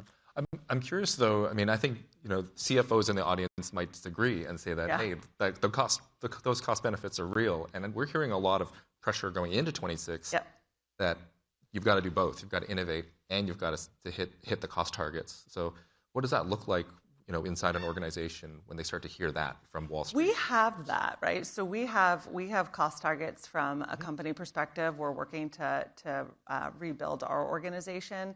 But I think the specific use of AI, I think people get motivated and want to lean in when they can think about how to do work differently. They can combine two roles that didn't exist before. They can break down a barrier within function or cross-functionally. They can get product to patient faster. When you tell them, go reimagine your work because we want to save money, they're like, no, that doesn't feel exciting. So it's not that it doesn't exist. I just think the messaging around how you manage those two things that are both equally important matters. Yeah, I mean, the cost savings is a side effect, right? Yeah. It's really what you can't cut your way to innovation. And so that's a fact. And so if you want, and maybe some companies just need to cut, right? But if you want to be an innovative company or you need to be an innovative company, it's not, you can't just cut your way there. You have to allow for the freedom for people to experiment and to be bold and innovative. Yeah, and Nicola, you mentioned a strong focus on applying AI into your development teams. Like, what does the change management look like right now for your engineering teams? Again, as a technology organization. That's very big. I think it's a huge topic for many technology company. We have a high percentage of our employees which are software engineers, but of course also product manager, QA testers, etc. Now you have these tools that can help you code. In some situation, it improves 30% your productivity. In some other situation, maybe 3 or even 10x, depending on what you're building.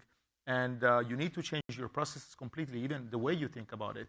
We have product managers maybe building an app instead of just describing what you need to do, so that you can see it as a prototype and then build it. It's like what we are today in software is like architects writing what you need to build instead of drawing it. And instead now product manager can actually build something and like iterate so much faster. You also think differently about the software lifecycle. Maybe it's less important that a piece of software is maintainable for 10 years if it's fast to be rebuilt. So there is a lot of change of mind and attitude, what's important, what's less important, that need to be reconsidered when doing these things. Just being able to code faster is not the end of it. You need to be able to review the code, maintain it, quality checks, and even plan for it. You need to have a full view, but there's many tools in the entire pipeline that are being built today exactly for this, and we're seeing very massive impact for us. Yeah, I think within software engineering, there is definitely a trend that adoption is in changing behavior by nature of the tooling itself, right? Because if you change the tools that you're using, you are forcing a change in the way that people behave. Yeah, of course, it's the first application. The people that are developing the models are themselves software engineers. So the first application is, of course, dedicated to that. And yeah, the gains are huge. Mm-hmm. Ilario, I think on this topic of change management, I think you mentioned there's some interesting questions in the IOC around trust and security, scalability because of your global footprint. How has applying AI to the Olympic movement, how have you addressed some of those challenges? Where have you been able to solve some of those challenging problems around trust, security, and scalability? I think we tried a three-pronged approach. Naturally, I go back to the Olympic agenda. What we did is first, I still remember President Bach at the time came down to me and says, well, you're in charge of AI now. And I says, okay, well, great. I don't know what I need to do about it, but let's try to figure it out. It was very important first to admit and say, we know what we know, we don't know what we don't know. And so actually what we did is we went out to university, to everybody to say, listen, what is our role? How should we apply it to ourselves? And there it is, we set up the roadmap. The second thing that we actually have done is we have been doing a lot of, if you think about the Olympic movement, it's comprised of International Federation, 206 NOC, National Olympic Committees. And so what we are trying to do is a lot of engagement with them and bring them up to speed, because ultimately we'll get there as well for them. And actually then we want to make sure that everybody has the tools, because some of the 5 pillars that I mentioned before, it is really my experience that I see in Tokyo, the Olympic Games in Tokyo. And if I can share it, I was there. Remember, we were under COVID. It was 2021, not 2020. And we were preparing for the swimming venue. And I remember that there was athletes training, and that there was a nation, I will not mention which ones, but there was an athlete, and that athlete was going up and down the swim lane, and he actually had 2 people following him with tablets recording him. And 2 lanes down, there was another athlete, and there was from a different country, and there was nobody swimming with him, not understanding if he was faster, if he was doing better, nothing. And I say, look at the difference between TFs and TF not.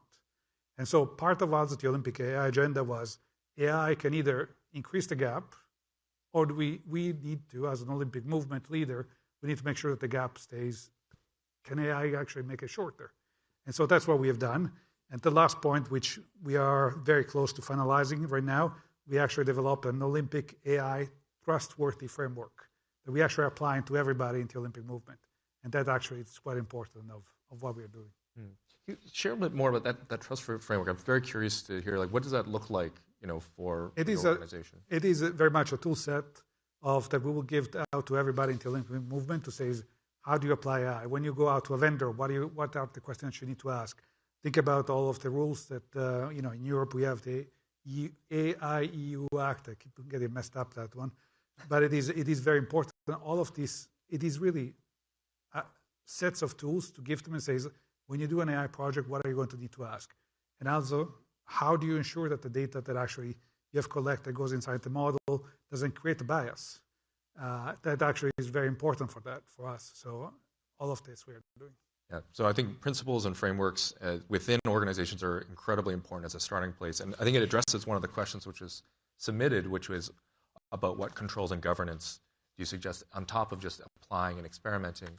Maybe to come back to you, Tracy, given sort of the heavily regulated nature of much of Moderna's business, how do you think about the question around controls and governance for your organization? Yeah, so that's critically important, and it's something that we talk about all the time. And so there's a place where you experiment, and then there's a place where you do not experiment, right? We are in a regulated business, and so that is highly controlled.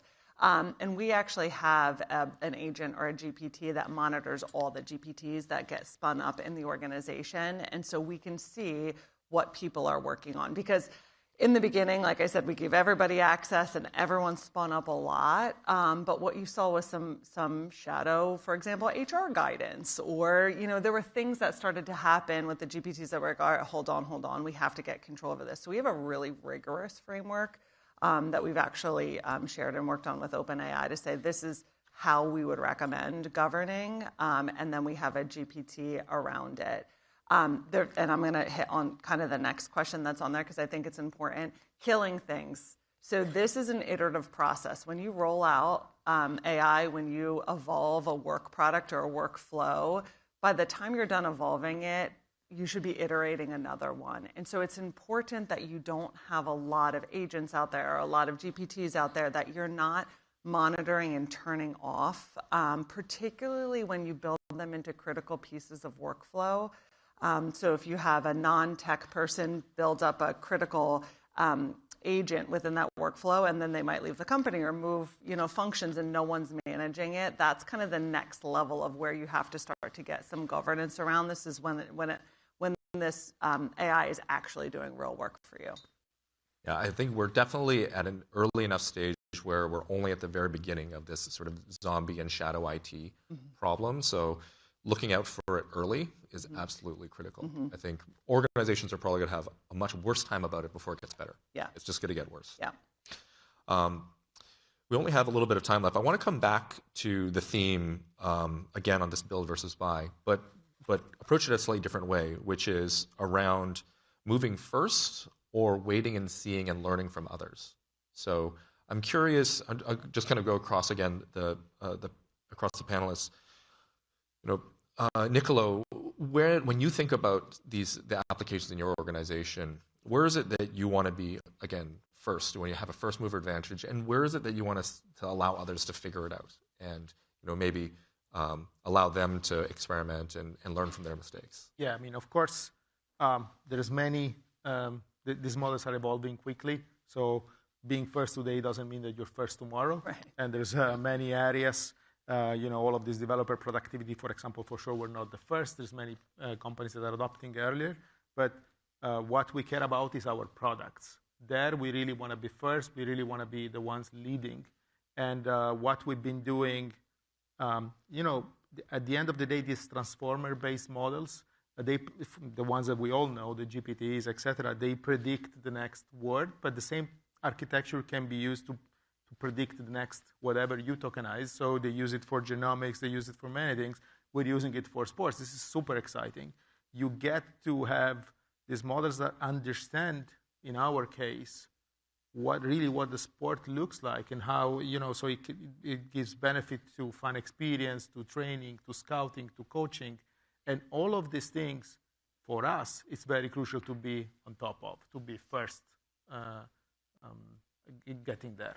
Yeah. I think it thematically comes back to what you're good at, what is core to your business, versus what is maybe just like part of operating where you want to be. With the understanding again that the field is moving so fast that 6 months from now things could change drastically, and you always have to keep moving. The important though is to move. If you don't start, you risk not being able to do all of the reorganization that you need to do, the change in the way you work that was explained so well here for Moderna.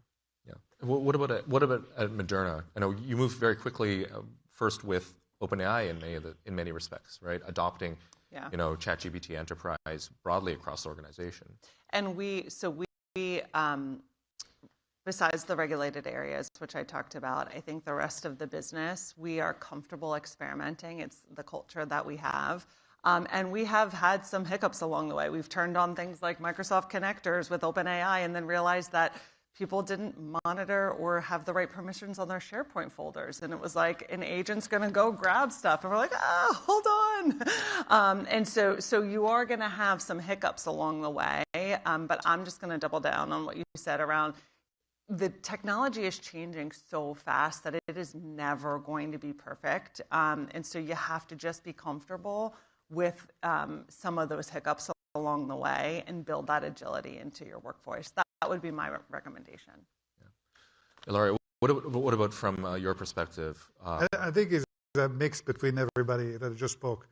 I would say for us it is we are a follower when it regards our own organization. And why is that? It is because exactly what Tris just said about the data inside the organization, what we did is we didn't actually enable the AI on our collaborative platform because we knew that actually if we enabled that, we didn't have the right permissions. Mm-hmm. Yeah. We didn't have the right controls there. So we say, okay, well, first we fixed the problem. And I think there was the previous session talking about data. And for us it was, okay, let's clean that business side first, and then let's go forward. Now, when it goes to our product, which is the Olympic Games, that's where we experiment. So to give you some fun facts for the audience, in Paris we developed the first time. Paris 2024 was 100 years since the Paris 1924. We actually add the videos in 1924, and we say, okay, what about if we actually colorize them using AI? Usually colorization takes a lot of time, a lot of effort, and everything. We say, okay, well, let's throw inside the videos, let's throw some pictures that we actually colored with actually correct stuff, and we actually got a video out where we saw that the marathon back in 1924, when they used to stop to drink, they used to drink wine. So that's something that we actually found out as well. And it was very fun. So when it comes to our product, we are actually very, very going forward. Like to give you an example, last week, and I know some of you will look at that, and me saying, wow, it's crazy, but it is like we already looking at quantum computing for the scheduling problem that we actually have. For LA, we will have 38 sports going on at the same time. To give you an example, for events, which is not sports, for events on day 2 of the Olympic Games, the entire day we will do as many events as the NBA playoffs, the entire season. Wow. So we need to know the scheduling. If something goes wrong, we need to know how to move it because it impacts broadcasting and stuff like that. And I'm sure Nicolo can tell me that I'm right, but it is like the scheduling problem. Also, when I studied back in university, I'm going to age myself. It is the hardest problem to solve. Yeah, absolutely. We only have a couple of minutes left, so I want to turn it to some of the audience questions. It sounds like we seeded a few questions around these small language models. You mentioned, Ilaria, that you have invested in building some small language models. How have you thought about your strategy on building versus buying for small language models? Right now, what we do is we actually have selected our language models that we actually use. So we keep going down that path. So it's really, right now we made a selection of the language model we are going to use, and we keep sticking with that. And we have one for the enterprise as well. But that's actually how we have done the selection. Yeah. Nicolo, any additional thoughts on your SLM strategy? Stick with the ones that are provided by the big players most of the time, unless you have very, very specific reasons to use ones made by you. And big players can be also open source, but yeah. Yeah, I think we see very similar kind of characteristics from our use cases at TR. Well, we are just about out of time, so I want to say a big thank you to our panelists. Thank you for sharing your insights and for giving us a peek into your very different organizations. I think it's fascinating to see what 2026 holds for you in your AI journeys. Thank you. Thank you. Thank you. Thank you.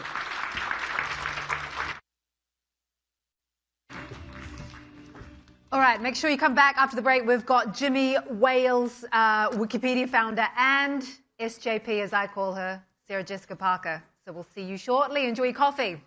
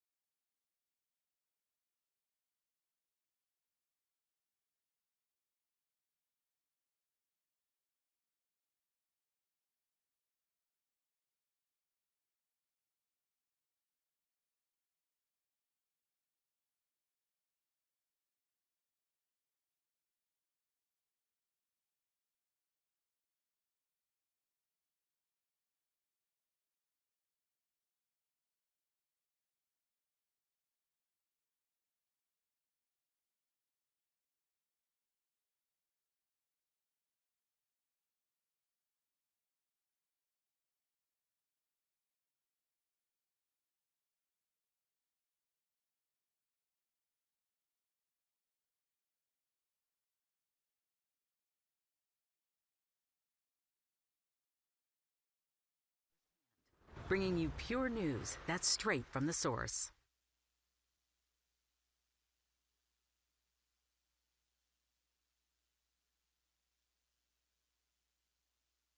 Three, you can hear me now? You can hear me now. Welcome back, everybody. Round of applause to make sure you're awake.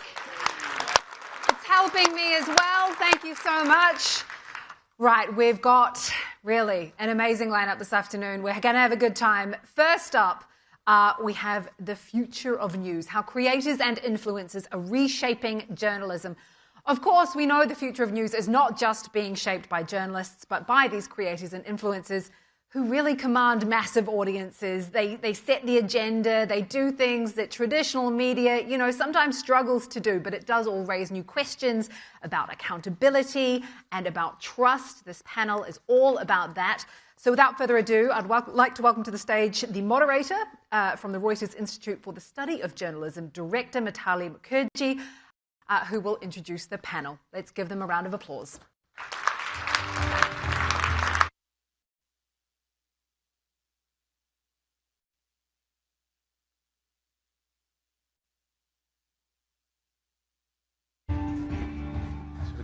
Wow. Look at this. Here we are. It's so formal. I know. Everybody's so well behaved. Right, and quiet. Hi, everybody. Wow. How are you guys? Everybody's Wait, so quiet. That's my cue. Hi, good evening. It's good to see a full house. I'm Mitali Mukherjee. I'm director of the Reuters Institute for Journalism, a part of the University of Oxford. It's a pleasure to see everyone here.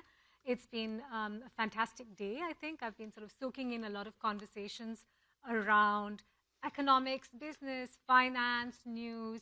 And I think where we come from as an institute is that the core of what we focus on, which we think is a critical component, is the audience. And some of our research over the past couple of years has been focusing on exactly what you're going to hear from these bright folks, which is what's happening in terms of a shift amongst audiences towards what we call, as a broad bracket, news creators, but that tends to bring in a lot within it. So one of the things that we have been seeing over the last few years is that increasingly young audiences especially have been turning to spaces that are online, so primarily social media platforms, and turning to individuals rather than organizations, which is news creators. They have an impact on public debate. They have a large audience. They tend to have quite often clear political sides, and our audiences do sort of identify with that. And this isn't a phenomenon that we're seeing worldwide, but it is something that is beginning to grow in terms of its heft. So you certainly saw that in the pre-election campaign with Donald Trump, and you are beginning to see that in countries like France. You're seeing it in other parts of global majority countries like India as well. So very, very fascinating trends. That's what we're going to dive into over the course of the next very snappy 40 minutes, and I've got some bright stars here, some of whom did the introductions for themselves. But maybe I will give this a shot. So please introduce with a generous applause, first and foremost, FTMM founder Tala Palmieri, Daily Wire co-founder, and the Ben Shapiro Show host Ben Shapiro, Lemon Media Network founder Don Lemon, and the David Pakman Show host David Pakman. Thank you very much, all of you, for joining in. So we're going to make the best use of our time, and let's start with a crunchy sort of context-setting conversation. For those who may not have come across your work, Tara, maybe I'll start with you. A little bit about sort of your journey to here, why you chose to, because you are one of those who was sort of in the traditional news media space and then shifted to going solo, why you chose to do that, and how you sort of differentiate or define the work that you're doing now versus what you were doing earlier. I would say that I am now chasing the audience, because the audience is no longer watching television anymore. Yeah. They are on their phones, they're watching YouTube, they're on Instagram, they're on TikTok. And I started doing this a few years ago when I joined Puck. I was at Politica, where I wrote a newsletter, which was how people were getting their news, and they still are. And then I made my way to Puck, and then I had a podcast with The Ringer there. And this just felt like the next evolution, to have a YouTube show and to have a Substack, when that is how so many people are getting their news, and then creating reels and shorts for X. And Instagram and TikTok. And I felt that I could apply the same rigor of investigative journalism, analysis, just seeking the truth, and that being my guiding force and light in this, rather than politics, commentary, identity. I really feel like what I am seeking is the same thing that I did at a newsroom, that like ABC News where I worked, or Politico, or the New York Post, or the Washington Examiner. I now have the ability as an independent journalist to pursue the stories I want to without having to, think about, does this fit into the identity of a network, or is this something that my editors would like? I can just chase the stories that I've always wanted to, and have really anyone I want on to interview and pursue accountability journalism. And I think I've been doing this for 17 years, so I understand standards of journalism, and I understand how to break through with real reporting. And I'm just using creator platforms now. And I'm using some of the tools that they have used and become so great at, like the authenticity, the showing of the process, talking through with the audience, creating a dialogue. I see that has really worked to rebuild trust. And I think, why not do that with traditional journalism? And what's the story arc, if you will? I mean, the story arc is that obviously I'm an opinion journalist. My opinion is very clear to people. I'm openly conservative. I don't try to hide the ball on that. I don't pretend at objectivity. I try to separate between what I think are the facts, which very often is relying on traditional news gathering sources, and then my opinion, which I'm drawing on my ideology or my centralized values. I've been doing this for quite a long time. I started writing a syndicated column when I was 17. The Daily Wire launched about a decade ago in my co-founder Jeremy Boring's pool house with a couple of podcasts. Obviously, my podcast grew to be quite large. Our company currently does $200 million a year in revenue and is quite a large conservative media company with a reportorial contingent. We have some investigative reporters. We have a White House reporter, but remains a largely opinion-based outlet. And so our audience understands who we are, and because of that, they know that we're not hiding the ball. We're not trying to lie about where we are coming from. The news is refracted through the prism of our values. And again, I try to be very clear in my own show between what is fact and what is my opinion, but I think that that's part of the trust that I have with the audience. Would it be fair to say you've moved on from the news creator to a standalone brand? I think that is fair, although I think that the silos there are probably a little bit overdrawn. I don't know what it means to be a news creator as opposed to a standalone brand. I think you can be a news creator within the standalone brand or vice versa. Don Lemon. Yes. The story. Lemonheads, is that what you encourage your followers to call? Yeah, the Lemonheads. Tell us the story. So what's the question? What's the story of why you decided to transition away from mainstream media, space like CNN? Well, I got pushed out of mainstream media. So. Just as long as I'm not saying it and you are. I think but honestly, no, it's okay. I mean, it's reality, and I'm about that and about truth. But I mean, if one of the CMO of my former company said, that if you open you're a walking definition of a blessing in disguise, because I think I got out at the right time. And I know that in the coming months, in the coming years, there are going to be people who will have to they'll be forced to do what I'm doing now. I didn't have to do this, but I still had more to say. But so what I'm doing is I'm going where the audience is, and the audience is right here on this device or on a tablet, and less so on giant televisions, even though my audience, when I look at my analytics, most people watch me on television. I think it's like 44%, and there's like 42% who watch me on a smartphone, and then it goes on from there to tablets or whatever.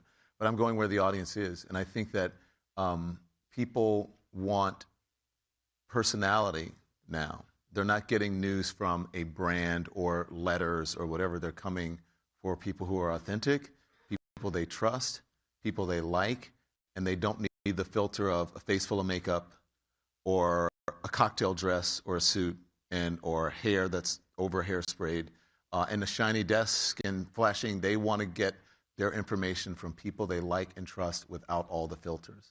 And so that's what I'm doing right now. I'm just leaning. I don't even have a desk anymore because I don't want that between me and my audience. No barrier. David? Were you thrown out? Did you write a newsletter when I wasn't thrown out, no. Very different path. Wasn't quite thrown. I was like pushed. No, I came more from the business world, actually, Yeah. and I saw a lot of my MBA colleagues becoming bankers, financial advisors, private equity people, and that did not appeal to me. So I was able to take a year and say, I'm going to try to see if this could be a viable business. And if it's not, maybe I'll end up as a financial advisor after all. And fortunately, for me, that didn't happen. And I started early enough that it's been interesting. You talk about the desk. There's been this transition where there are these communicators of authority and credibility that have really changed over time. Because there was a point when I started where if it didn't look like you were on a CNN set, there was an instant judgment from the audience that this is not credible. And that has really changed over time. In fact, to the point where audiences like mine and maybe some of yours, they see that kind of more traditional staid look and they say, this feels stuffy. I actually want something different. And I think that we've benefited from timing and also technologically widespread high-speed internet access, a 95% reduction in the cost of the audiovisual equipment that we used. All of those things happened for me at an incredibly convenient time where I was able to take a shot at this that would have been impossible 20, 30 years ago. My channel was stagnant when I started. I rented this big studio in Midtown and spent all this money on cameras and lights or whatever. And so it was fine, but it wasn't growing. And one day I said, you know what, I'm just going to sit in my living room in front of the fireplace. And I'm going to do a show every day called Live at 5. It wasn't new. Anyone remember Sue Simmons and Chuck Scarborough back in the 80s or whatever, 70s doing Live at 5. And that's when the audience started to grow. When I put on a sweatshirt and sat in front of my fireplace and just started talking, not at them, but kind of with them and taking the comments and doing stories that they were interested in doing. And that's when my channel started to grow. Do you have a sense of the demographics of your audience mix? What does it look like? My audience is heavily women, mostly women, but probably it's about 60% women, maybe even 70% women, the rest guys. The interesting thing is that people in traditional media, corporate media, they're constantly chasing the young demo, yeah, which is great because I do have a young demo, but I guess a blessing for me is coming from cable news where the demo is much older.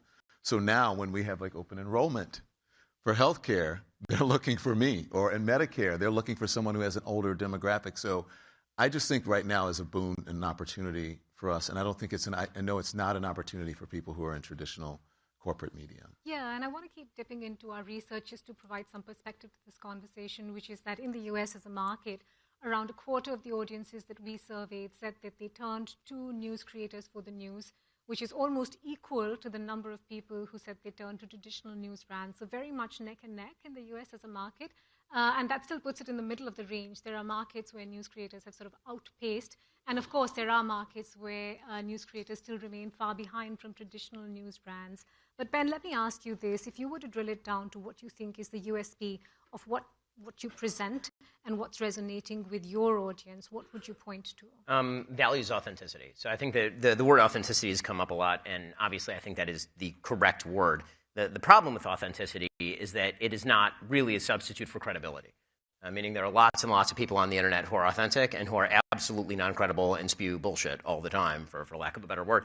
And their authenticity can be pure. I mean, absolutely pure. They absolutely believe the bullshit that they're spewing at any given time. And so if an audience links up with that, they're going to get a bunch of bad information. And so actually, I think that the sort of moral duty of people in our space is actually higher than maybe it would be in a system that has more checks and balances, like a major news network or some sort of outlet. And so something that I personally try to take very seriously is the idea that I do have an audience. I'm speaking to them. It's my job to make them smarter, not stupider. It's my job to provide them with some level of context and knowledge, and not just to say the things that may affirm their worldview, even if it feels good to them and feels good to me, and may even, in fact, be helpful to the numbers to sort of just reaffirm whatever the viewer wants to hear. How do you construct that firewall, if you will, of what sort of the rules of the game are, or what the moral rules are? And are you transparent about communicating that to the audiences? Is that something you sort of work at? I mean, sure. I mean, my audience, I think, has known me for a while. Again, I'd be sort of the legacy side of the new media because my company is now a decade old, which means it's actually one of the older new media companies in many ways. Because of that, I think that, as I said, my broadcasting and my coverage is refracted through a set of values. I prize my values more than I prize political victory. And so what that means is that I'm willing to call out my own side when I feel that that's necessary. I obviously am conservative. It means I'm going to be more critical of people who are on the left because I disagree with their ideas more. But I think that what my audience expects from me and would be disappointed in me if I did not do is speak the truth even when it applied to figures who are purportedly on quote-unquote our side. Sarah, talk to us a little bit about the platforms and this video storytelling, which happens even in sort of very audio native formats. It's still streaming live on YouTube while you're doing a podcast.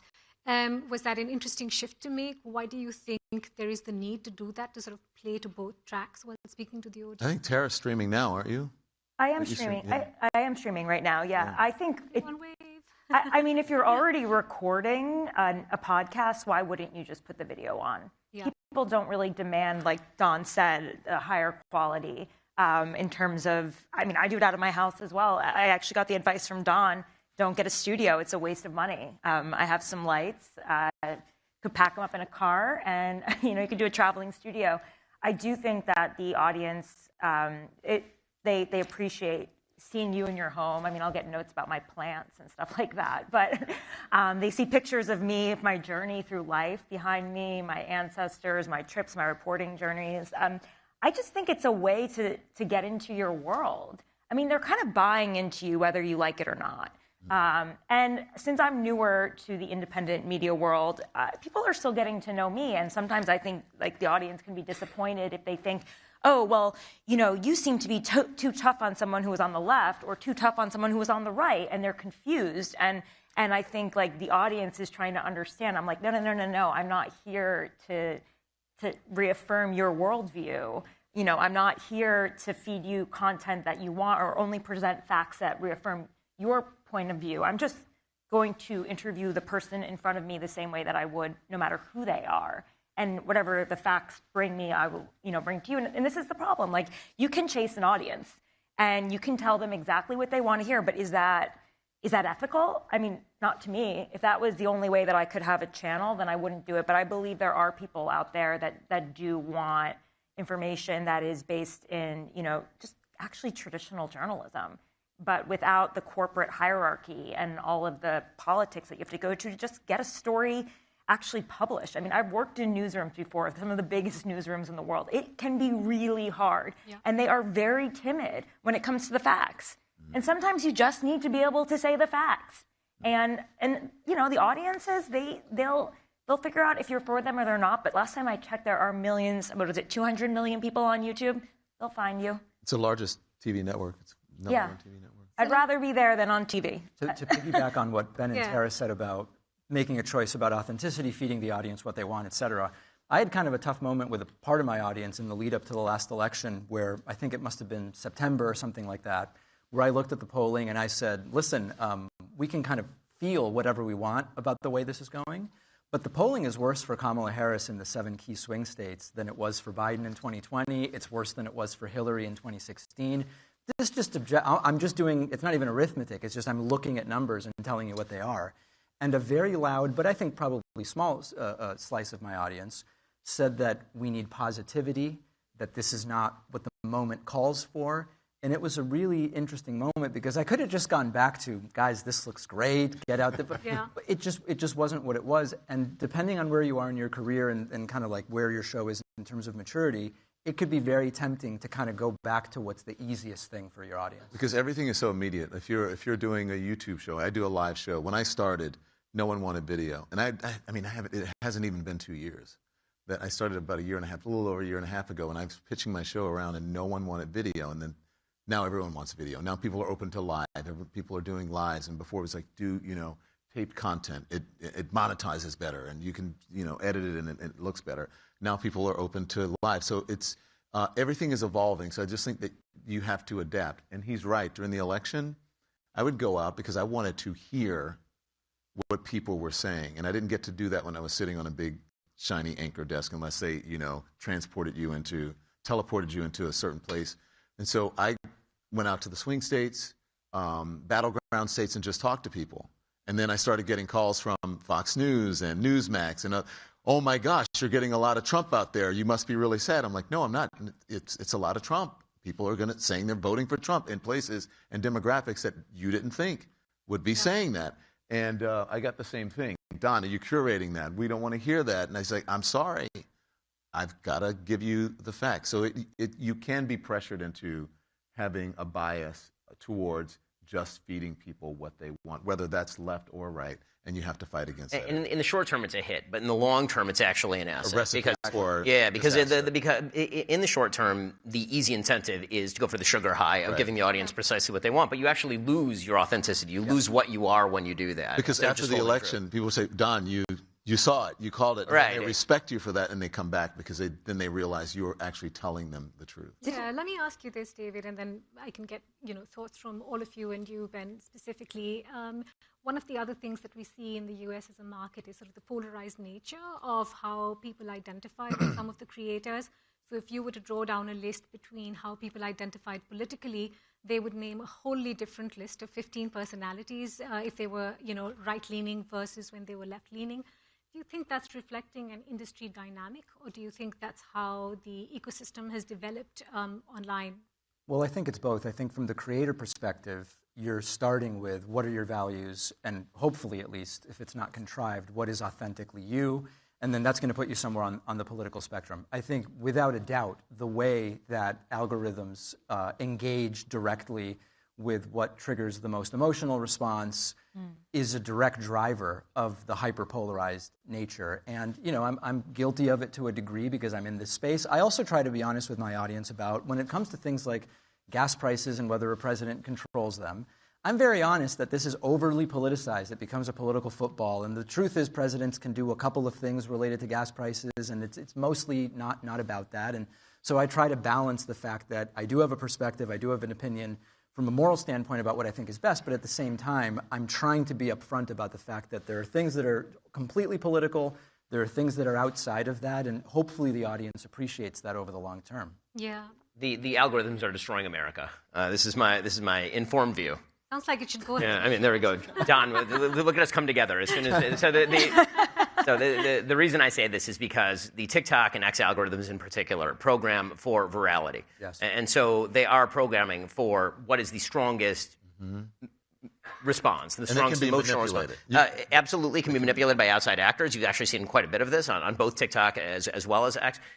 But people who are then in the real world use that as a substitute for polling, for example. So you see politicians, and if they get a lot of retweets, they think what they're saying is popular, and then they do more of it. And so you'll see it bleed over into the real world. Trends that you would never get if you just walked around and talked to normal humans suddenly start popping up when you talk around with normal humans because they've been watching it online and it's been really, really pushed. And so when people say, how do we get back to normal? My first recommendation is to do something that actually is the opposite of what our industry should be saying, which is get offline. Like actually turn off your phone and go to a place with actual human beings and have conversations with those people. And this is where I make my non-religious pitch. Everybody needs a form of Sabbath. You should get off your phone on Friday night. You should get back on your phone on Saturday night and just be completely disconnected from everything that's going on and be in a place where everybody who you know is bonding over values and over shared things. That the more online we are, the more polarized we are. And I think that's been the opposite of the way that we viewed politics for decades in the country. The more informed you are, the better the electorate's going to be. And it turns out that because our informational ecosystem is so polluted and because it is actually programming to the id inside all of us, what that means is that probably the more time you're spending on X or the more time you're spending on TikTok, maybe the less informed you are, and also the more polarized you are, and the more out of touch with reality you are. That's true. People think that they live on. I have a producer who lives on Twitter. And every time I ask him for something, he goes to Twitter. And I said, do you ever do research other than Twitter? Touch some grass. Yeah, touch some grass. But I do. It's interesting that, Ben, you say that because I do every single day. I tell people, because I go live at 10 and 5, and I tell them between that, they can be informed without being inundated. They can read. And until then, I tell them, until I see you at 5 o'clock, turn the TV off.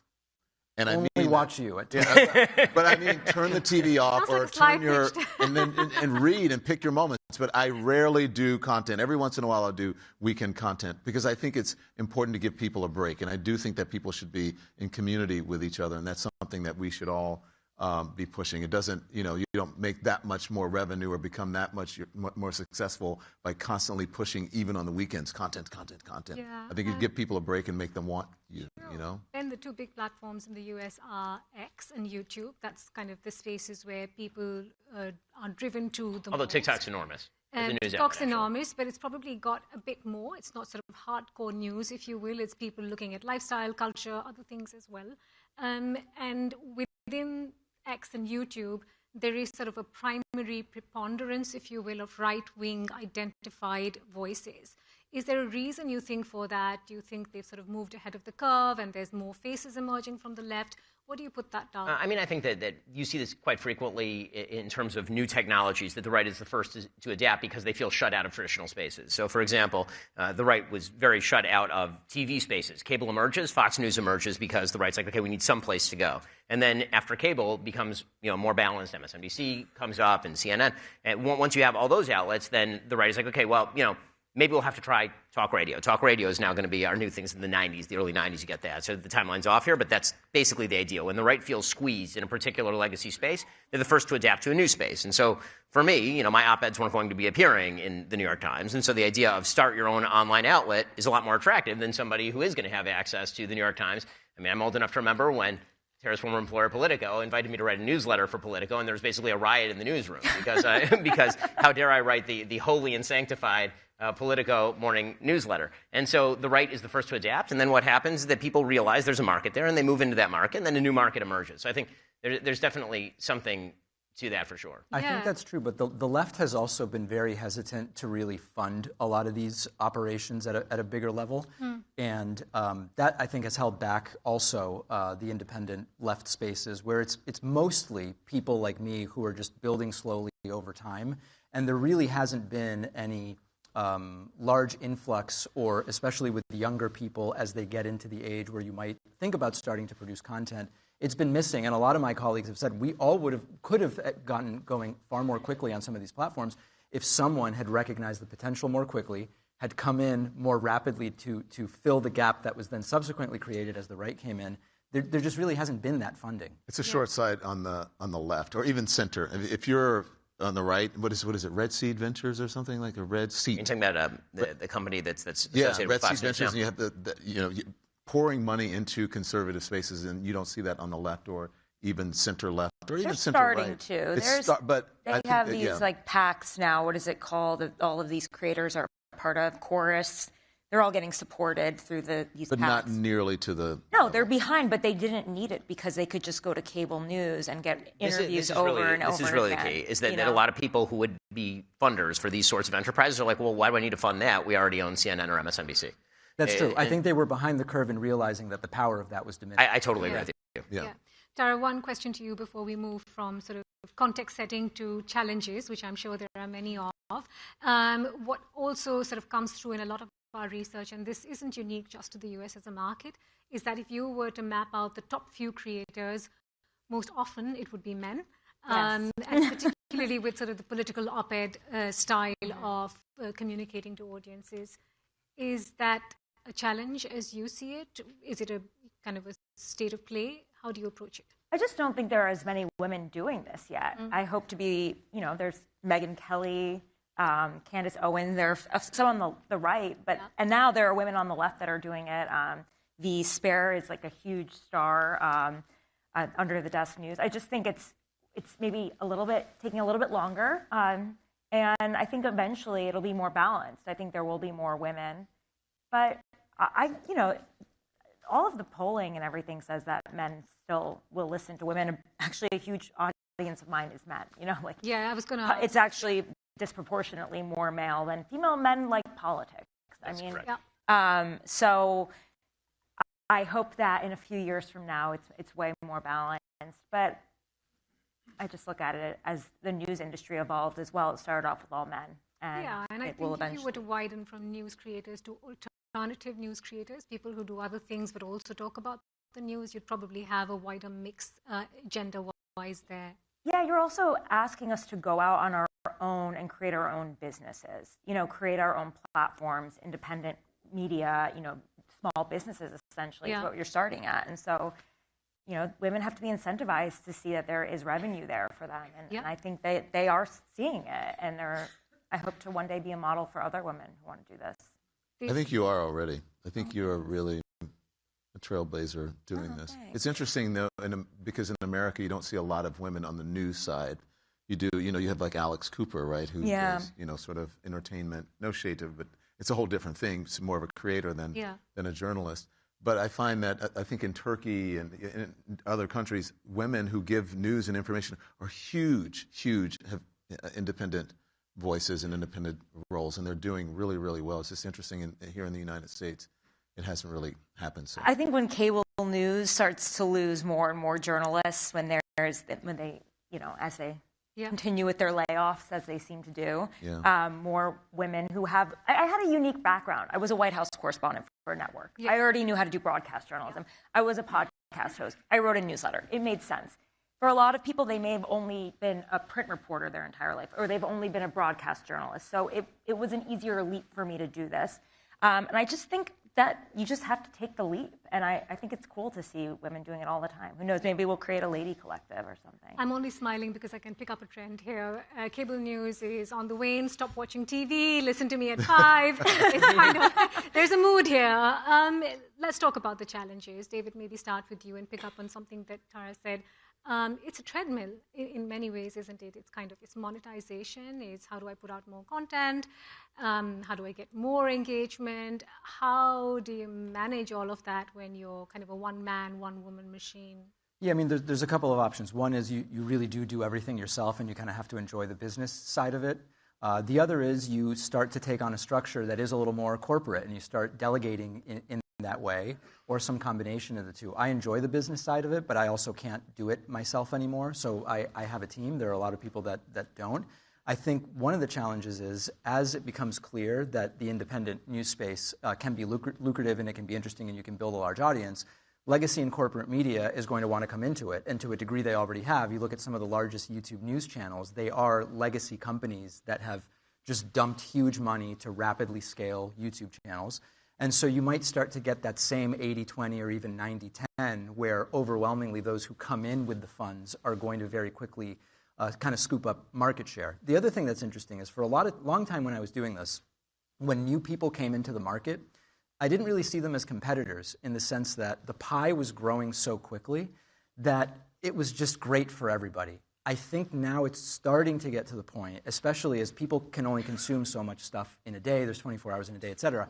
It's less clear to me now. I do think the spaces are starting to get a little bit more crowded, where there's more of a shift between creators rather than we're just growing the pie at the same time that everybody's getting their slice. So I don't know where that goes in the next 5 to 8 years. Don, you want I don't know either. I don't look at people as competitors either. It's interesting because I would look at the folks on other networks when I was in traditional media as competitors. But, we support each other. Tara's on my channel all the time. If she invites me to do something, I'll do it. I can call people. I use my own Rolodex as, instead of a booker, and I get people to come on who have their own independent channels, and we support each other. In some ways, is it because you don't have the framework or structure or support that a traditional or legacy news organization could give you, that it's scrappy, of course, but you need to sort of hold each other close? Yeah, and in terms of what you said about creating the channel, creating channels and legacy media, I don't think that they really had gotten that. I shouldn't probably give away the secret that they don't need to use so many resources to do what they do, because I put on coverage. Jim Acosta, Joy Reid, and I did coverage of 2 different things: a huge protest and I forget what the other event was, and we did it with my small team, which is a team of 4 people doing it. Tara was part of it and we didn't have to have 30 producers and a writer and a control room and all of those things.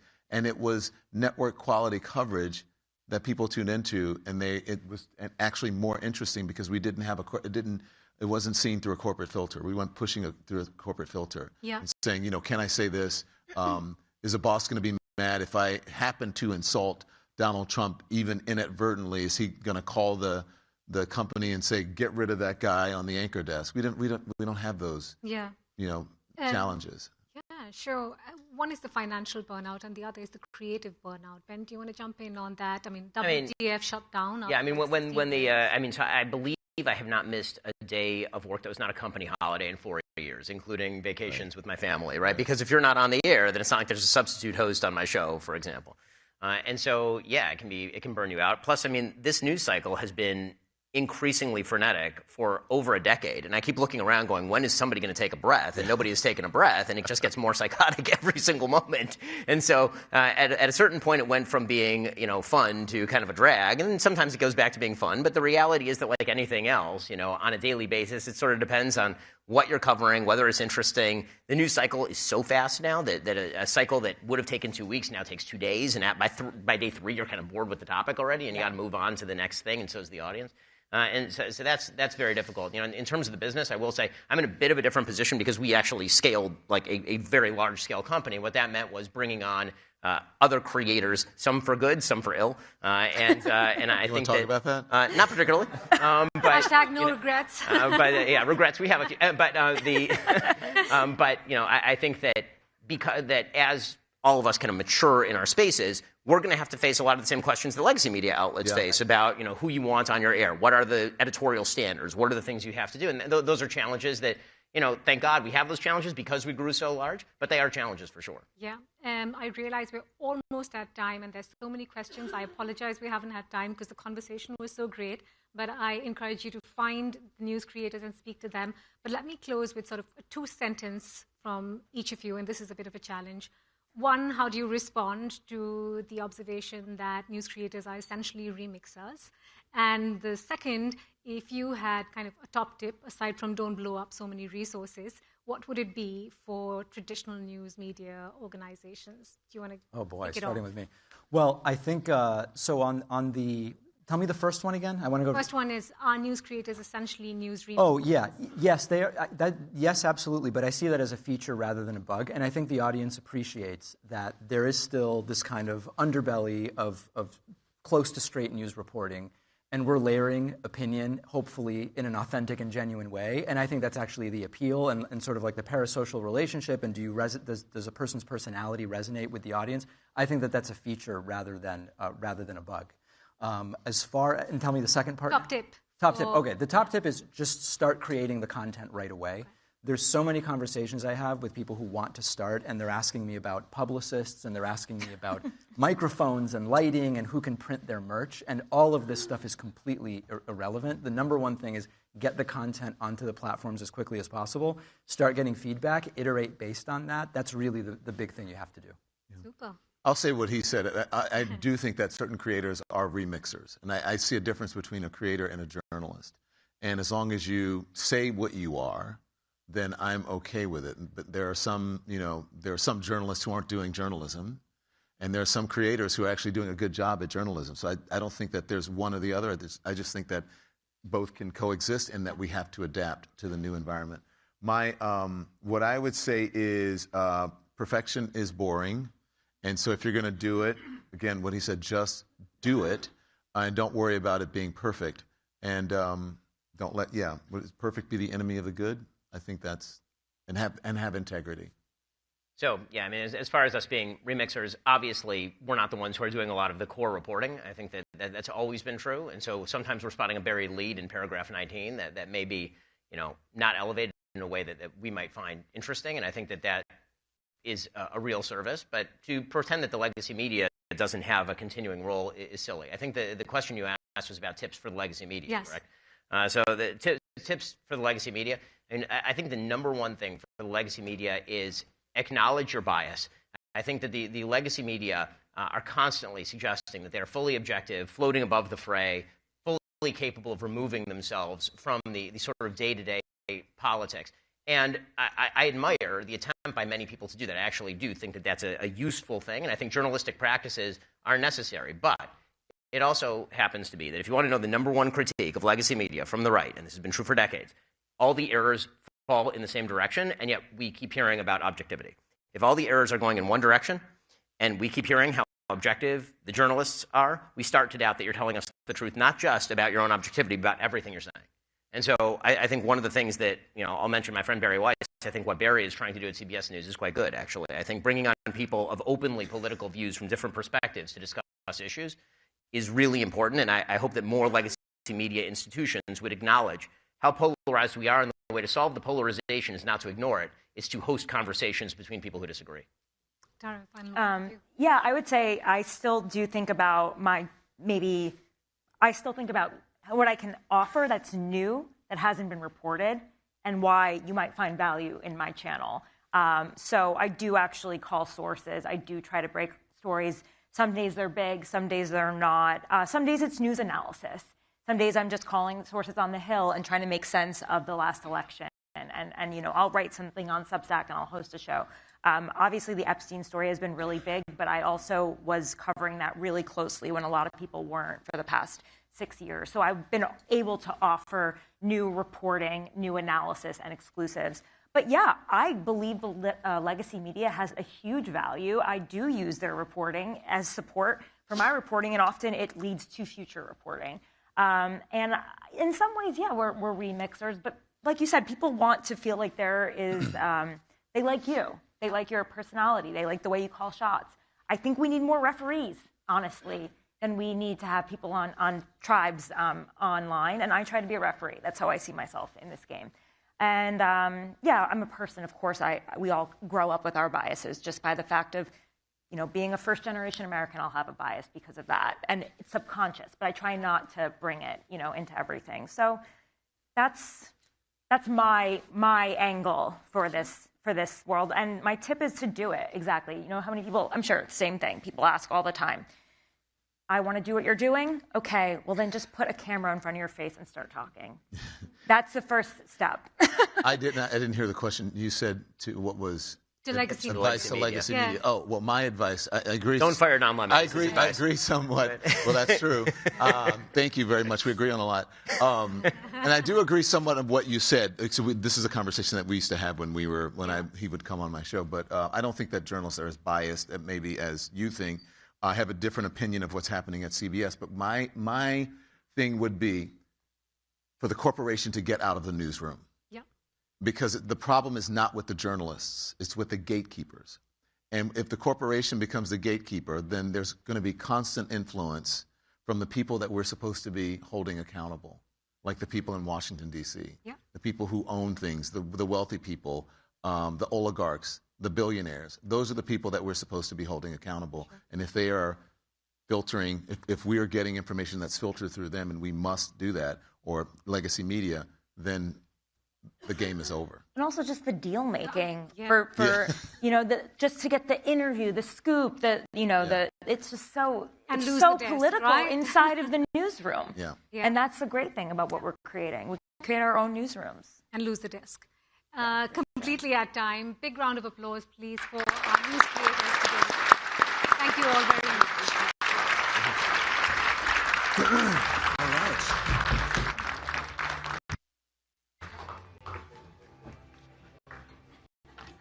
Wow, amazing discussion, everyone. I want to mention that the Reuters journalists have to adhere to the Reuters trust principles, which is something that, having come from many years as a broadcast journalist behind an anchor desk, has been very impressive to me. And I would even point out, I spoke to a newly appointed reporter who covers the beauty beat. She can't even receive like an eyeshadow for free. That's how committed we are to making sure that we are free and fair in our reporting.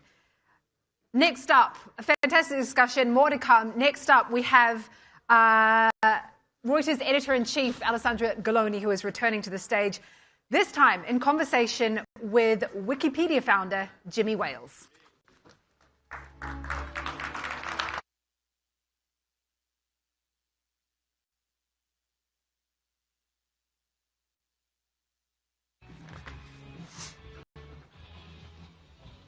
Hello again. Hey, hello. Not again for the first time. Not again for you, but again for me. Feels different in the afternoon rather than the first thing in the morning. Jimmy, thank you so much for joining us today. I mean, obviously, Jimmy needs no introduction, founder of Wikipedia, and also the author of a new book, The 7 Rules of Trust. which is being translated into 20 languages. And in this book, Jimmy uses his experience of 25 years of Wikipedia to, in a sense, reverse engineer or decipher what the ingredients of trust are. And one of the things that's interesting about this book is you're reminded how different the world is in just 25 years. 25 years ago, when you founded Wikipedia, you would never think of stepping into a car with a total stranger. You wouldn't give your credit card, to a site to buy something, and God forbid you would not hand over your home to a perfect stranger. And yet now, Amazon, Uber, Airbnb are part of everyday life. So, the world has really changed, and this book kind of tries to distill what it is that is the basis of trust in human relationships, in corporate relationships, and in society.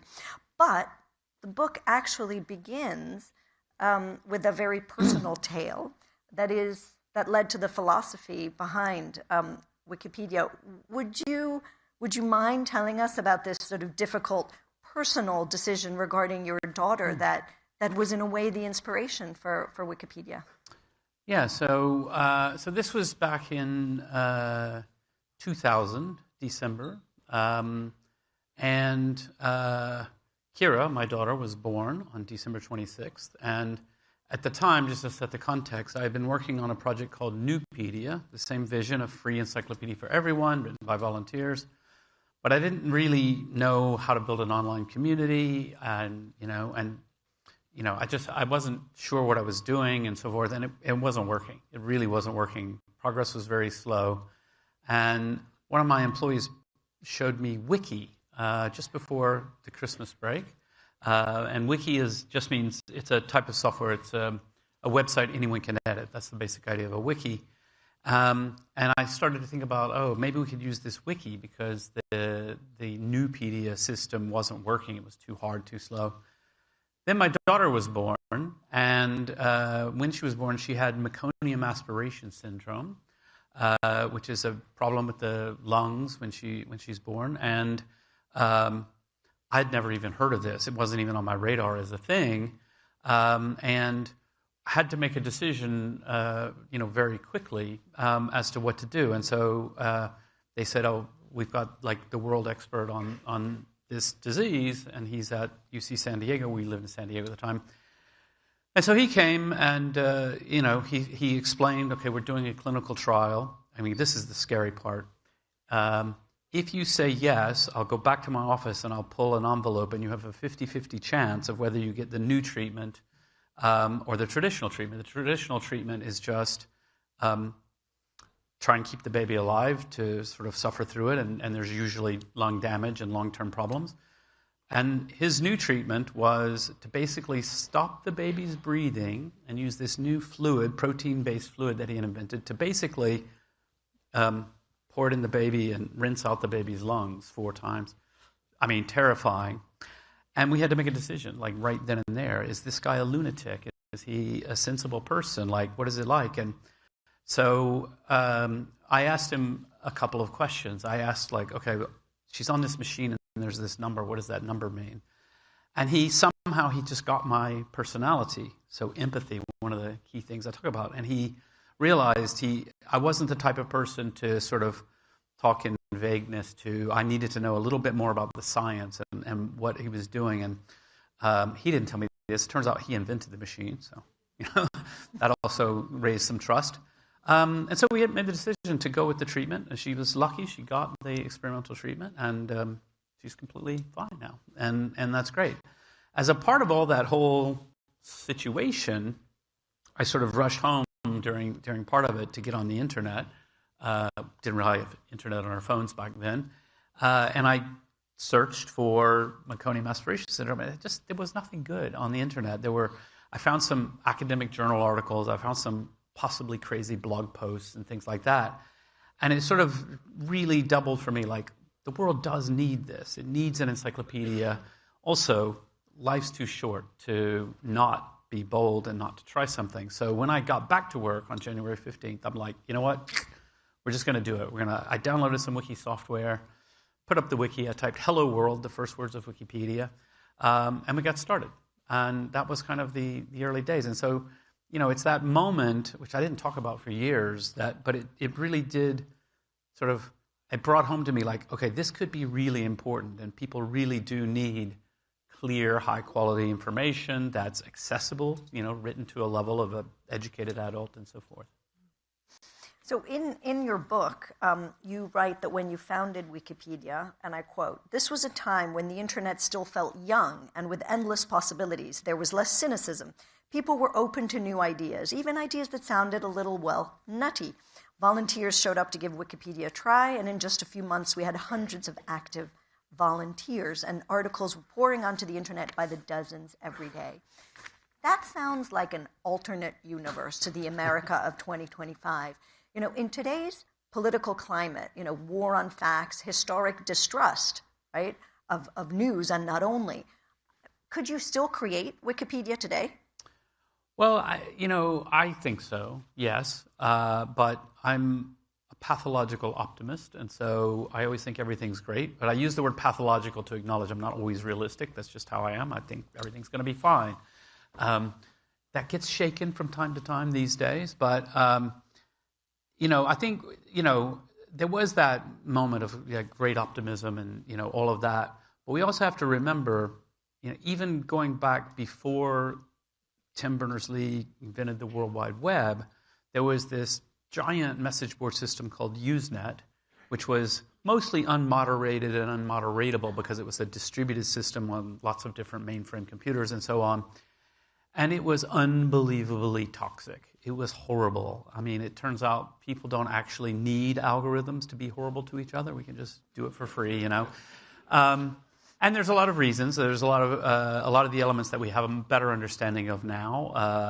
Anonymity doesn't always lead to toxicity, but it is a component often.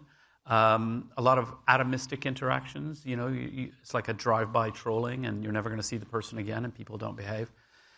So, there was that moment of great optimism, but you could already see, actually the internet could be a horrible place as well.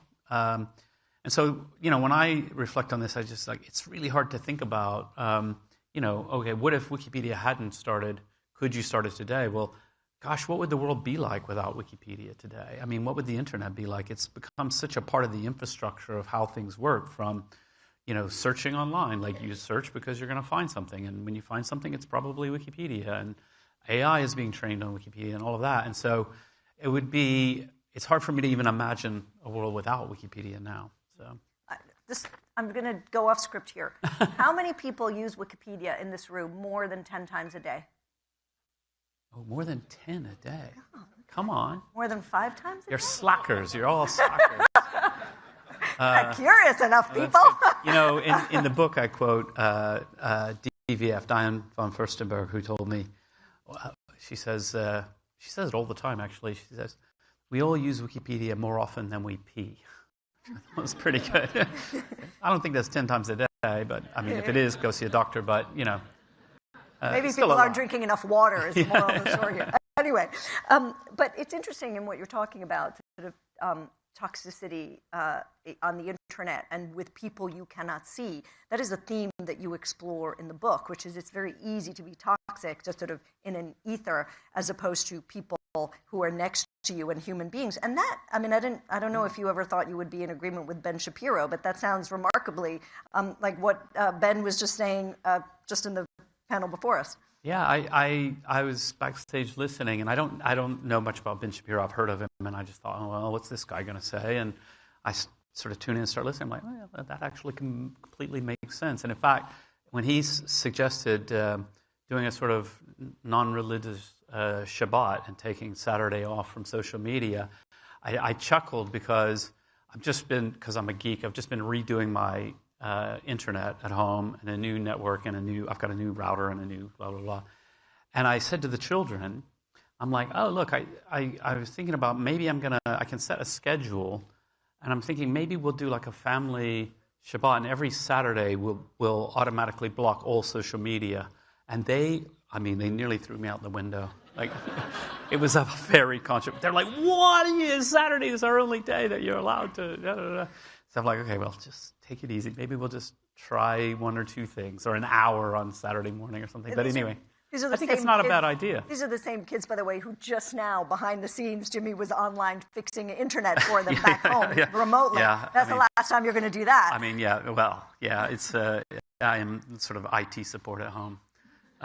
Once my wife was on a call with Sadiq, the mayor of London, and her internet was messing up, and so Jimmy, come and help with the internet. And I'm like, oh, hi, Sadiq, I'm just IT support, So.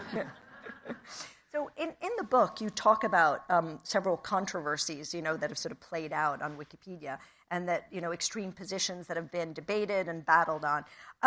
But one thing I found interesting is you say that often it's not the biggest, most controversial issues, like, I don't know, like abortion or, big ticket, hot ticket issues that get the most off kilter because, and this proves your point about community, lots of people pile in and there's a balancing out. It's the smaller, sort of more obscure topics that become these big issues. What is the most controversial debate that was the most instructive to you and that played out on Wikipedia? I mean, there's one that I think not many Wikipedians would actually remember, but I remember it very well because it caused me to think about things in a slightly new way. Someone said to me, oh, you've got to go look at this article because there's a massive fight and it's been brewing for a week and people are really getting upset and so on. And it was about a particular breed of dog. And it was a breed of dog that has not been recognized by the American Kennel Association or whatever it's called. But some people are trying to get it recognized as a breed, and some people think it's nonsense and it shouldn't be recognized. And anyway, these people were having a huge fight. And I went in and I'm like, this is really unusual. And what was unusual is as I looked through it, I was like, oh, I don't see anybody I know. I don't see any regular Wikipedians. And, the people who are real regulars at Wikipedia, who are there all the time, they're quite good at conflict resolution and trying to calm people down, talking about policy, talking about, it's not up to Wikipedia to decide this issue, so what you need to do is write fairly about the controversy and so on. And I thought, oh, that it's really interesting because where did these people come from? Turns out they came from, I don't know, I don't remember now. It wouldn't have been Twitter. This was too early on for that, but some dog forum somewhere. And it's like, oh, people don't automatically come to Wikipedia understanding what it is. And we still see this today. Like, it's very common. Somebody will sort of launch an attack on us on Twitter or somewhere, and then all these people rush in, and oftentimes they're just completely confused about what they're doing, and they're completely misguided about how to talk to people and how to sort of think about these issues. And, like the classic kind of example is, I can't believe Wikipedia has an article about this person. We hate this person. Let's get their article deleted. We'll go and start a vote, and we'll all vote and get it deleted. And the way we vote in Wikipedia is we call it a not vote. It's like we don't vote. We have these discussions that look something like a vote, but when when somebody comes to close it, they actually just look and they say, are there policy-based reasons being given and all of that? And so you can come and say, delete, this person's a jerk, and whoever's closing it will go like, that's not a reason. In Wikipedia, like, there's a lot of jerks, and they're, Adolf Hitler, he was a jerk, and he's listed in Wikipedia, so that's not really how you do it. And so it is like this, there's nothing automatic that happens if you get people to come and work on something. It does take a lot of ideas, a lot of philosophy, a lot of coaching, and people do get it. Actually, people get quite enthusiastic about it because finally it's like, oh, we're not just going to bash each other? Great. Actually, that sounds a lot more interesting. I think I heard Ben Shapiro talking about the need for, a diversity of opinions and discussions and discourse as opposed to just whacking at each other. It's very instructive, even though it was about a silly dog breed. Yeah, exactly. So, I shouldn't say a silly dog breed because half of that group. You're going to get into trouble for that. Clearly, Ben Shapiro has made an impression here. But Wikipedia has often been the target of conservative critics. right-wing influencers, many sort of Republican congresspeople, accusing it of being too liberal, accusing you of being too liberal. How do you respond to that? Yeah, so I mean, I think broadly, if you, like when Elon says that we're Wikipedia and that the site's been hijacked by left-wing activists, this is just not true. Like, I know the Wikipedians, they're mostly like super nerdy people, not particularly political and so on and so forth. And so broadly, no. However, my sort of approach to this is to say, like, okay, anytime we get a criticism, our response shouldn't be just to be defensive and say, no, we're neutral. No. We should say, okay, let's talk about it. Let's help us figure out how do we improve? Like, where have we got it wrong? What are the issues that we may have? And, some of it can be, I mean, the way Elon puts things is always a little dramatic. But when he says things like, Wikipedia just reflects mainstream propaganda, I'm like, that's a really odd pair of words to put together, mainstream propaganda. But if you say, gee, the media broadly may have a left-leaning bias. Lots of people think that.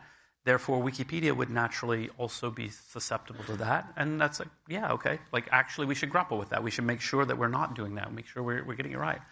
Then there are other cases where, in the case of really difficult emotional conflict in the wider world, then obviously it's harder for people to be sort of that calm, reflective, neutral Wikipedian because it's really personal. So I think you wouldn't be surprised if you sort of looked very closely at Ukrainian Wikipedia, and probably it's a little bit more negative about Russia than it might have been otherwise, and that's just human. That doesn't mean I think that's okay, and I don't think the Ukrainian Wikipedia shouldn't just go crazy and start bashing Russia everything. But you can understand it, like it's human. And so it takes time. I mean, when we've had Wikipedia volunteers killed in the war, probably on both sides. I don't know about Russians. But actually, the community tends to do a pretty good job, even under those tough circumstances. But that's where it gets really hard. We're going to come to some of the questions from the audience, but let's just quickly turn to AI. You and members of your organization have complained about AI models that are training off the backs of sources, like Wikipedia. And in your case, it's almost like a double whammy because humans are contributing information to Wikipedia, and you have an infrastructure that can handle traffic when there are spikes, as there's huge interest in one topic. But when you have bots crawling, not only are they taking information from those people who have voluntarily, given it, but also it costs you to manage that spike in traffic. Mm-hmm. So, and you're having to pay for that. I know you've signed a deal with Google, which now pays you. Are you working on other deals with the big tech? Yeah, we are. So we've got our enterprise product, which you can buy a feed from Wikipedia. We actually have the ability to clean it up a bit, so it's sort of more trusted volunteers. The most recent edit might be vandalism, so we give you the most recent edit, that sort of thing we can do. And, part of the argument with them, so everything in Wikipedia is open source, freely licensed. And so, it's not like we're in a different position from publishers who also have a lot of copyright concerns. For us, it's really, okay, it's freely licensed, but one of the requirements is attribution. Also, just from an ethical point of view, attribution is really important. Like we teach teenagers this. It's like, oh, you use something, you should put a footnote and say where you got your information from. Like, that's important. And the large language models are pretty bad at attribution. But also that traffic spike thing is actually worth just going a little bit deeper into because it is kind of interesting. So the way humans, use Wikipedia and big traffic spikes that we get are typically to very famous articles that are in the news at that moment. So we just put out the list of most read articles in Wikipedia for 2025. I mean, I guess to date, because we don't know what people are going to read in the next few weeks. And number one, Charlie Kirk. So Charlie Kirk would not have been in the top. He would have been, he's a known person and all that, but obviously spike up after his tragic assassination. But that was like millions of people all coming to read the same page, which means we generate the page once, we hold it in memory, and we just fire it out. It doesn't cost us a huge amount. Whereas the AI bots that are crawling Wikipedia are going across the entirety of the site, reading obscure pages, which means we have to go to the database, construct the page, compute what it's going to look like, send it out. So we have to have more servers, we have to have more RAM and memory for caching that stuff.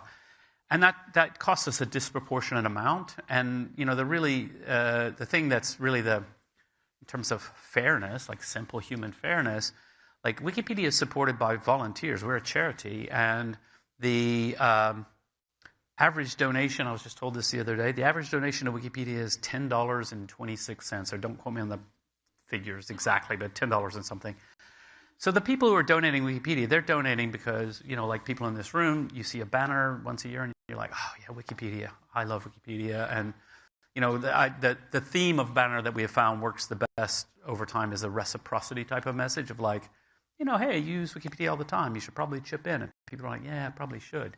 So then they cough up their $10. And, well, those people aren't donating money. They're donating to support Wikipedia. They're not donating to subsidize OpenAI, costing us a ton of money. Like, that doesn't feel fair, even though it's fine if they want to use the content and all of that. So we're just kind of saying to them, and so far... Yeah, so what are you doing? I mean, what's the legal action or stopping the crawling? We're very nice, and we're very relaxed, and we, we're slow and... Until you get angry. And kind. Then you better watch out, like the Incredible Hulk.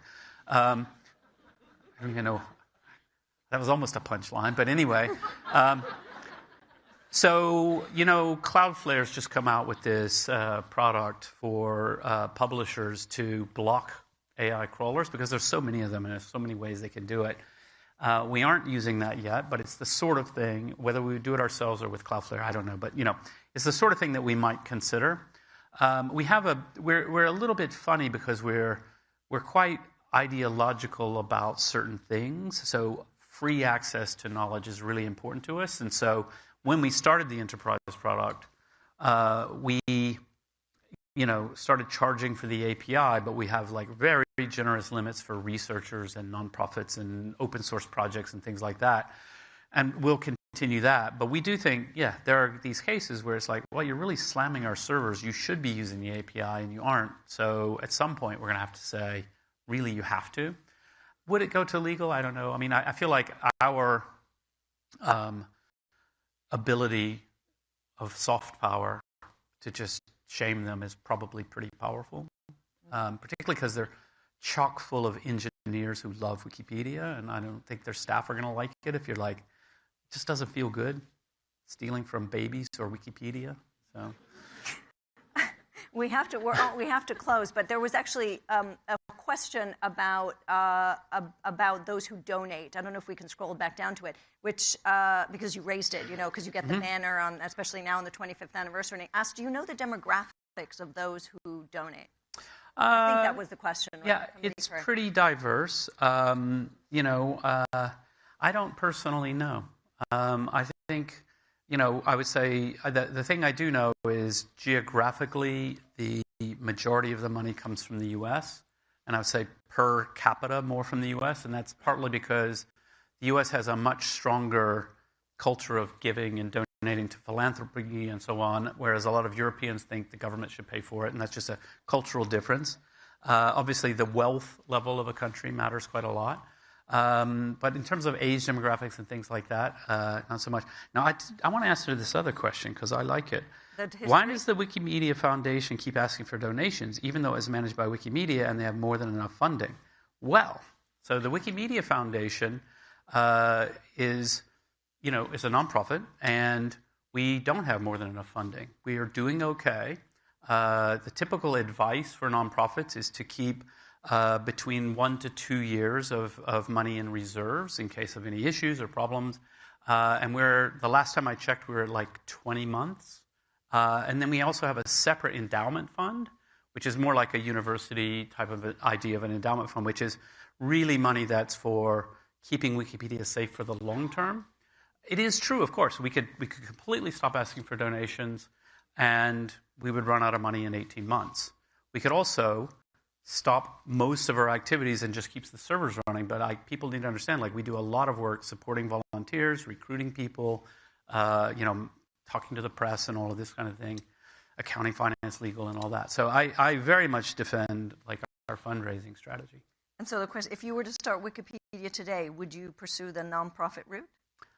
I think so, yeah. I mean, it's an interesting thing. I used to joke when people would ask me this, reporters would ask me this, I would joke and say, well, it was either the smartest thing or the dumbest thing I ever did. And then there were a couple of headlines, Jimmy really regrets putting it in a nonprofit, but I'm like, that's not my point. It was a joke, I think Wikipedia is something that I hope will be remembered, in 500 years, people will look back on this time and they will say, ooh, that was a pretty horrible time, and people were really mean to each other at the beginning of the internet, but there was this one group of people, and they were doing something really nice, and they were working together, and they argued a lot, but they tried to do the right thing, and I think that's great. I mean, I think it's really a wonderful thing to be a part of, and so, yeah. Well, then the perfect way to end. Unfortunately, we're out of time. Thank you. Okay. Thank you so much. Thank you. Okay, thank you.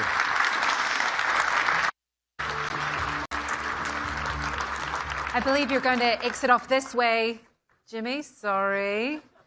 I did a quick wiki, actually, to try and find out what that dog breed was that was so controversial, and I couldn't find it. ChatGPT reckons pit bull. No, okay, we're going to have to do a little bit more of a deep dive on that one.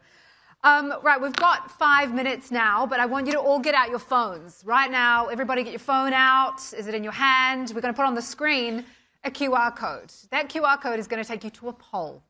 And that poll is necessary because we've got some very important questions to ask you. Right, first off, everyone. Phones out, QR code up. There we go. It's going to take you to the Reuters Events app. It's going to take you straight to this poll, and it's going to give us the poll answers in real time. So first off, the first question, is your business better or worse off now compared to a year ago?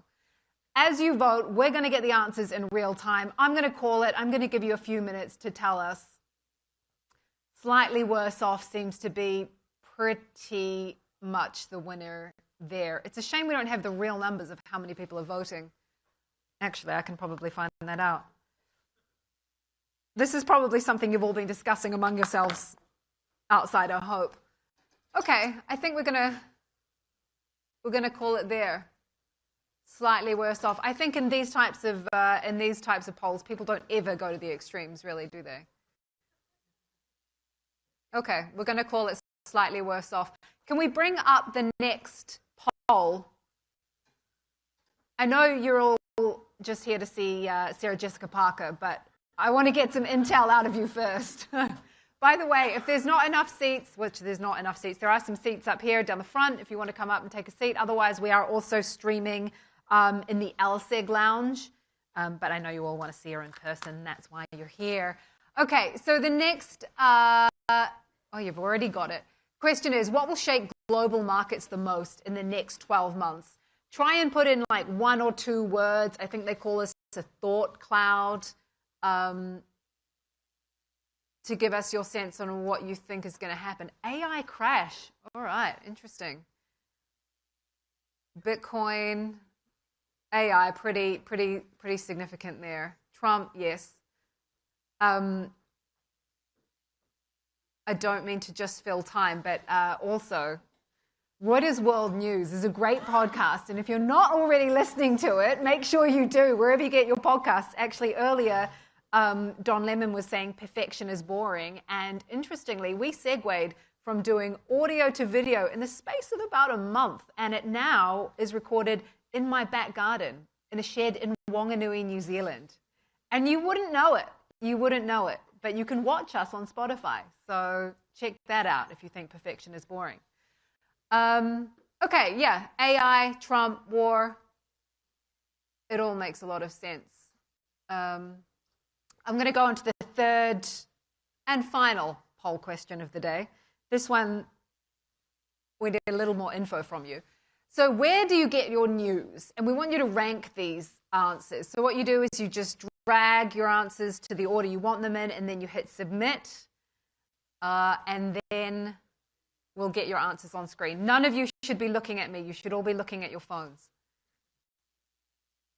which brings me to another point when I think it was Don saying, we don't want to see cocktail dresses or over hairsprayed hair. I was kind of like, oh, God. Okay. Am I in the wrong place?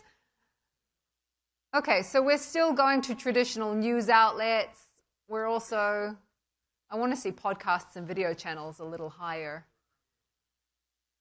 But it makes sense, traditional news outlets, that we also want, trust in our news. Okay, we're almost ready. Yeah, traditional news outlets. I think we're going to call that as the winner. Fantastic. Thank you all for participating. Give yourselves a round of applause. Thank you. I appreciate it. Before we move on to our new session, our last session, a few reminders. We have drinks in the gallery at 5:10 in the Grand Gallery, so please join us for that. Tomorrow we have a packed agenda again. We've got NBC Universal Chairman Perlina Igbokwe and the producer of The Good Stuff and Parks and Rec. If you're interested in that, if you like that show, I love it, Mike Schur. We've got discussions on the geopolitics of space. We're talking about luxury, how that market is expanding. Is it AI ethics?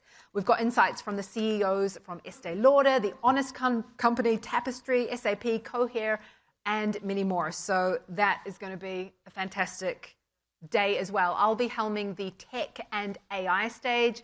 So that's everything dedicated to those two things. Sure to be a really interesting morning. We wrap up there at about 2 p.m. tomorrow, I believe. But without further ado, I'd like to welcome to the stage someone who feels like a very good friend of mine from the amount of time we've spent together, but I'm on one side of a screen and she's on the other. So we have actor, producer, publisher, and businesswoman Sarah Jessica Parker alongside Reuters editor-in-chief Alessandra Galloni.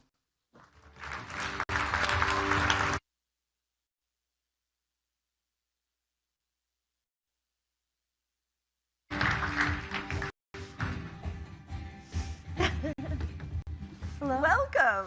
Thank you. Thank you for having me. What a treat to have you here. We'll see how you feel afterwards. Oh, yeah, we'll see. Well, I'll see. So, obviously, Sarah Jessica needs no introduction, but those of you who have been living under a rock for the past many years, Sarah Jessica Parker is an actor, entrepreneur, book publisher, Booker Prize judge, film director, style icon, and mother of three. I didn't miss something. Three, but not a film director, just a producer. Producer. But, yes. And of course, books are a major character in Sex and the City. Yes. Basically by the end of the sequel, which finished this year, Carrie Bradshaw, the main character, has written 7 books and spends a lot of her time in the series writing, admiring the smell of old library books, attempting and failing to get married in the New York Public Library. Yes. So books are a big theme in Sex and the City. Yes. And so in a way, it's fitting that your first foray into documentary production, right?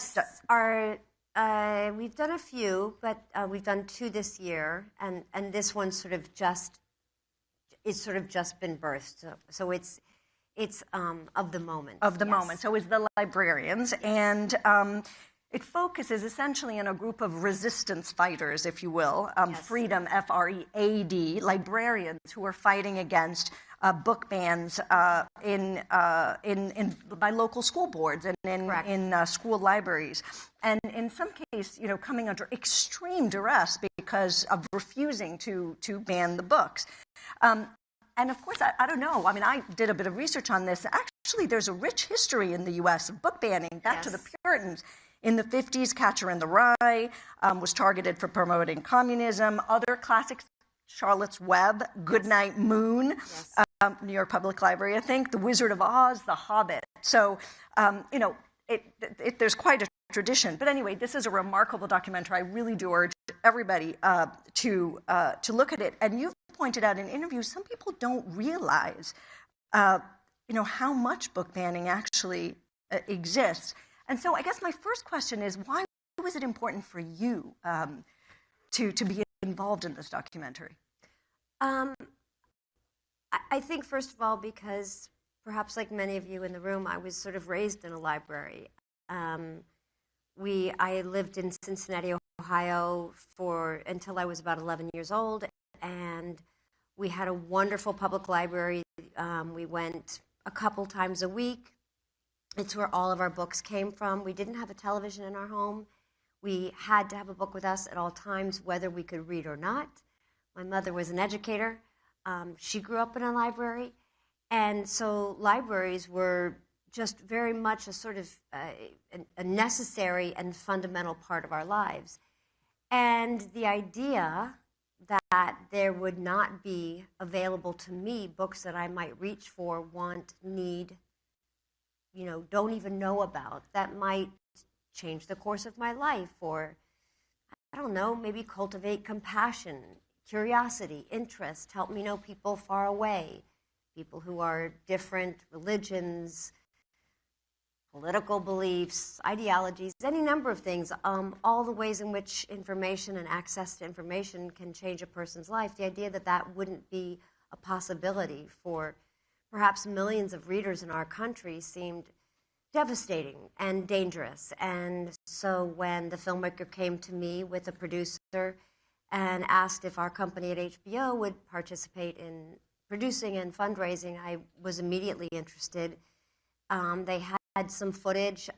There was a representative in Texas in the State House who, a man named, I think his name is Representative Krause, who had released a list of, I believe it was 850 or 880 books that he deemed inappropriate and therefore was banning from public school libraries. And it was at that point that these librarians in Texas got together and decided on their own, in the face of, yes, danger, personal risk, professional risk, to fight for the fundamental right for freedom of information. And thus the story began. It took us across the country back and forth to the state of New Jersey, to Florida, every place in between. And I think the film probably finished, it was edited and done by December 9th of last year. And in that time, there's only been more book bans in our country. I think as recently, fairly recently in Tennessee, with the exceptions of Nashville and Knoxville, we have some pretty draconian book bannings happening. One of the things that's remarkable about this documentary is the books that are actually banned, and because many of them are children's books, so we're talking about schools, right? And cartoons even. And I was struck by the Diary of Anne Frank. Can you tell us what the issue was with the graphic novel of the Diary of Anne Frank? I think there was something that they deemed explicit in her entries in her diary. I think just about her own feelings about her body or the way she felt about another person in hiding with her, if I recall correctly. I don't want to get that wrong because it's too important. But that might illustrate how insignificant this kind of idea is. If it's not something that I can recall specifically enough to say correctly here today, I think that kind of indicates how we're deconstructing books and deciding that what is inappropriate for you is therefore inappropriate for me. And I think, the irony, or perhaps that's not the right word, the thing that most confounds me is that nobody is pressing these books into anybody's hands. We're not forcing anybody to read a book. We're not, no librarian that I've ever met, and certainly I've met many librarians at this point just through, the work on this movie. No one's forcing anybody to read a book. It's the availability of the book. And that's what I think we all thought was kind of who we were as a country. This idea of access to freedom, the freedom to read and know other people and perhaps know ourselves better. I think in the documentary, if I recall correctly, and I may be wrong here, there is an image from the Diary of Anne Frank of Anne, and you see her back, but she's in a garden, and there's that's right. classical and I think there's kind of Michelangelesque statues or something, naked. Yes, and they're interpreting that as lewd. Is it? Yes, something like that. I think that was I think you have to question the person who's seen something like that. Maybe that's the concern. I don't know. I mean, I think it's fair to say that many institutions right now in the United States are coming under attack. I mean, as we discussed, libraries, universities, cultural centers, the press. I mean, what concerns you about this? You know, is it a concern, and why? Where to begin? There's a laundry list of concerns. Cultural institutions, it's problematic because, you know, when you start defining what is art and what's appropriate, and then you threaten dollars, and you threaten access, and you threaten what can be produced and how, and the kind of language that can be used, not just on stage or on a canvas, but the way we talk about it. I just think it's really dangerous, and I think it doesn't allow us to be this rich culture that we should be. I mean, cultural institutions are one very specific thing. Nonprofits are one specific thing. University, it's so complex that I don't want to take a stab at all the ways in which it's been handled poorly. And I think in some instances there are people that might, you know, that have concerns for probably legitimate reasons that they think are sensitive and compassionate, humane. I think it's the way in which we've gone about talking about it, and I think maybe one of the most consequential concerns is the way in which we just talk to each other. That there's, you know, that everything is black and white. That the nuance and the hardest parts of things are not being discussed. And my experience as a parent, as an employee, as an employer, as a sibling, as a daughter is like the most productive things come from that part in the middle, you know, where things are much more complex. But that's not the way we're talking about any of this. And it's not been helpful to students. It's not been helpful to academia. It's not been helpful to institutions. It's not been helpful, you know, to what we, you know, I don't know. I think we were a country that like exported a lot of really exciting things, and art being among them. And I think it's just really limiting people. People are afraid. People are afraid in classrooms. Professors are afraid. Artists are afraid. And it just feels like it's paralyzed us. And I just think it's going to take a long time to course correct. And I don't know how one begins to do that. I'm not equipped, but I'm worried. Yeah. I mean, in the documentary, the librarians who were standing up against these book bans, one of them, in fact, her face is obscured. You know, they talk of online abuse. They talk of these horrible things, you know, being said to them, taking precautions. There's this one of the librarians talks about having her brother sleep, I think, near her door because she was afraid. And then their lives have been threatened. Right. And so was this a consideration in the making of the documentary, you know, how to keep the subject safe, but also the maker? I mean, you were involved in it, the director. I never felt that I was on the front lines and in danger, but certainly everybody wanted to do anything possible to, you know, to keep them safe. I think documentaries are that very peculiar thing where you can't impose yourself on a subject. But if anything, I'm certain if anything had ever felt dangerous or unsafe or threatening in some way, everybody would have been there to provide the kind of shelter that would be required to keep those subjects safe. But I think it really is a portrait of how very real these threats are. And in many instances, inside their own communities, they didn't have support. They didn't have support even if they had just been, you know, awarded best librarian, not just in the county, but in the state. All of a sudden, they were alone with nobody speaking up on their behalf and allowing them to be called all sorts of unthinkable names. Yeah, Amanda's just had a fairly big apology. I'm not sure if anyone's aware of that, if you were aware of that, but one of the most egregious threats and most kind of libelous attacks was recently settled. I believe she settled for $1. and an apology from somebody, which I think was more important to her than a financial windfall, which I think is it says a lot. Says a lot about her character. Yeah. Yeah. And what has been the reception been? So I think you're presenting it this evening. Yeah, there's screenings everywhere. It was just accepted as an Oscar contender, which is wonderful, and we're very, very proud. It's all because of these extraordinary librarians. So there's a screening this evening. We'll do lots of screening for Oscar voters. And then it will premiere. It's been in theaters and it was held over here for 3 weeks in New York City at Film Forum. And then I think it's going to be available on Independent Lens on PBS. If PBS can keep their funding, but they will.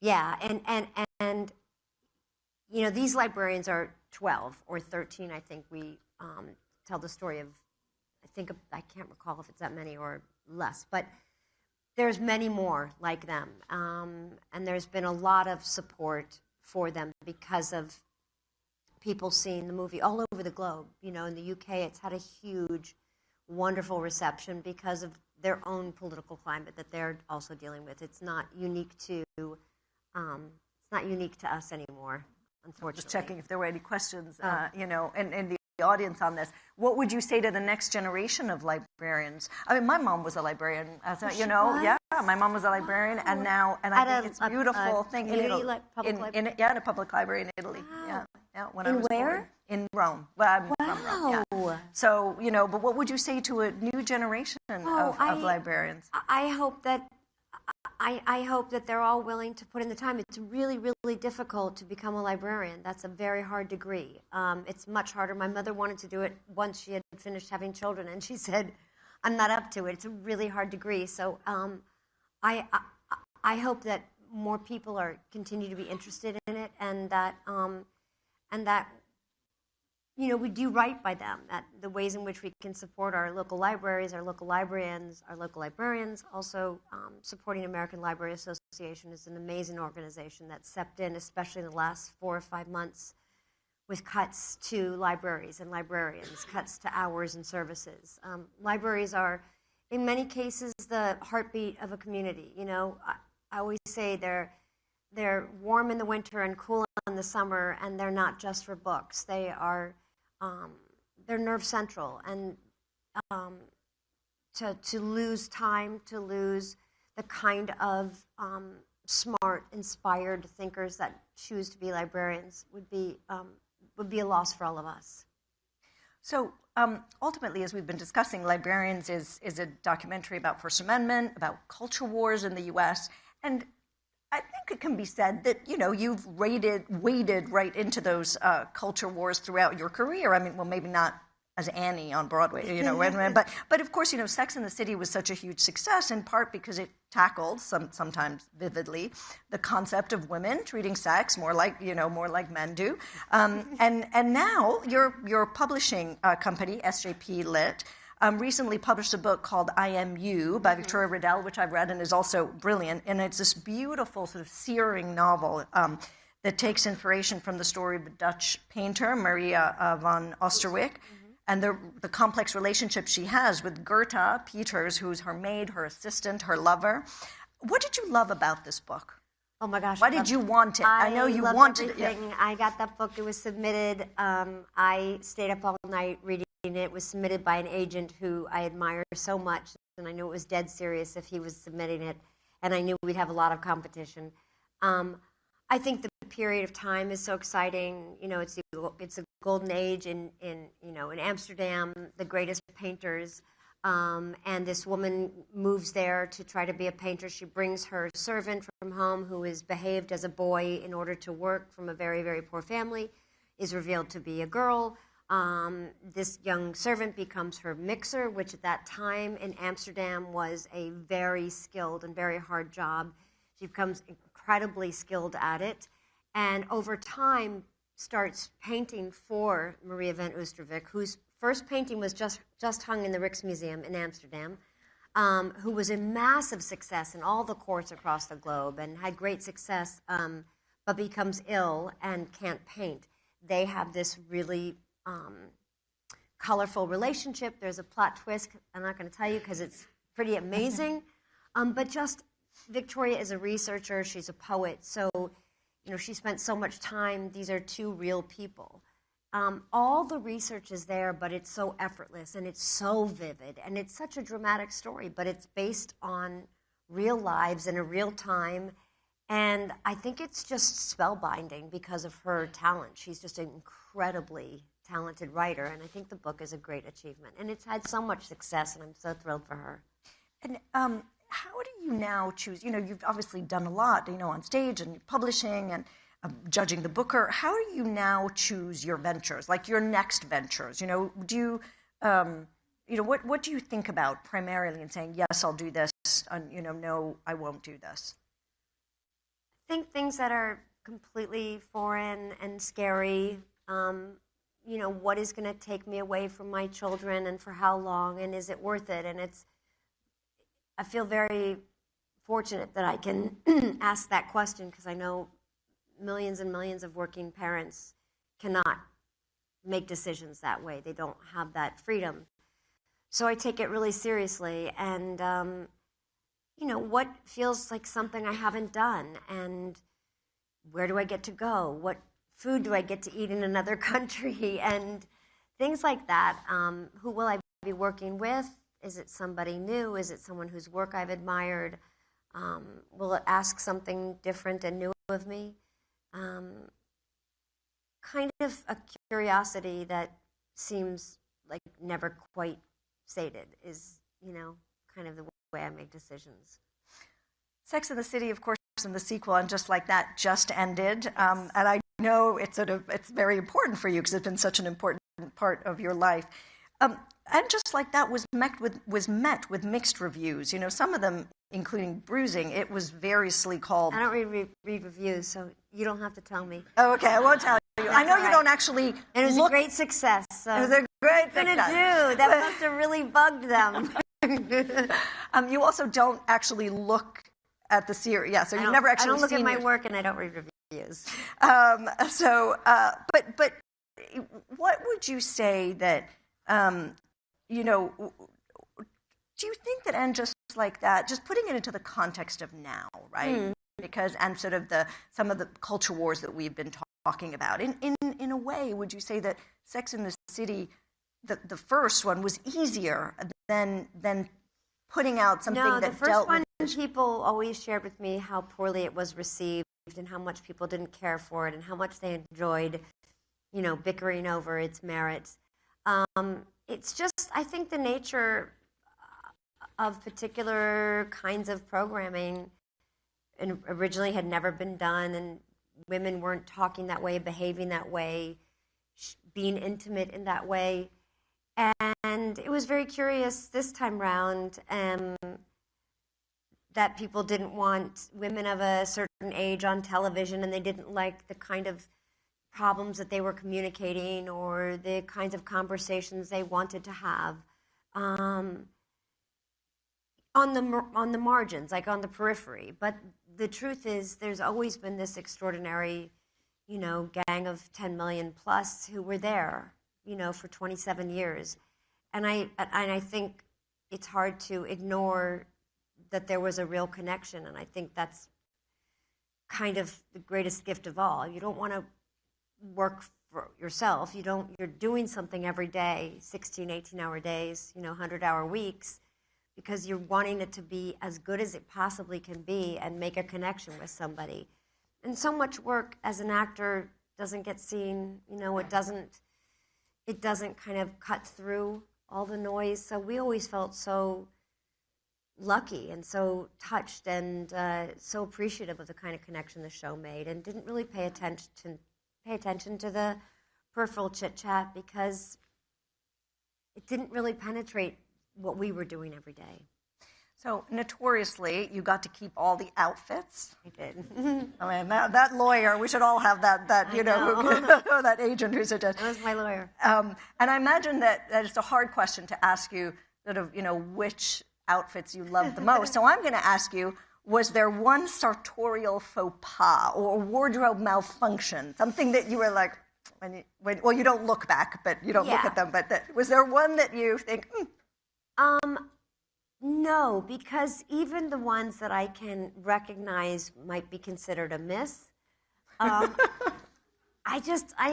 loved all of it. It was such a wonderful circus, and those fittings were 4 hours, 5 hours long, at wrap at 2 a.m, and there was so much that was interesting and yet to be done, and new ideas. And so, if you did something that was ridiculous, who cares? I mean, Carrie loved fashion. She had a fever relationship with all of it.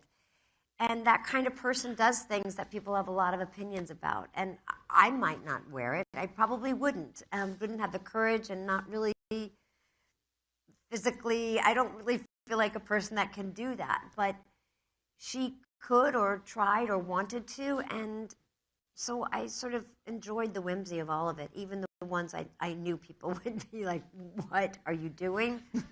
I didn't care.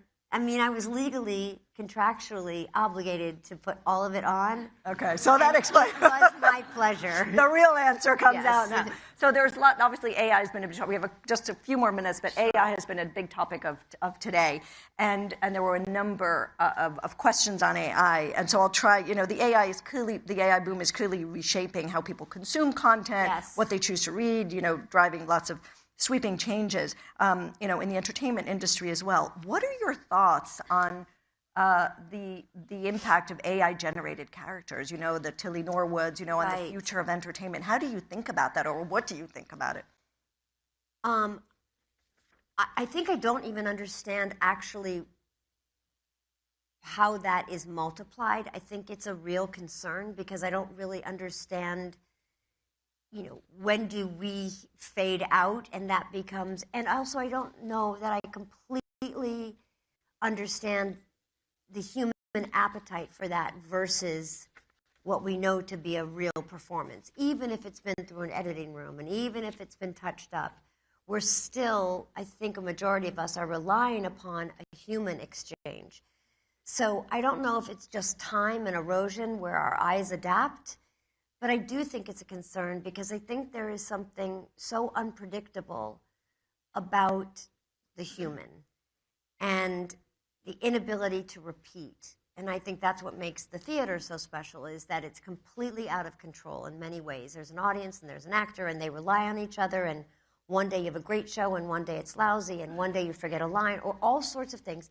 And even on film, even though I know that there's so much now that can be fixed and made prettier or better or tighter or faster, there is still this human element. And when we talk about the movies that we love, we typically talk about the performances by great, great actors or brilliantly funny actors. And I'm not sure yet that AI will be able to replicate that kind of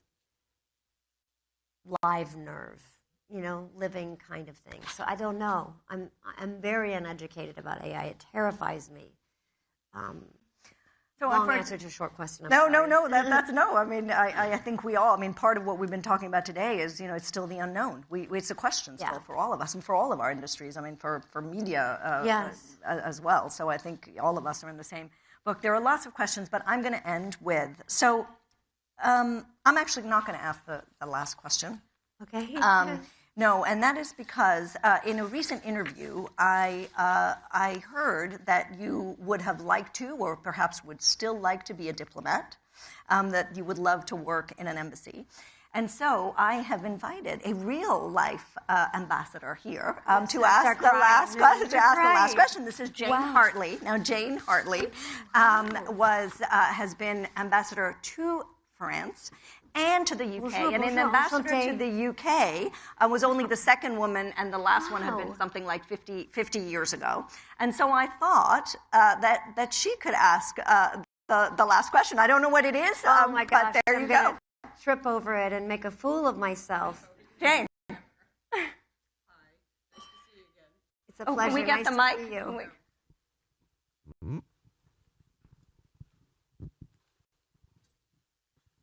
We're not going to discuss Russia and Ukraine. We're not going to discuss. It's easy. By the way, I was the second ambassador in the UK. I was the second ambassador in the United Kingdom, and after we had one for about a year, 50 years ago, and I was the second ambassador in France also. Woman ambassador. Second woman, and only 3 people ever have done both France and the United Kingdom.